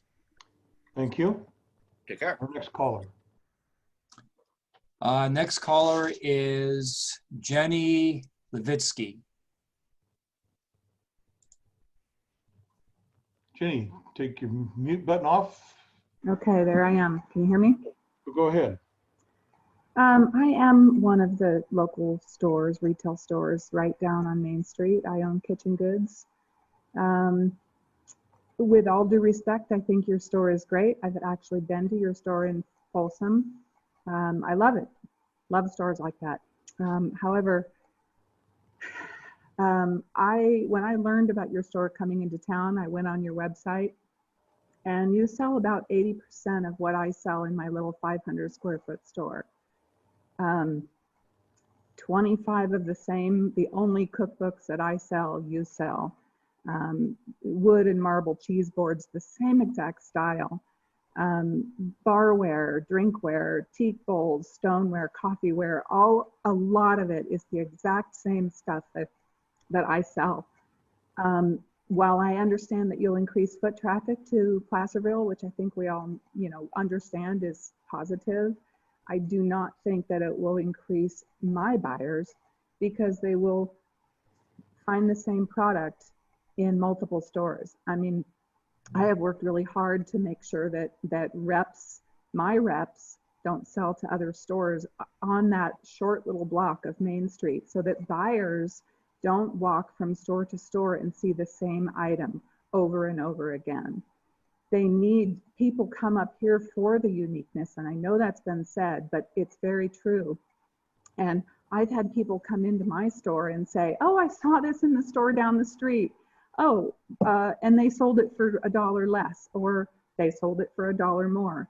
But what hurt me most is I saw this same exact item in the store up the street. And I literally made calls to my rep when I heard that and said, hey, how can you sell the same product that I've been buying from you for 2 years now to a store right down the street, it doesn't make any sense. Maybe I'm a tiny store and I don't have a whole lot of buying power, but we're one little tiny block, and it's not great for buyers, for shoppers to see the same thing over and over. And now you have 80% of what I have in my store. So, you know, I'm probably not going to last after you come in. So I appreciate you and your business and your background and your history, and I think you have provided a great business. But again, I don't think it's right on this little street town of this little block of Main Street, Placerville. I think up the street on Broadway would be awesome, but the walking street of Main Street, it's just too repetitive. A lot of other stores have the same exact stuff that you have too, and we're all going to be hurt by it. Thanks for hearing me. Thank you. And our next speaker. Chairman List, Yes. I apologize, but I am under radiation treatment and it's starting to get to me and I'm becoming very dizzy and I don't want to fall on the floor. So I'm going to have to withdraw from the rest of the evening and take some medication and lie down. I'm becoming ineffective on hearing and being a good planning commissioner. Okay. Take care of yourself. All right, thank you. Okay, our next speaker. Okay, our next speaker is Mr. John Clarici. Myself. Hi there. Go ahead. Did I successfully unmute? Go ahead. Okay, I saw a nod. Okay, great. Thank you. Welcome to Placerville. I actually got a chance to speak to Wayne. I thought he was a very nice and intriguing person. There's not too many ways to approach this discussion without sounding really snarky. I will give you my bona fides. I have never owned a brick and mortar business anywhere, and certainly not on Main Street. I do have a rather large leverage position, though, in a business in El Dorado County, which actually operates a business where there are 16 other people that sell exactly the same product that this business sells. Exactly the same. And there's no way to change it. You can't go get a different kind of scented candle. You can only sell this one product. And you know how you get better is you up your game. You make yourself a better business. I have a friend on Main Street who has a business on Main Street. He's been there for 20 plus years. And he's seen his competitors come and go. And I always ask him, every time a business opens up that does the same damn thing he does, and he goes, you know what I got to do, John? I got to up my game. I doubt if this commission can actually take a position that the folks that don't want you on Main Street can do. I don't think they can. I think that if they did, they'll just, anything they do, for one thing, is going to get appealed to the city council. So we should just probably skip to the chase and go there. And that's too bad, because these people are going to spend a lot of time chewing on this. Ultimately, what these people are asking the city to do is to put their thumb on the scales of capitalism. And it never works. It never works anywhere. No one will make that decision. We'll always choose wrong, unless the PDA wants to get to decide who gets to be on Main Street, which I don't think that's a good idea. And what's really funny, and this is the snarky part, all we hear about is the unique things that they sell on Main Street, and yet apparently they all sell exactly what you sell. So sometimes I wonder about this. I sympathize with people that have brick and mortar businesses in the middle of this pandemic. It's been a hardship on all of us. I am self-employed. I have to go kill my dinner every day. I know what that's like. And I've been doing it for 35, 40 years. I'm a long-term resident of this town. John, you have 30 seconds. Thank you very much. I went down to Sacramento. I've looked where your other stores are, not all of them, but some of them. There doesn't appear to be any blight anywhere around them. I think this is a fiction. I think there's some folks that are afraid, and I can understand them. But who gets to decide? Who gets to decide which businesses go into which buildings? Who's going to decide which owner gets to put a business in their building? This thing, I'm glad I'm not sitting in the big chair anymore, because this decision is going to be a hard one. I mean, I think it's pretty obvious, but anyway. Thank you. People, thank you very much. I appreciate it. Talk to you later. Bye. And our next caller. Next caller is Adrian Beatty. Adrian. Hi there. I have written a letter, there are some points that I wanted to focus on that I don't think I really go over so much in the letters that I've written. I own a shop on Main Street. I have probably 80% of what I sell. Therapy sells as well. And the people who are still hanging on and listening, I think I've lost 4 or 5 friends that were going to speak. I just want those who've stuck it out to know that my main concern really isn't competition. If anything, competition is slightly exciting to me. What's my main concern is my adoration and my deep love of the treasure that is Placerville. One of the people that spoke up for therapy stores said, therapy will make Placerville special. Placerville has already been special. Maybe some people are just waking up to it, but it has been so special. From the time I moved here at 13 years old and fell in love with the romantic cobblestone little alleyways. And when people say like unique individual stores that maybe sell the same things that people sell in Sacramento, they're not talking just about goods. They're talking about ambiance, the way a place feels, the magic inside a store, the store owner, the involvement of the owner with events on Main Street, the way that they greet personally as an owner, each person. And one of the biggest things about therapy is that people know what therapy is. To me, the word of the night shouldn't be competition. It should be recognizable. Therapy is recognizable. It is a super, super cute, awesome store. I've been to it. It is amazing.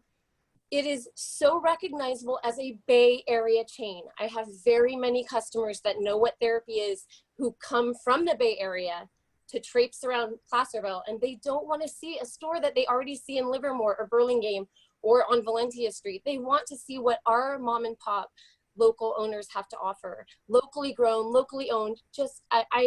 I want to welcome everyone, including Jing. I want to welcome you to Placerville, but I would just wish that historic Main Street, that CBD, or even a little bit smaller, I don't know what the exact CBD, the district is, but that a therapy store goes somewhere where it's really needed. Main Street's starting to very much thrive. 70% of my business is tourism. They want to see the unique individual stores we have to offer. Even if therapy tweaks its game plan and became not a therapy, it would be such a success for me, and I think for many merchants on this topic, because it's the recognizability and the door that opens. You have 20 seconds. Okay, it's the door that opens to allow other chains. This is a door creaking open for Sourdough & Co. Who knows what's going to happen? Starbucks came and went. Therapy, well, what's the next bigger one? Or how do we know that therapy doesn't grow to 20 more stores and becomes that much more recognizable, changing the entire view that people have about Placerville as they drive in? Imagine if you saw. Thank you. We need to move on. Okay. And our next caller? The next caller is Ruth Michelson. Good evening. I'll be brief. Excuse me, Ruth. This is something different, just like Adrian. This is something different, but thank you. I think you really should pay attention to Patrick Soluri's letter. You know, everyone's making this some kind of a popularity contest or something like that. There are legalities here. I know that Pierre responded. I'm sorry that Patrick Soluri, I don't know if he's in line to speak, but those are really, really definitive issues that I would like you to really consider. And I wanted to clarify one thing, because I am a merchant, and when John Clarici mentioned if 12 of us carry the same thing, no. What we were trying to say is that of the different categories of things within the store, kitchenwares is one, and one store has that. Matty Wags has many of the other socks. Another store has something else. We certainly do not overlap, and we are considerate of one another downtown in that manner. We talk to each other and we don't overlap products specifically. And my last thing I want to say is They're lovely people. It's a lovely store. I love what I saw online. But that's not a relevant point, how lovely people are. It just really isn't. This isn't a personal issue. This is a business issue. Thank you. Okay, got our next speaker. Next speaker is caller 474. Caller 474. Take your Good mute off. evening. Can you hear me? Yes, go ahead. Very good. Thank you. This is Patrick Solori, and I represent the PDA and FOHH. And I have written a few letters, but I do feel it's important to respond to a few of the points that Pierre made, specifically as to the procedural issue. I can understand the desire to push this forward, but the city's rules are in fact clear, and the document that I submitted, which again is the city's own document, it states, and I quote, "Public review periods of 21 days shall be provided before scheduling said environmental assessment before the Planning Commission." So again, that is a city requirement. It's a city rule, which, you know, there's nothing wrong with agencies having additional procedures over and above what CEQA requires. And it's obviously separate from the requirement to file a notice of determination or a notice of exemption, because obviously it would occur before the Planning Commission hearing. And obviously the reference to the determination, the first determination reference, includes a determination of statutory or categorical exemption. So the interpretation being put forth earlier is just not a reasonable interpretation. That said, I was pleased to see the memo confirming my assessment that the city does in fact possess the authority to deny the conditional use permit based upon the use being inconsistent with the character or detrimental to the area. And it's important specifically because, as my prior letter indicated on the 30th, we intended to seek expert review on the issue of urban decay and impact on the character of the PDA. Because of the additional time, we were able to acquire that assessment prior to the continued hearing and submitted it. And Dr. King— Patrick, you have 30 seconds. Very good. Dr. King was very clear. He stated, quote, "It is my professional opinion based upon my examination of these materials as well as an examination of downtown Placerville that a formula store such as Therapy does indeed have a potential to close other non-formula businesses in the historic Placerville downtown area, which will damage the unique local character of downtown Placerville." And with that, I submit that there is ample authority to deny the permit and at the very least require CEQA review. Thank you. Thank you. And our next caller. Next caller is number 722. Number 722, take your mute off. 722, take your mute off, please. Sorry, how do we know our number? It's your phone, last 3 digits of your phone number.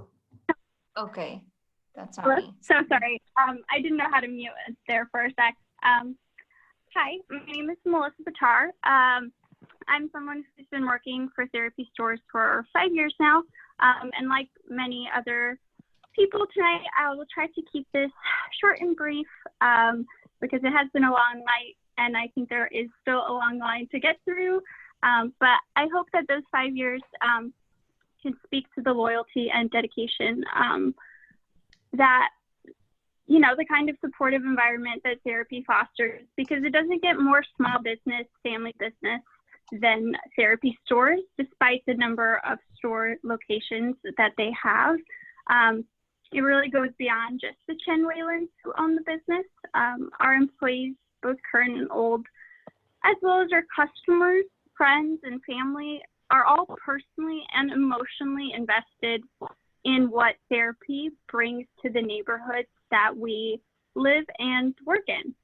You're honestly more than just a team member here.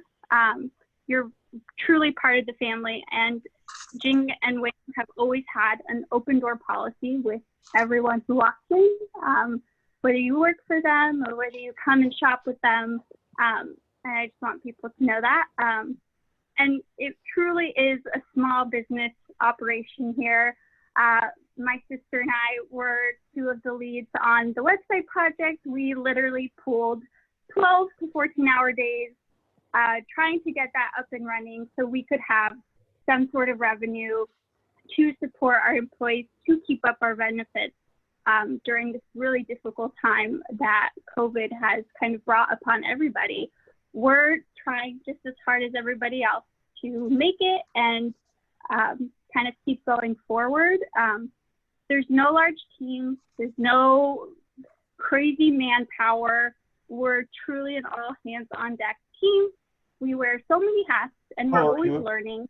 Caller, you have 30 seconds. Okay. I just kind of want to finish with, there's a lot of talk about local, individual and unique storefronts up in Placerville. They don't deny it. We were there. We loved it. Placerville is a great community. But if your store is carrying 80% of the product that we also are carrying the same product, what is, you know, individual, unique, you know, we're all trying to kind of provide these amazing products for our customers. And thank you very much. Sure. Sorry, we need to keep moving. Go ahead. Can I interject here? I just want to remind the commission that the commission's bylaws state under Article 4C that, and I'll read it to you since the information is probably not in front of you, but it states that the Planning Commission meetings normally end its meetings at 11 p.m., even if it necessitates carrying items over to another meeting. So I just raised how that. How many more callers do we have? It looks like there are 17 people who have raised their hands. I'll defer to the chairman.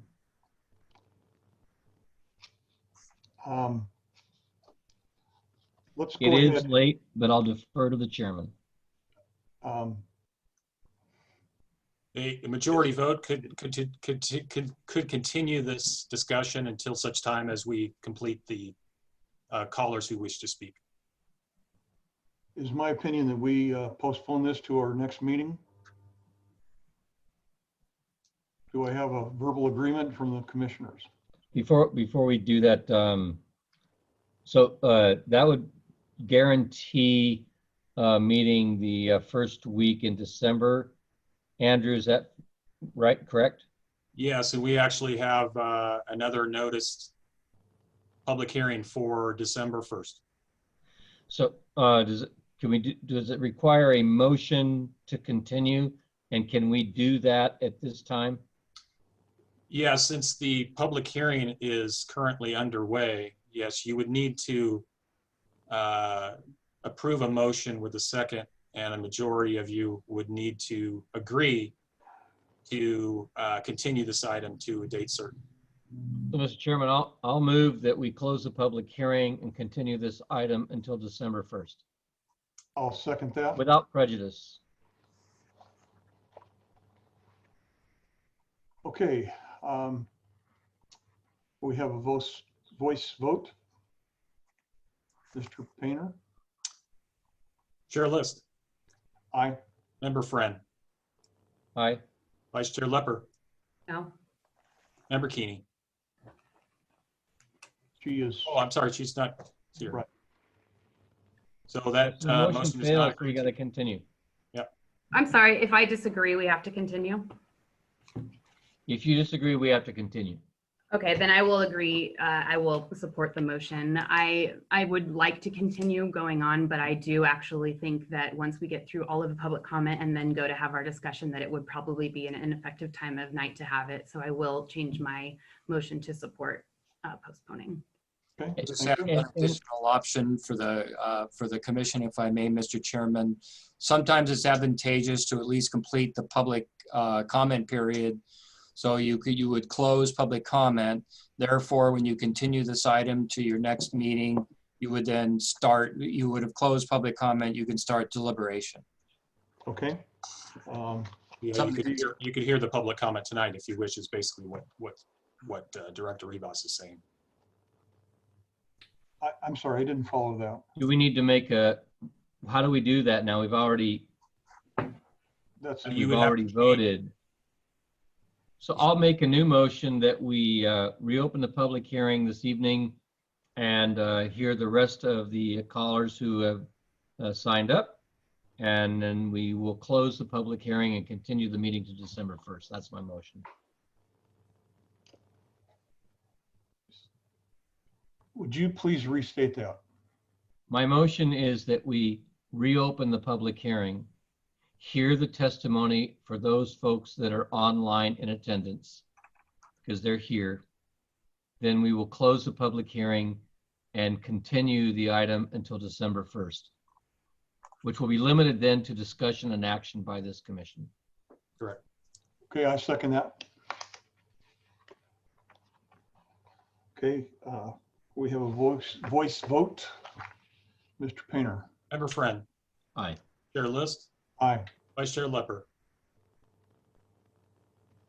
Was that an aye? Yes, I'm sorry. I guess my question is if so we're going to listen to public comment, and then on our next one we will not have an open public comment, so there will not be a double speaking or anything. That's correct. And I'm fine with that. I'm fine with listening to the public comment since everyone has made time to sign on tonight. I would be fine with that, and then postponing the discussion. And then we'll have Barbara back too, so that'll be good. Yes, and Okay, she will moving be, on to the next caller then. Barbara will have time to Our next caller, Mr. Chairman, is Scott Sola. Scott? Hi, yes, hi, sorry, it's so late. So just at the top, I want to say that I'm a Ponderosa High School graduate, class of 93. I own my home and live and work in the city of Placerville, where I started working 18 years ago for Bob and Judy Powell at Powell Steamer Company. I've worked a lot of places on Main Street in that time. I'm currently the bar manager at the Main Street Tap House. So this is my home where I live and work too. First of all, I want to say I've got nothing against this chain that's coming in from the Bay Area, but I do think it's a little disingenuous to say it's not a chain and that it's a small town. We're talking San Francisco, Oakland, Portland, Oregon. I mean, this is a big, disproportionate business that will carry so many things that our Main Street merchants already carry. And that's just a fact. And we can talk in circles about that, but that's what everybody's concerned about. That's why you're getting so many emails. And that's why I just said goodnight to my daughter, who's been waiting for me for the last 2 hours to say something. But I believe so much that, and I'm so opposed to this because we already have a great town and this company is chasing customers up here. Talk about urban decay. They are fleeing urban decay. That's why they're coming up here. They like the subtle, nuanced environment that our local merchants have worked so hard through the pandemic to create. And I would just hate for them to wait all year for the holiday business and then to lose it to this large mini department store. They're not big box, but they're big. You look at their website, they've got everything. So I just feel really strongly about it, and I'm sorry that we all had to stay up so late. But I really hope that you guys listen to the people that live here and that have been really struggling through this shutdown. And I just feel for everybody in the situation. Thank you for your time. Thank you. And our next caller? Next caller is Katie O'Dowd. Hello. Katie, go ahead. Hi. Yeah, I'm from Sacramento and I've enjoyed visiting Placerville and shopping in the stores and eating at the restaurants and visiting some of the breweries. I think that therapy would be a great addition to the stores. When I go to Placerville, I just go from one shop to the next. And I think it would be great to have another store there. I think therapy stores are great. They really have a nice atmosphere. And when we talk about the character of Placerville or the kind of brand of Placerville. I would like to think that I'm supporting a town that's welcoming and encourages new businesses in their area. I think that therapy is small business. It's just a successful small business. And so, yeah, I'd like to think that if I'm in Placerville, it's a city that supports people and is excited by new companies coming in. Thank you. And our next caller? Next caller is AA. AA, go ahead. I guess that's me. This is Aaron. Just wondering if we're going to open up a parking analysis on this store. Just kidding. So the one thing I've noticed that's been sort of obvious that nobody's pointed out is that all the people calling in favor of the therapy store, and I've got nothing against the store or the owner, but are from people who don't live in Placerville. And that's just a fact. I heard it said that there was a bunch of emails being sent in, but I wonder how many of those people actually live in the town of Placerville. My family's been in Placerville since the 70s. I went to high school in Placerville, I grew up in Placerville. And so, yeah, I've got nothing against the store, but I'm just wondering the reason that people are so fired up against this is just because we don't want a chain store in Placerville. And it's very simple. We don't want a chain store in Placerville. And, you know, we got a call from the HR director of therapy stores. Mom and pop stores don't have HR managers. So, you know, so I just want to put that out there. I think it's sort of like the obvious thing that nobody's mentioned. It seems to me that all the people who are against this live in Placerville, and all the people who have called in or so far tonight, there are people, well, I live in Sacramento, I drive up there, you know, but the people who live in Placerville are the ones who are against this. So I don't know technically what the rules are here of the commission, but it seems to me that you have some obligation to your constituents to listen to what the people who live in Placerville think. And again, I have nothing against the store or the owners, but what is your obligation to the constituents? And I'll leave it there. Thank you. And our next caller. Our next caller is Zoom user. Hi, this is Mandy Rodriguez, and I am also a homeowner in beautiful, historic downtown Placerville, and I moved here from South Lake Tahoe, and I also owned a business on Main Street, and I work out of my home now, but the uniqueness of Placerville is what brought me here, and the individual stores. It's very your story is very wonderful, and I love it, Ms. Chen, but the story of all the business owners on Placerville are unique and wonderful. And so it's really nothing personal. It's just that the community that lives here and owns homes here, the majority of the community doesn't want chain stores on Main Street. And I just think it's kind of risky that somebody would buy a business, or I'm sorry, a building on Main Street, not knowing whether or not that they would be approved for a CPU. And so that kind of really makes me curious that someone would spend that kind of money without being sure that they could do this. So I'm not insinuating anything, but it definitely makes me curious. Also, you know, I wrote down a few things here. Chain stores, the proliferation of chain stores weakens local economies. It erodes community character and impoverishes civic and cultural life. These are facts.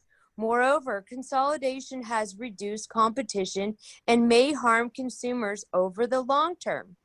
The defining features of a small town Indeed, the very foundations of a close-knit community is a vibrant local retail economy.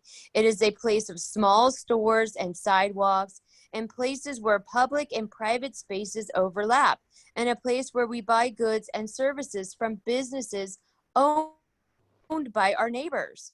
So we really, the city has done a disservice really to the constituents by really not designing policies that prevent us Caller, you have 30 having these seconds. conversations. We should have, this should have already been discussed when sourdough tried to come in, and we're just making it worse. And it's not you, Miss Chen, it's the next chain store and the next chain store. That's it. So thank you for your time, and please listen to the community and the homeowners in the city of Placerville and not people from outside. Thank you. Thank you. Chair list. Next caller. Chair list before the next person is announced. There are some attendees who are raising their hands who have already spoken, and so the staff will not be recognizing them. I just want to let those people know that we want to hear from people that haven't spoken yet. Thank you. Mr. Chairman, I concur with staff's approach.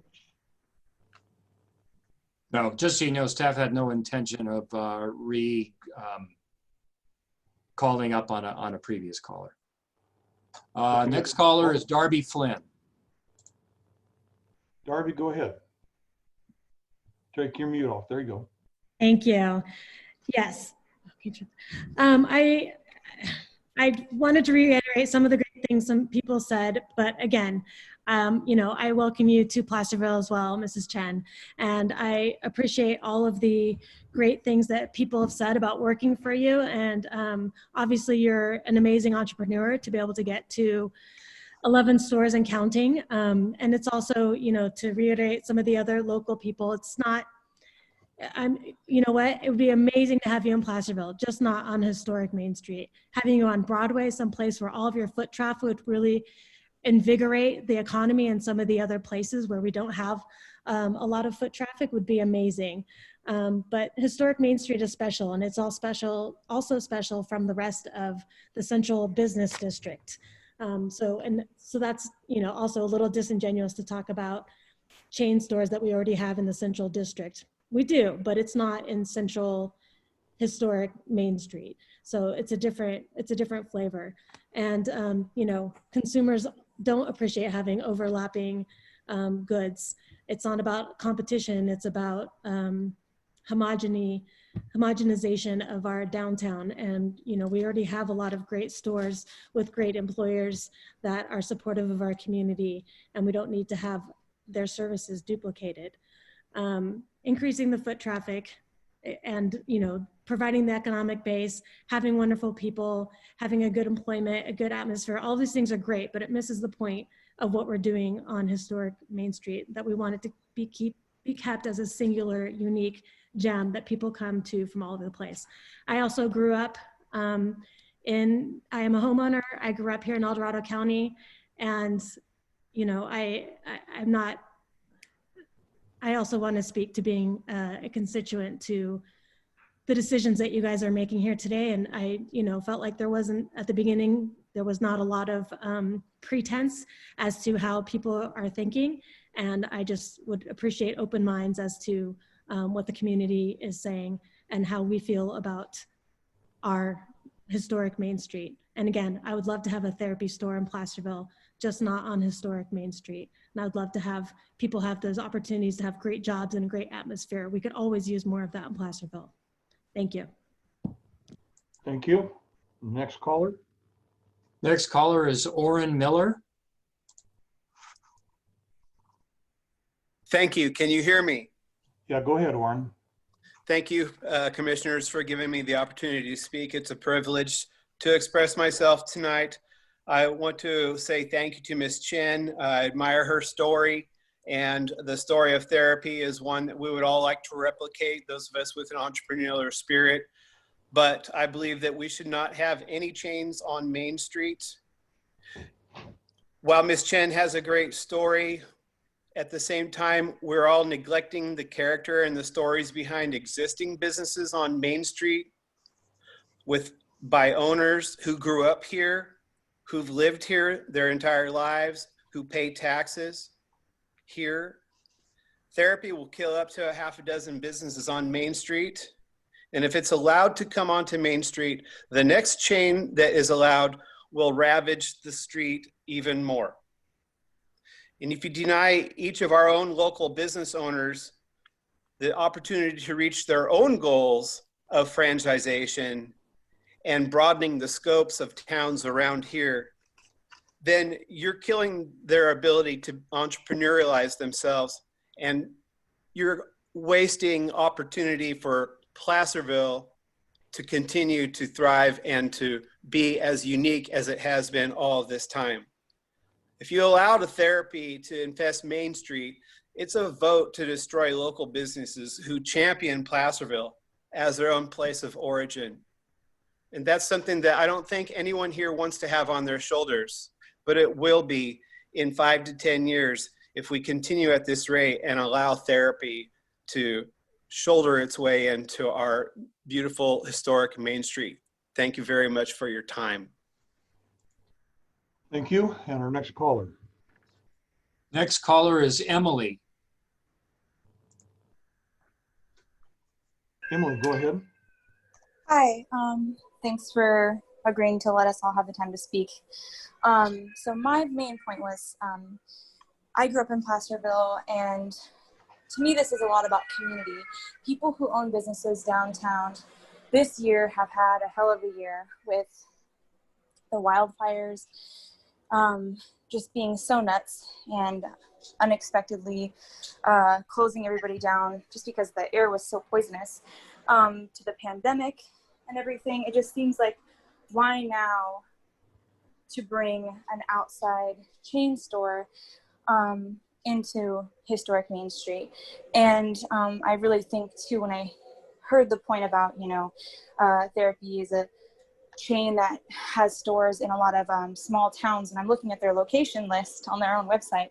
The smallest town I can see is probably Albany, which is basically, Berkeley. So I'm not seeing that so-called small town historic Main Street trend really being true whatsoever. Their store seems cool. Obviously they have great stuff. They have a lot of success, but it just does not at all seem like a genuine addition to historic Main Street. If all the business owners on Main Street, or not all, pardon me, to be accurate, if most of the business owners on Main Street are saying no thanks after such a hard year that they've all endured, just why now? It just seems like an inappropriate time, and it seems like giving this chain store a chance to take the livelihood away from hardworking people in Placerville and families in Placerville. After everything that they've endured this year, it just seems like a real way to spit on a vibrant community of hardworking people. Whereas this is a business that sounds like would be very welcomed in other parts of town. It just does not seem appropriate for Main Street. Thank you. And our next caller. Next caller is Barbara Rogers. Barbara, are you there? Good evening, thank you. I've lived in El Dorado County 44 years, worked in the city of Placerville Fire Department. Hello, Michael friend. And my son owns a business on the other end of Main Street towards, Forney. I'm from the Bay Area. I don't want a Bay Area store here. This is a chain store. And I just want to impress on you guys, you need to listen to the people that live here. I read a lot of the communications. A lot of them are from the people that work for this company or live in the Bay Area. I mean, I don't even think that should be considered by you guys. They don't live here, they don't pay taxes here. And I agree with everybody that said, every business in town through this whole county is suffering right now because of COVID. This is a very inopportune time to bring a business.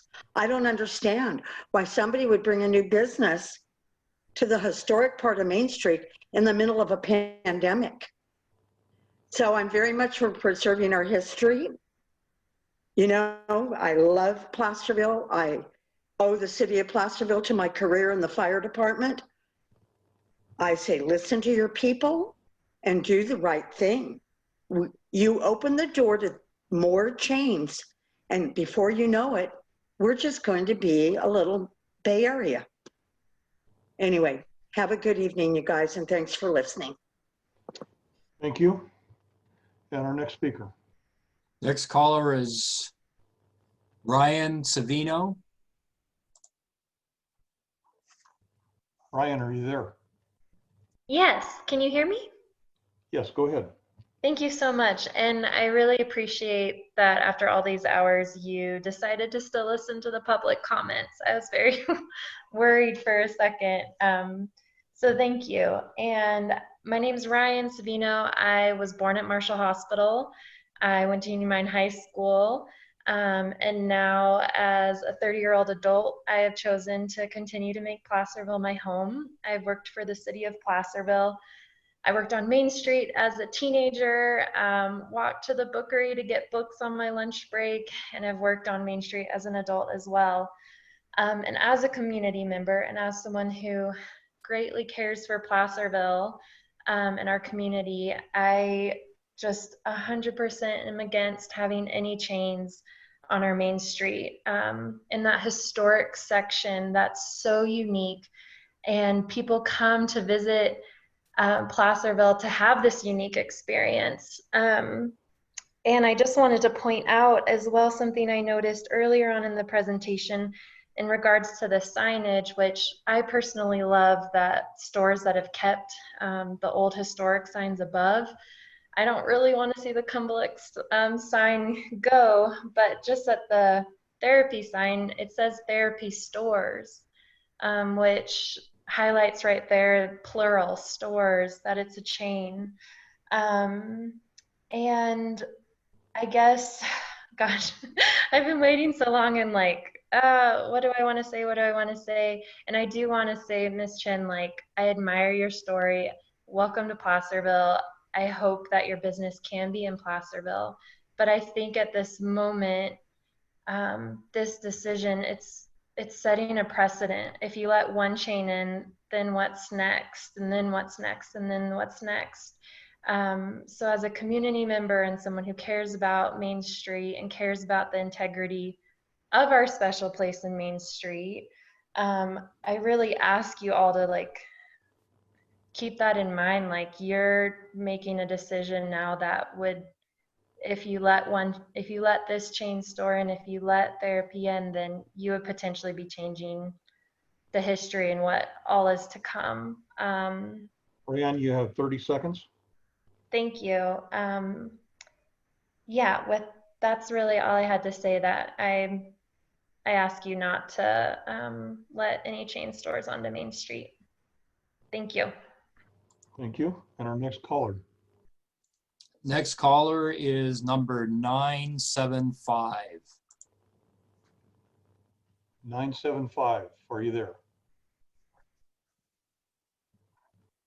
Hello? Caller 975, turn your mute off. Okay, let's move on. Next caller.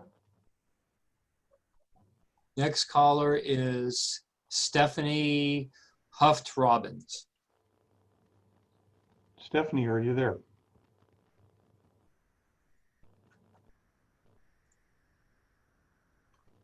Stephanie? Hello?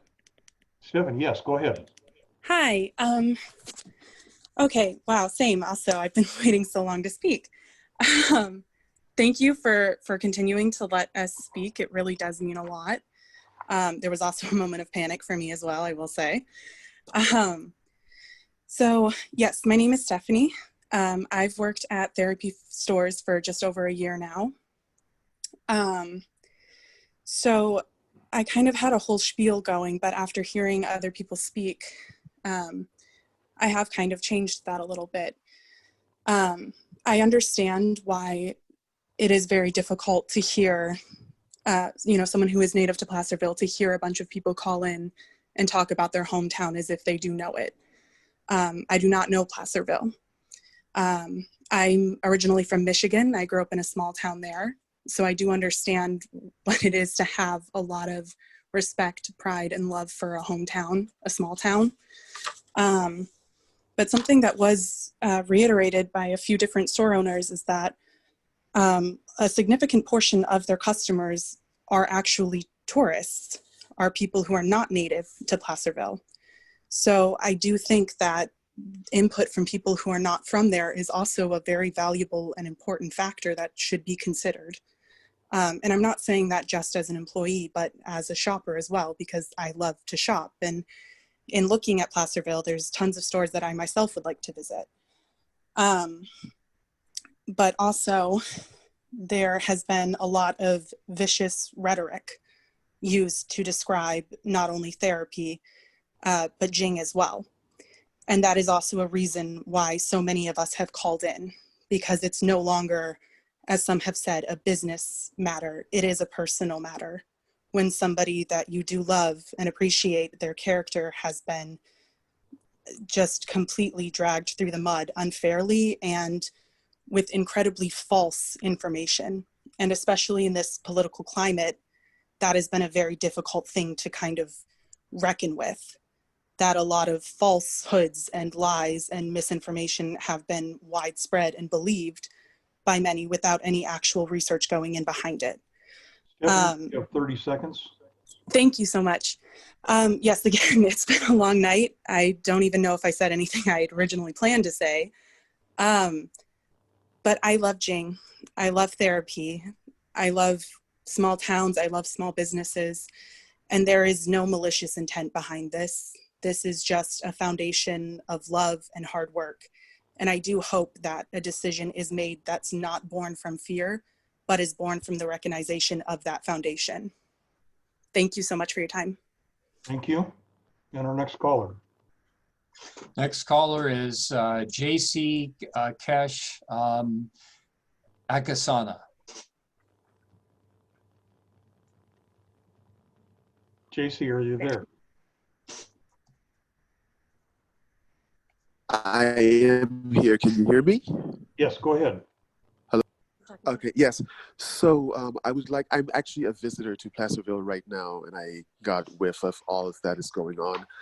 I am a world traveler. I love going to different places, like Christmas markets around the world, because I like to experience the local flavor of every place. And I congratulate Ms. Chan on what your employees have been saying about you being a hard worker. Of course, if you own 11 stores, it shows, your merit that you deserve to open another one or as many as you want.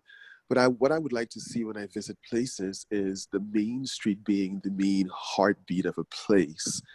And if you really want to bring, some traffic to Placerville, try to bring it to Broad Street, try to bring it to Sacramento, try to bring it to Placerville. But why is Main Street the place? I mean, is it a do or die for you? If I don't have Main Street, I won't have anywhere else.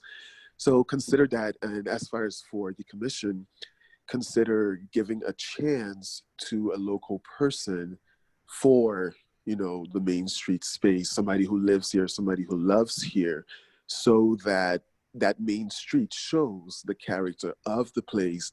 And other stores are welcome, just in other parts of the place where people can go shopping. I'm sure there's a Rite Aid here. I didn't see it on Main Street. I saw another apothecary. I'm sure there are other type of stores here, but I didn't see it on the Main Street. I saw them in other places. So congratulations for all your hard work, but please consider Main Street as the main heartbeat of a place and keeping that to the people who really care for that place. Thank you very much. Okay. Thank you. And our next caller.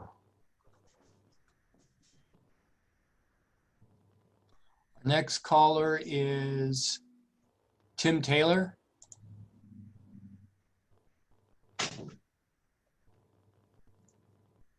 Tim, are you there? Hello, Tim? Just a second. Okay, that's Tim, go weird. ahead. I clicked on my computer, not this one. So hold on a minute. We gotta turn the other one off. I don't know why that did that. Hello? Okay, can you hear me? Yes, go ahead. I think our systems got switched from earlier. So can you hear me? Yes. Yes, go ahead. Can you hear me? Yes, go ahead. Can you hear me now? Yes, go ahead. Sorry. Okay, I got it. Okay, there's a legal process and a human process. Human is for the numerous local merchants on Main that have struggled to make this something special down here. I think first I want to mention it's unfortunate that people were discouraged from speaking by instruction and also by time of night and being supportive. I wish you would have continued this so all of those that really wanted to speak could have done so. So many people checked out because they needed to go to bed. And I want to make a point that this store is formula by definition, not by how someone feels about a mom and pop. It's by city definition that this store is categorized as a formula chain store. This is not personal. This has to do with expectation that since Ordinance 1597 was passed, that we do not have chains in the central business district. That's been something that people that work and labor down here have come to expect. We are different from most other places. We are successful because of the local people here that surround us when we are in need.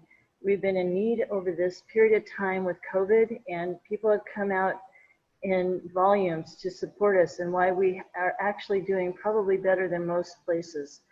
We have a special sense of place.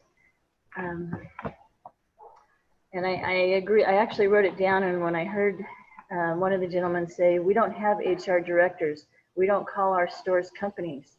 We are individual, and we are a family down here, sometimes dysfunctional, but we are still very close together. And when you hear merchants that work out their systems so they're not selling the same thing, there's collaboration among each other. It makes it very positive. Sue, you have 30 seconds. I'm trying to go fast. Whether this company owns a building is not here already is not relevant. They can lease it out similarly as other building owners do, or they could use their space for a different business.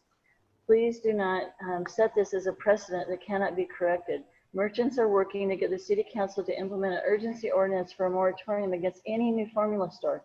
The city performed meetings on this topic, but very few were aware of these meetings happening, plus they were held during a busy time for merchants. They are awakening. They would like to have the discussion. Having this in place would prevent chains from wasting their time trying to come Sue, to the thank you, Sue. Okay, next caller. Next caller is number 286. Number 286. Take your mute off. Hi. Go ahead. So I've been listening to some of the comments about not having a quote unquote chain retailer on Main Street. And I just want to say that I think that some of the individuals that are speaking on this behalf are talking about their own personal interests and not thinking about the future of Placerville as a city. And that is all I have to comment on the issue. Thank you. Thank you. And our next caller. Next caller is Ashley Smith. Hi, can you hear me? Ashley Smith, go ahead. Hi, thank you. Sorry, I know it's really late. I just wanted to quickly offer my support for therapy and for Jing and Wayne. Again, I think, there's a lot of emotions that are running high. People are exhausted right now, emotionally, physically. It's a hard time. That being said, I feel that from the things that I've seen on social media and read that therapy is amazing. It could be a great addition to the downtown area. I think that there is people's personal definitions of what would be the brand for Placerville or what would best work for Placerville. And unfortunately, I think there's, there seems to be that there's some sort of group consensus. And I think that this group consensus, unfortunately, is functioning on fear. And, they've been an amazing people I've known for over 25 years. They go into these communities, they care about them. They're not absentee owners. And I know that there are a lot of constituents who are calling in. I am not a constituent, I will acknowledge that. My grandfather did grow up and was born in Placerville. However, I just want to say that I think it'll really come and bring in a positive vibe, but people also need to welcome them. And I hope that the city decides to welcome them because they will be an amazing addition and deeply invest into the community for their people. I think it'll just be a really positive addition, but unfortunately there's just a lot of fear and there's a lot of hard times ahead. But I think that therapy will be a great addition to Placerville. So I hope that you do support them, and I very much appreciate your time tonight because this is a very intense, long meeting and you guys have very hard jobs. So thank you so much. Thank you. And our next caller. Next caller is Tiffany Angeline. Tiffany, go ahead. Hi. So I'll just try and make this quick. I have a few points I want to kind of cover because I've been here for a while. So born and raised, Marshall Hospital, went to Union Mine, all that great stuff. I think what we need to remember is for all the locals that business interests are always going to be aligned with personal interests. So it's Jing's personal interest and her business interests just as it is for anyone else. So that's really not a good talking point. Also for non-locals, don't know why you bothered to bring that up. All the support has been non-local thus far, but they've all admitted to liking Placerville as it was. So there's really been no clear benefit as to the therapy store being brought to Main Street. The locals have made it very clear that they're not opposed to Placerville accepting a store like this. We have Target, we have Walmart, we have plenty of chain stores, but we don't have them on Main Street except maybe a handful. But if we're talking about a store that's going to bring in traffic, then we have to start discussing where that traffic is going to go and whether or not it's even going to fit, because we're already talking about the parking issues. So foot traffic is part of that. Sourdough & Co., in my opinion, was a huge mistake. And that was a big chain store that was brought to Main Street, historic Main Street. My opinion, they're not very good, but we have Main Street Melters. Main Street Melters at least makes a point to adhere to the local aesthetic and the theme. And they make good sandwiches, and that's great. It's not about the quality of the store. It's about the placement of the store. We don't care about your personal I won't speak for everyone. I don't care about the personal stories. Everyone has a personal story. Some are local, some are not. That's not really the point. The point is, does it fit on Main Street, and is this what the locals want? Because it's the locals that bring in the tourists. So the non-locals can speak to their interest in the city just fine. And if they like this store, that's great. She can also go to other parts of Placerville that are not historic Main Street, where she will be able to get more traffic and it won't be an issue. If she owns the building, then she should consider potentially leasing or renting it out to a local entrepreneurship. I would also be curious as to know whether or not there have been any other applications for a business to be in that building. I don't know. I don't know how to find that out, but that should be considered. Left, Tiffany. I would also like to know a little bit more about the process, but I won't get into that here.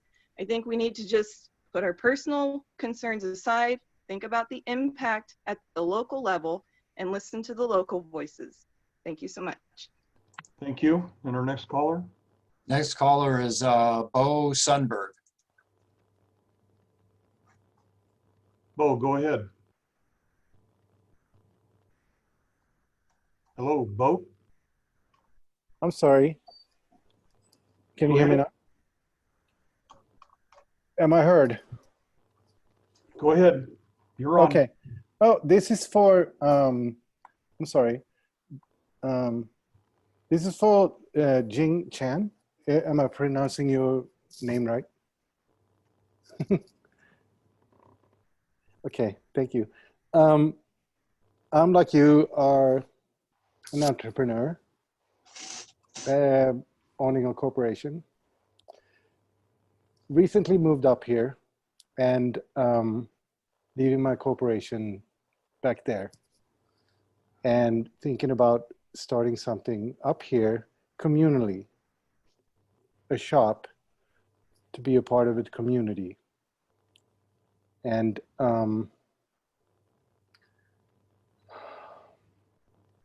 I feel like you are like expanding, correct?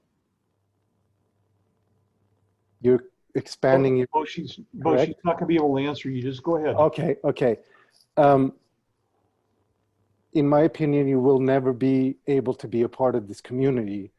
And I think, and I believe the people of this community want to feel that. And I, as you, as an entrepreneur, you won't be able to be here, be a part of that community because you have too much in hand. And I'm going to stop there. And that's my point. But I respect what you're doing. Thank you. Thank you. And our next caller. Mr. Chairman, it looks like our next caller is our last caller, Mr. Tom Cumpston. Okay. Tom, go ahead. Good evening. I am a local, so you get to hear my local voice. I'm also a PDA member, and I am in favor of the therapy stores. What a spectacle we've had tonight with this project. One after another, Placerville's rugged, independent Main Street capitalists have come to you asking for protection. Whether they admit it or not, they want you, the government, to shield their businesses from competition in the free market. My hometown used to celebrate risk-taking and success in business. Isn't that what made Tom Rayleigh and Thomas Kincaid rich and famous? Should we evict the Kincaid Gallery from Main Street since you can buy his art in hundreds of places? Is Rayleigh's no longer welcome in town because that family-owned business has committed the sin of success? If Lobos Del Mar and Sierra Mountain Outdoors, who currently have 2 storefronts each, expand into 3 more cities, are they no longer suitable for our Main Street? Do I need to start boycotting Round Table Pizza? Let's get real. Therapy Stores is a mom and pop business that was built by an immigrant from the ground up. 26 years on, they've grown to 11 storefronts and they rest on a bedrock of loyal employees and customers. For crying out loud. That's not unfair and it's not evil. It's the American dream. We should be celebrating it, not trying to keep it out of our town. Therapy will fill a chasm that was left in Main Street by Cumbelip's closure, and nothing else will, frankly. I commend Mrs. Cumbelic-Roll for finding such a worthy successor. She recognized, and we should too, that therapy is not a threat to downtown, they're a catch for downtown. Don't take my word for it. Here's what merchants in their other locations say. The Elmwood Business Association, a charming complement to our unique neighborhood shopping experience. Mountain View Downtown Business Association, therapy has been wonderful neighbors. We feel fortunate to have therapy in our downtown. Pleasanton Downtown Association, therapy is a great member of our community here in downtown Pleasanton. Valencia Corridor Merchants Association, I heartily endorse adding therapy to any merchant group. St. John's Boosters Business Association, their team has worked hard to reach out to the community, get to know the community members and their business, and recommend local businesses to others. We think they would be a great addition to any community. The Solano Avenue Association, knowing what we desire on Solano Avenue, it's safe to say that we support their location in Placerville. Tom, it is an you have excellent 30 opportunity for all seconds. parties. I'll go faster. Laurel District Association, I believe therapy would be a great addition to any downtown, small or large. The Folsom Historic District Association, 728 is one of our oldest buildings on Sutter Street. We are pleased the new owners are treating it with such care and have brought new retail to historic Folsom. Therapy stores have already been an asset to our district in the 4 months that they've been open. Those are the words of the business people who've actually worked with and competed against therapy. Tom, That means thank you you. can trust what they have to say. Your time's up. So do what's right for this downtown and this applicant and welcome them to our community. Thank you. Thank you. Okay, that brings us to the conclusion of our public hearing tonight. I hereby close the public hearing portion. We will continue this meeting on the 1st of December. Can't wait. For being with us tonight.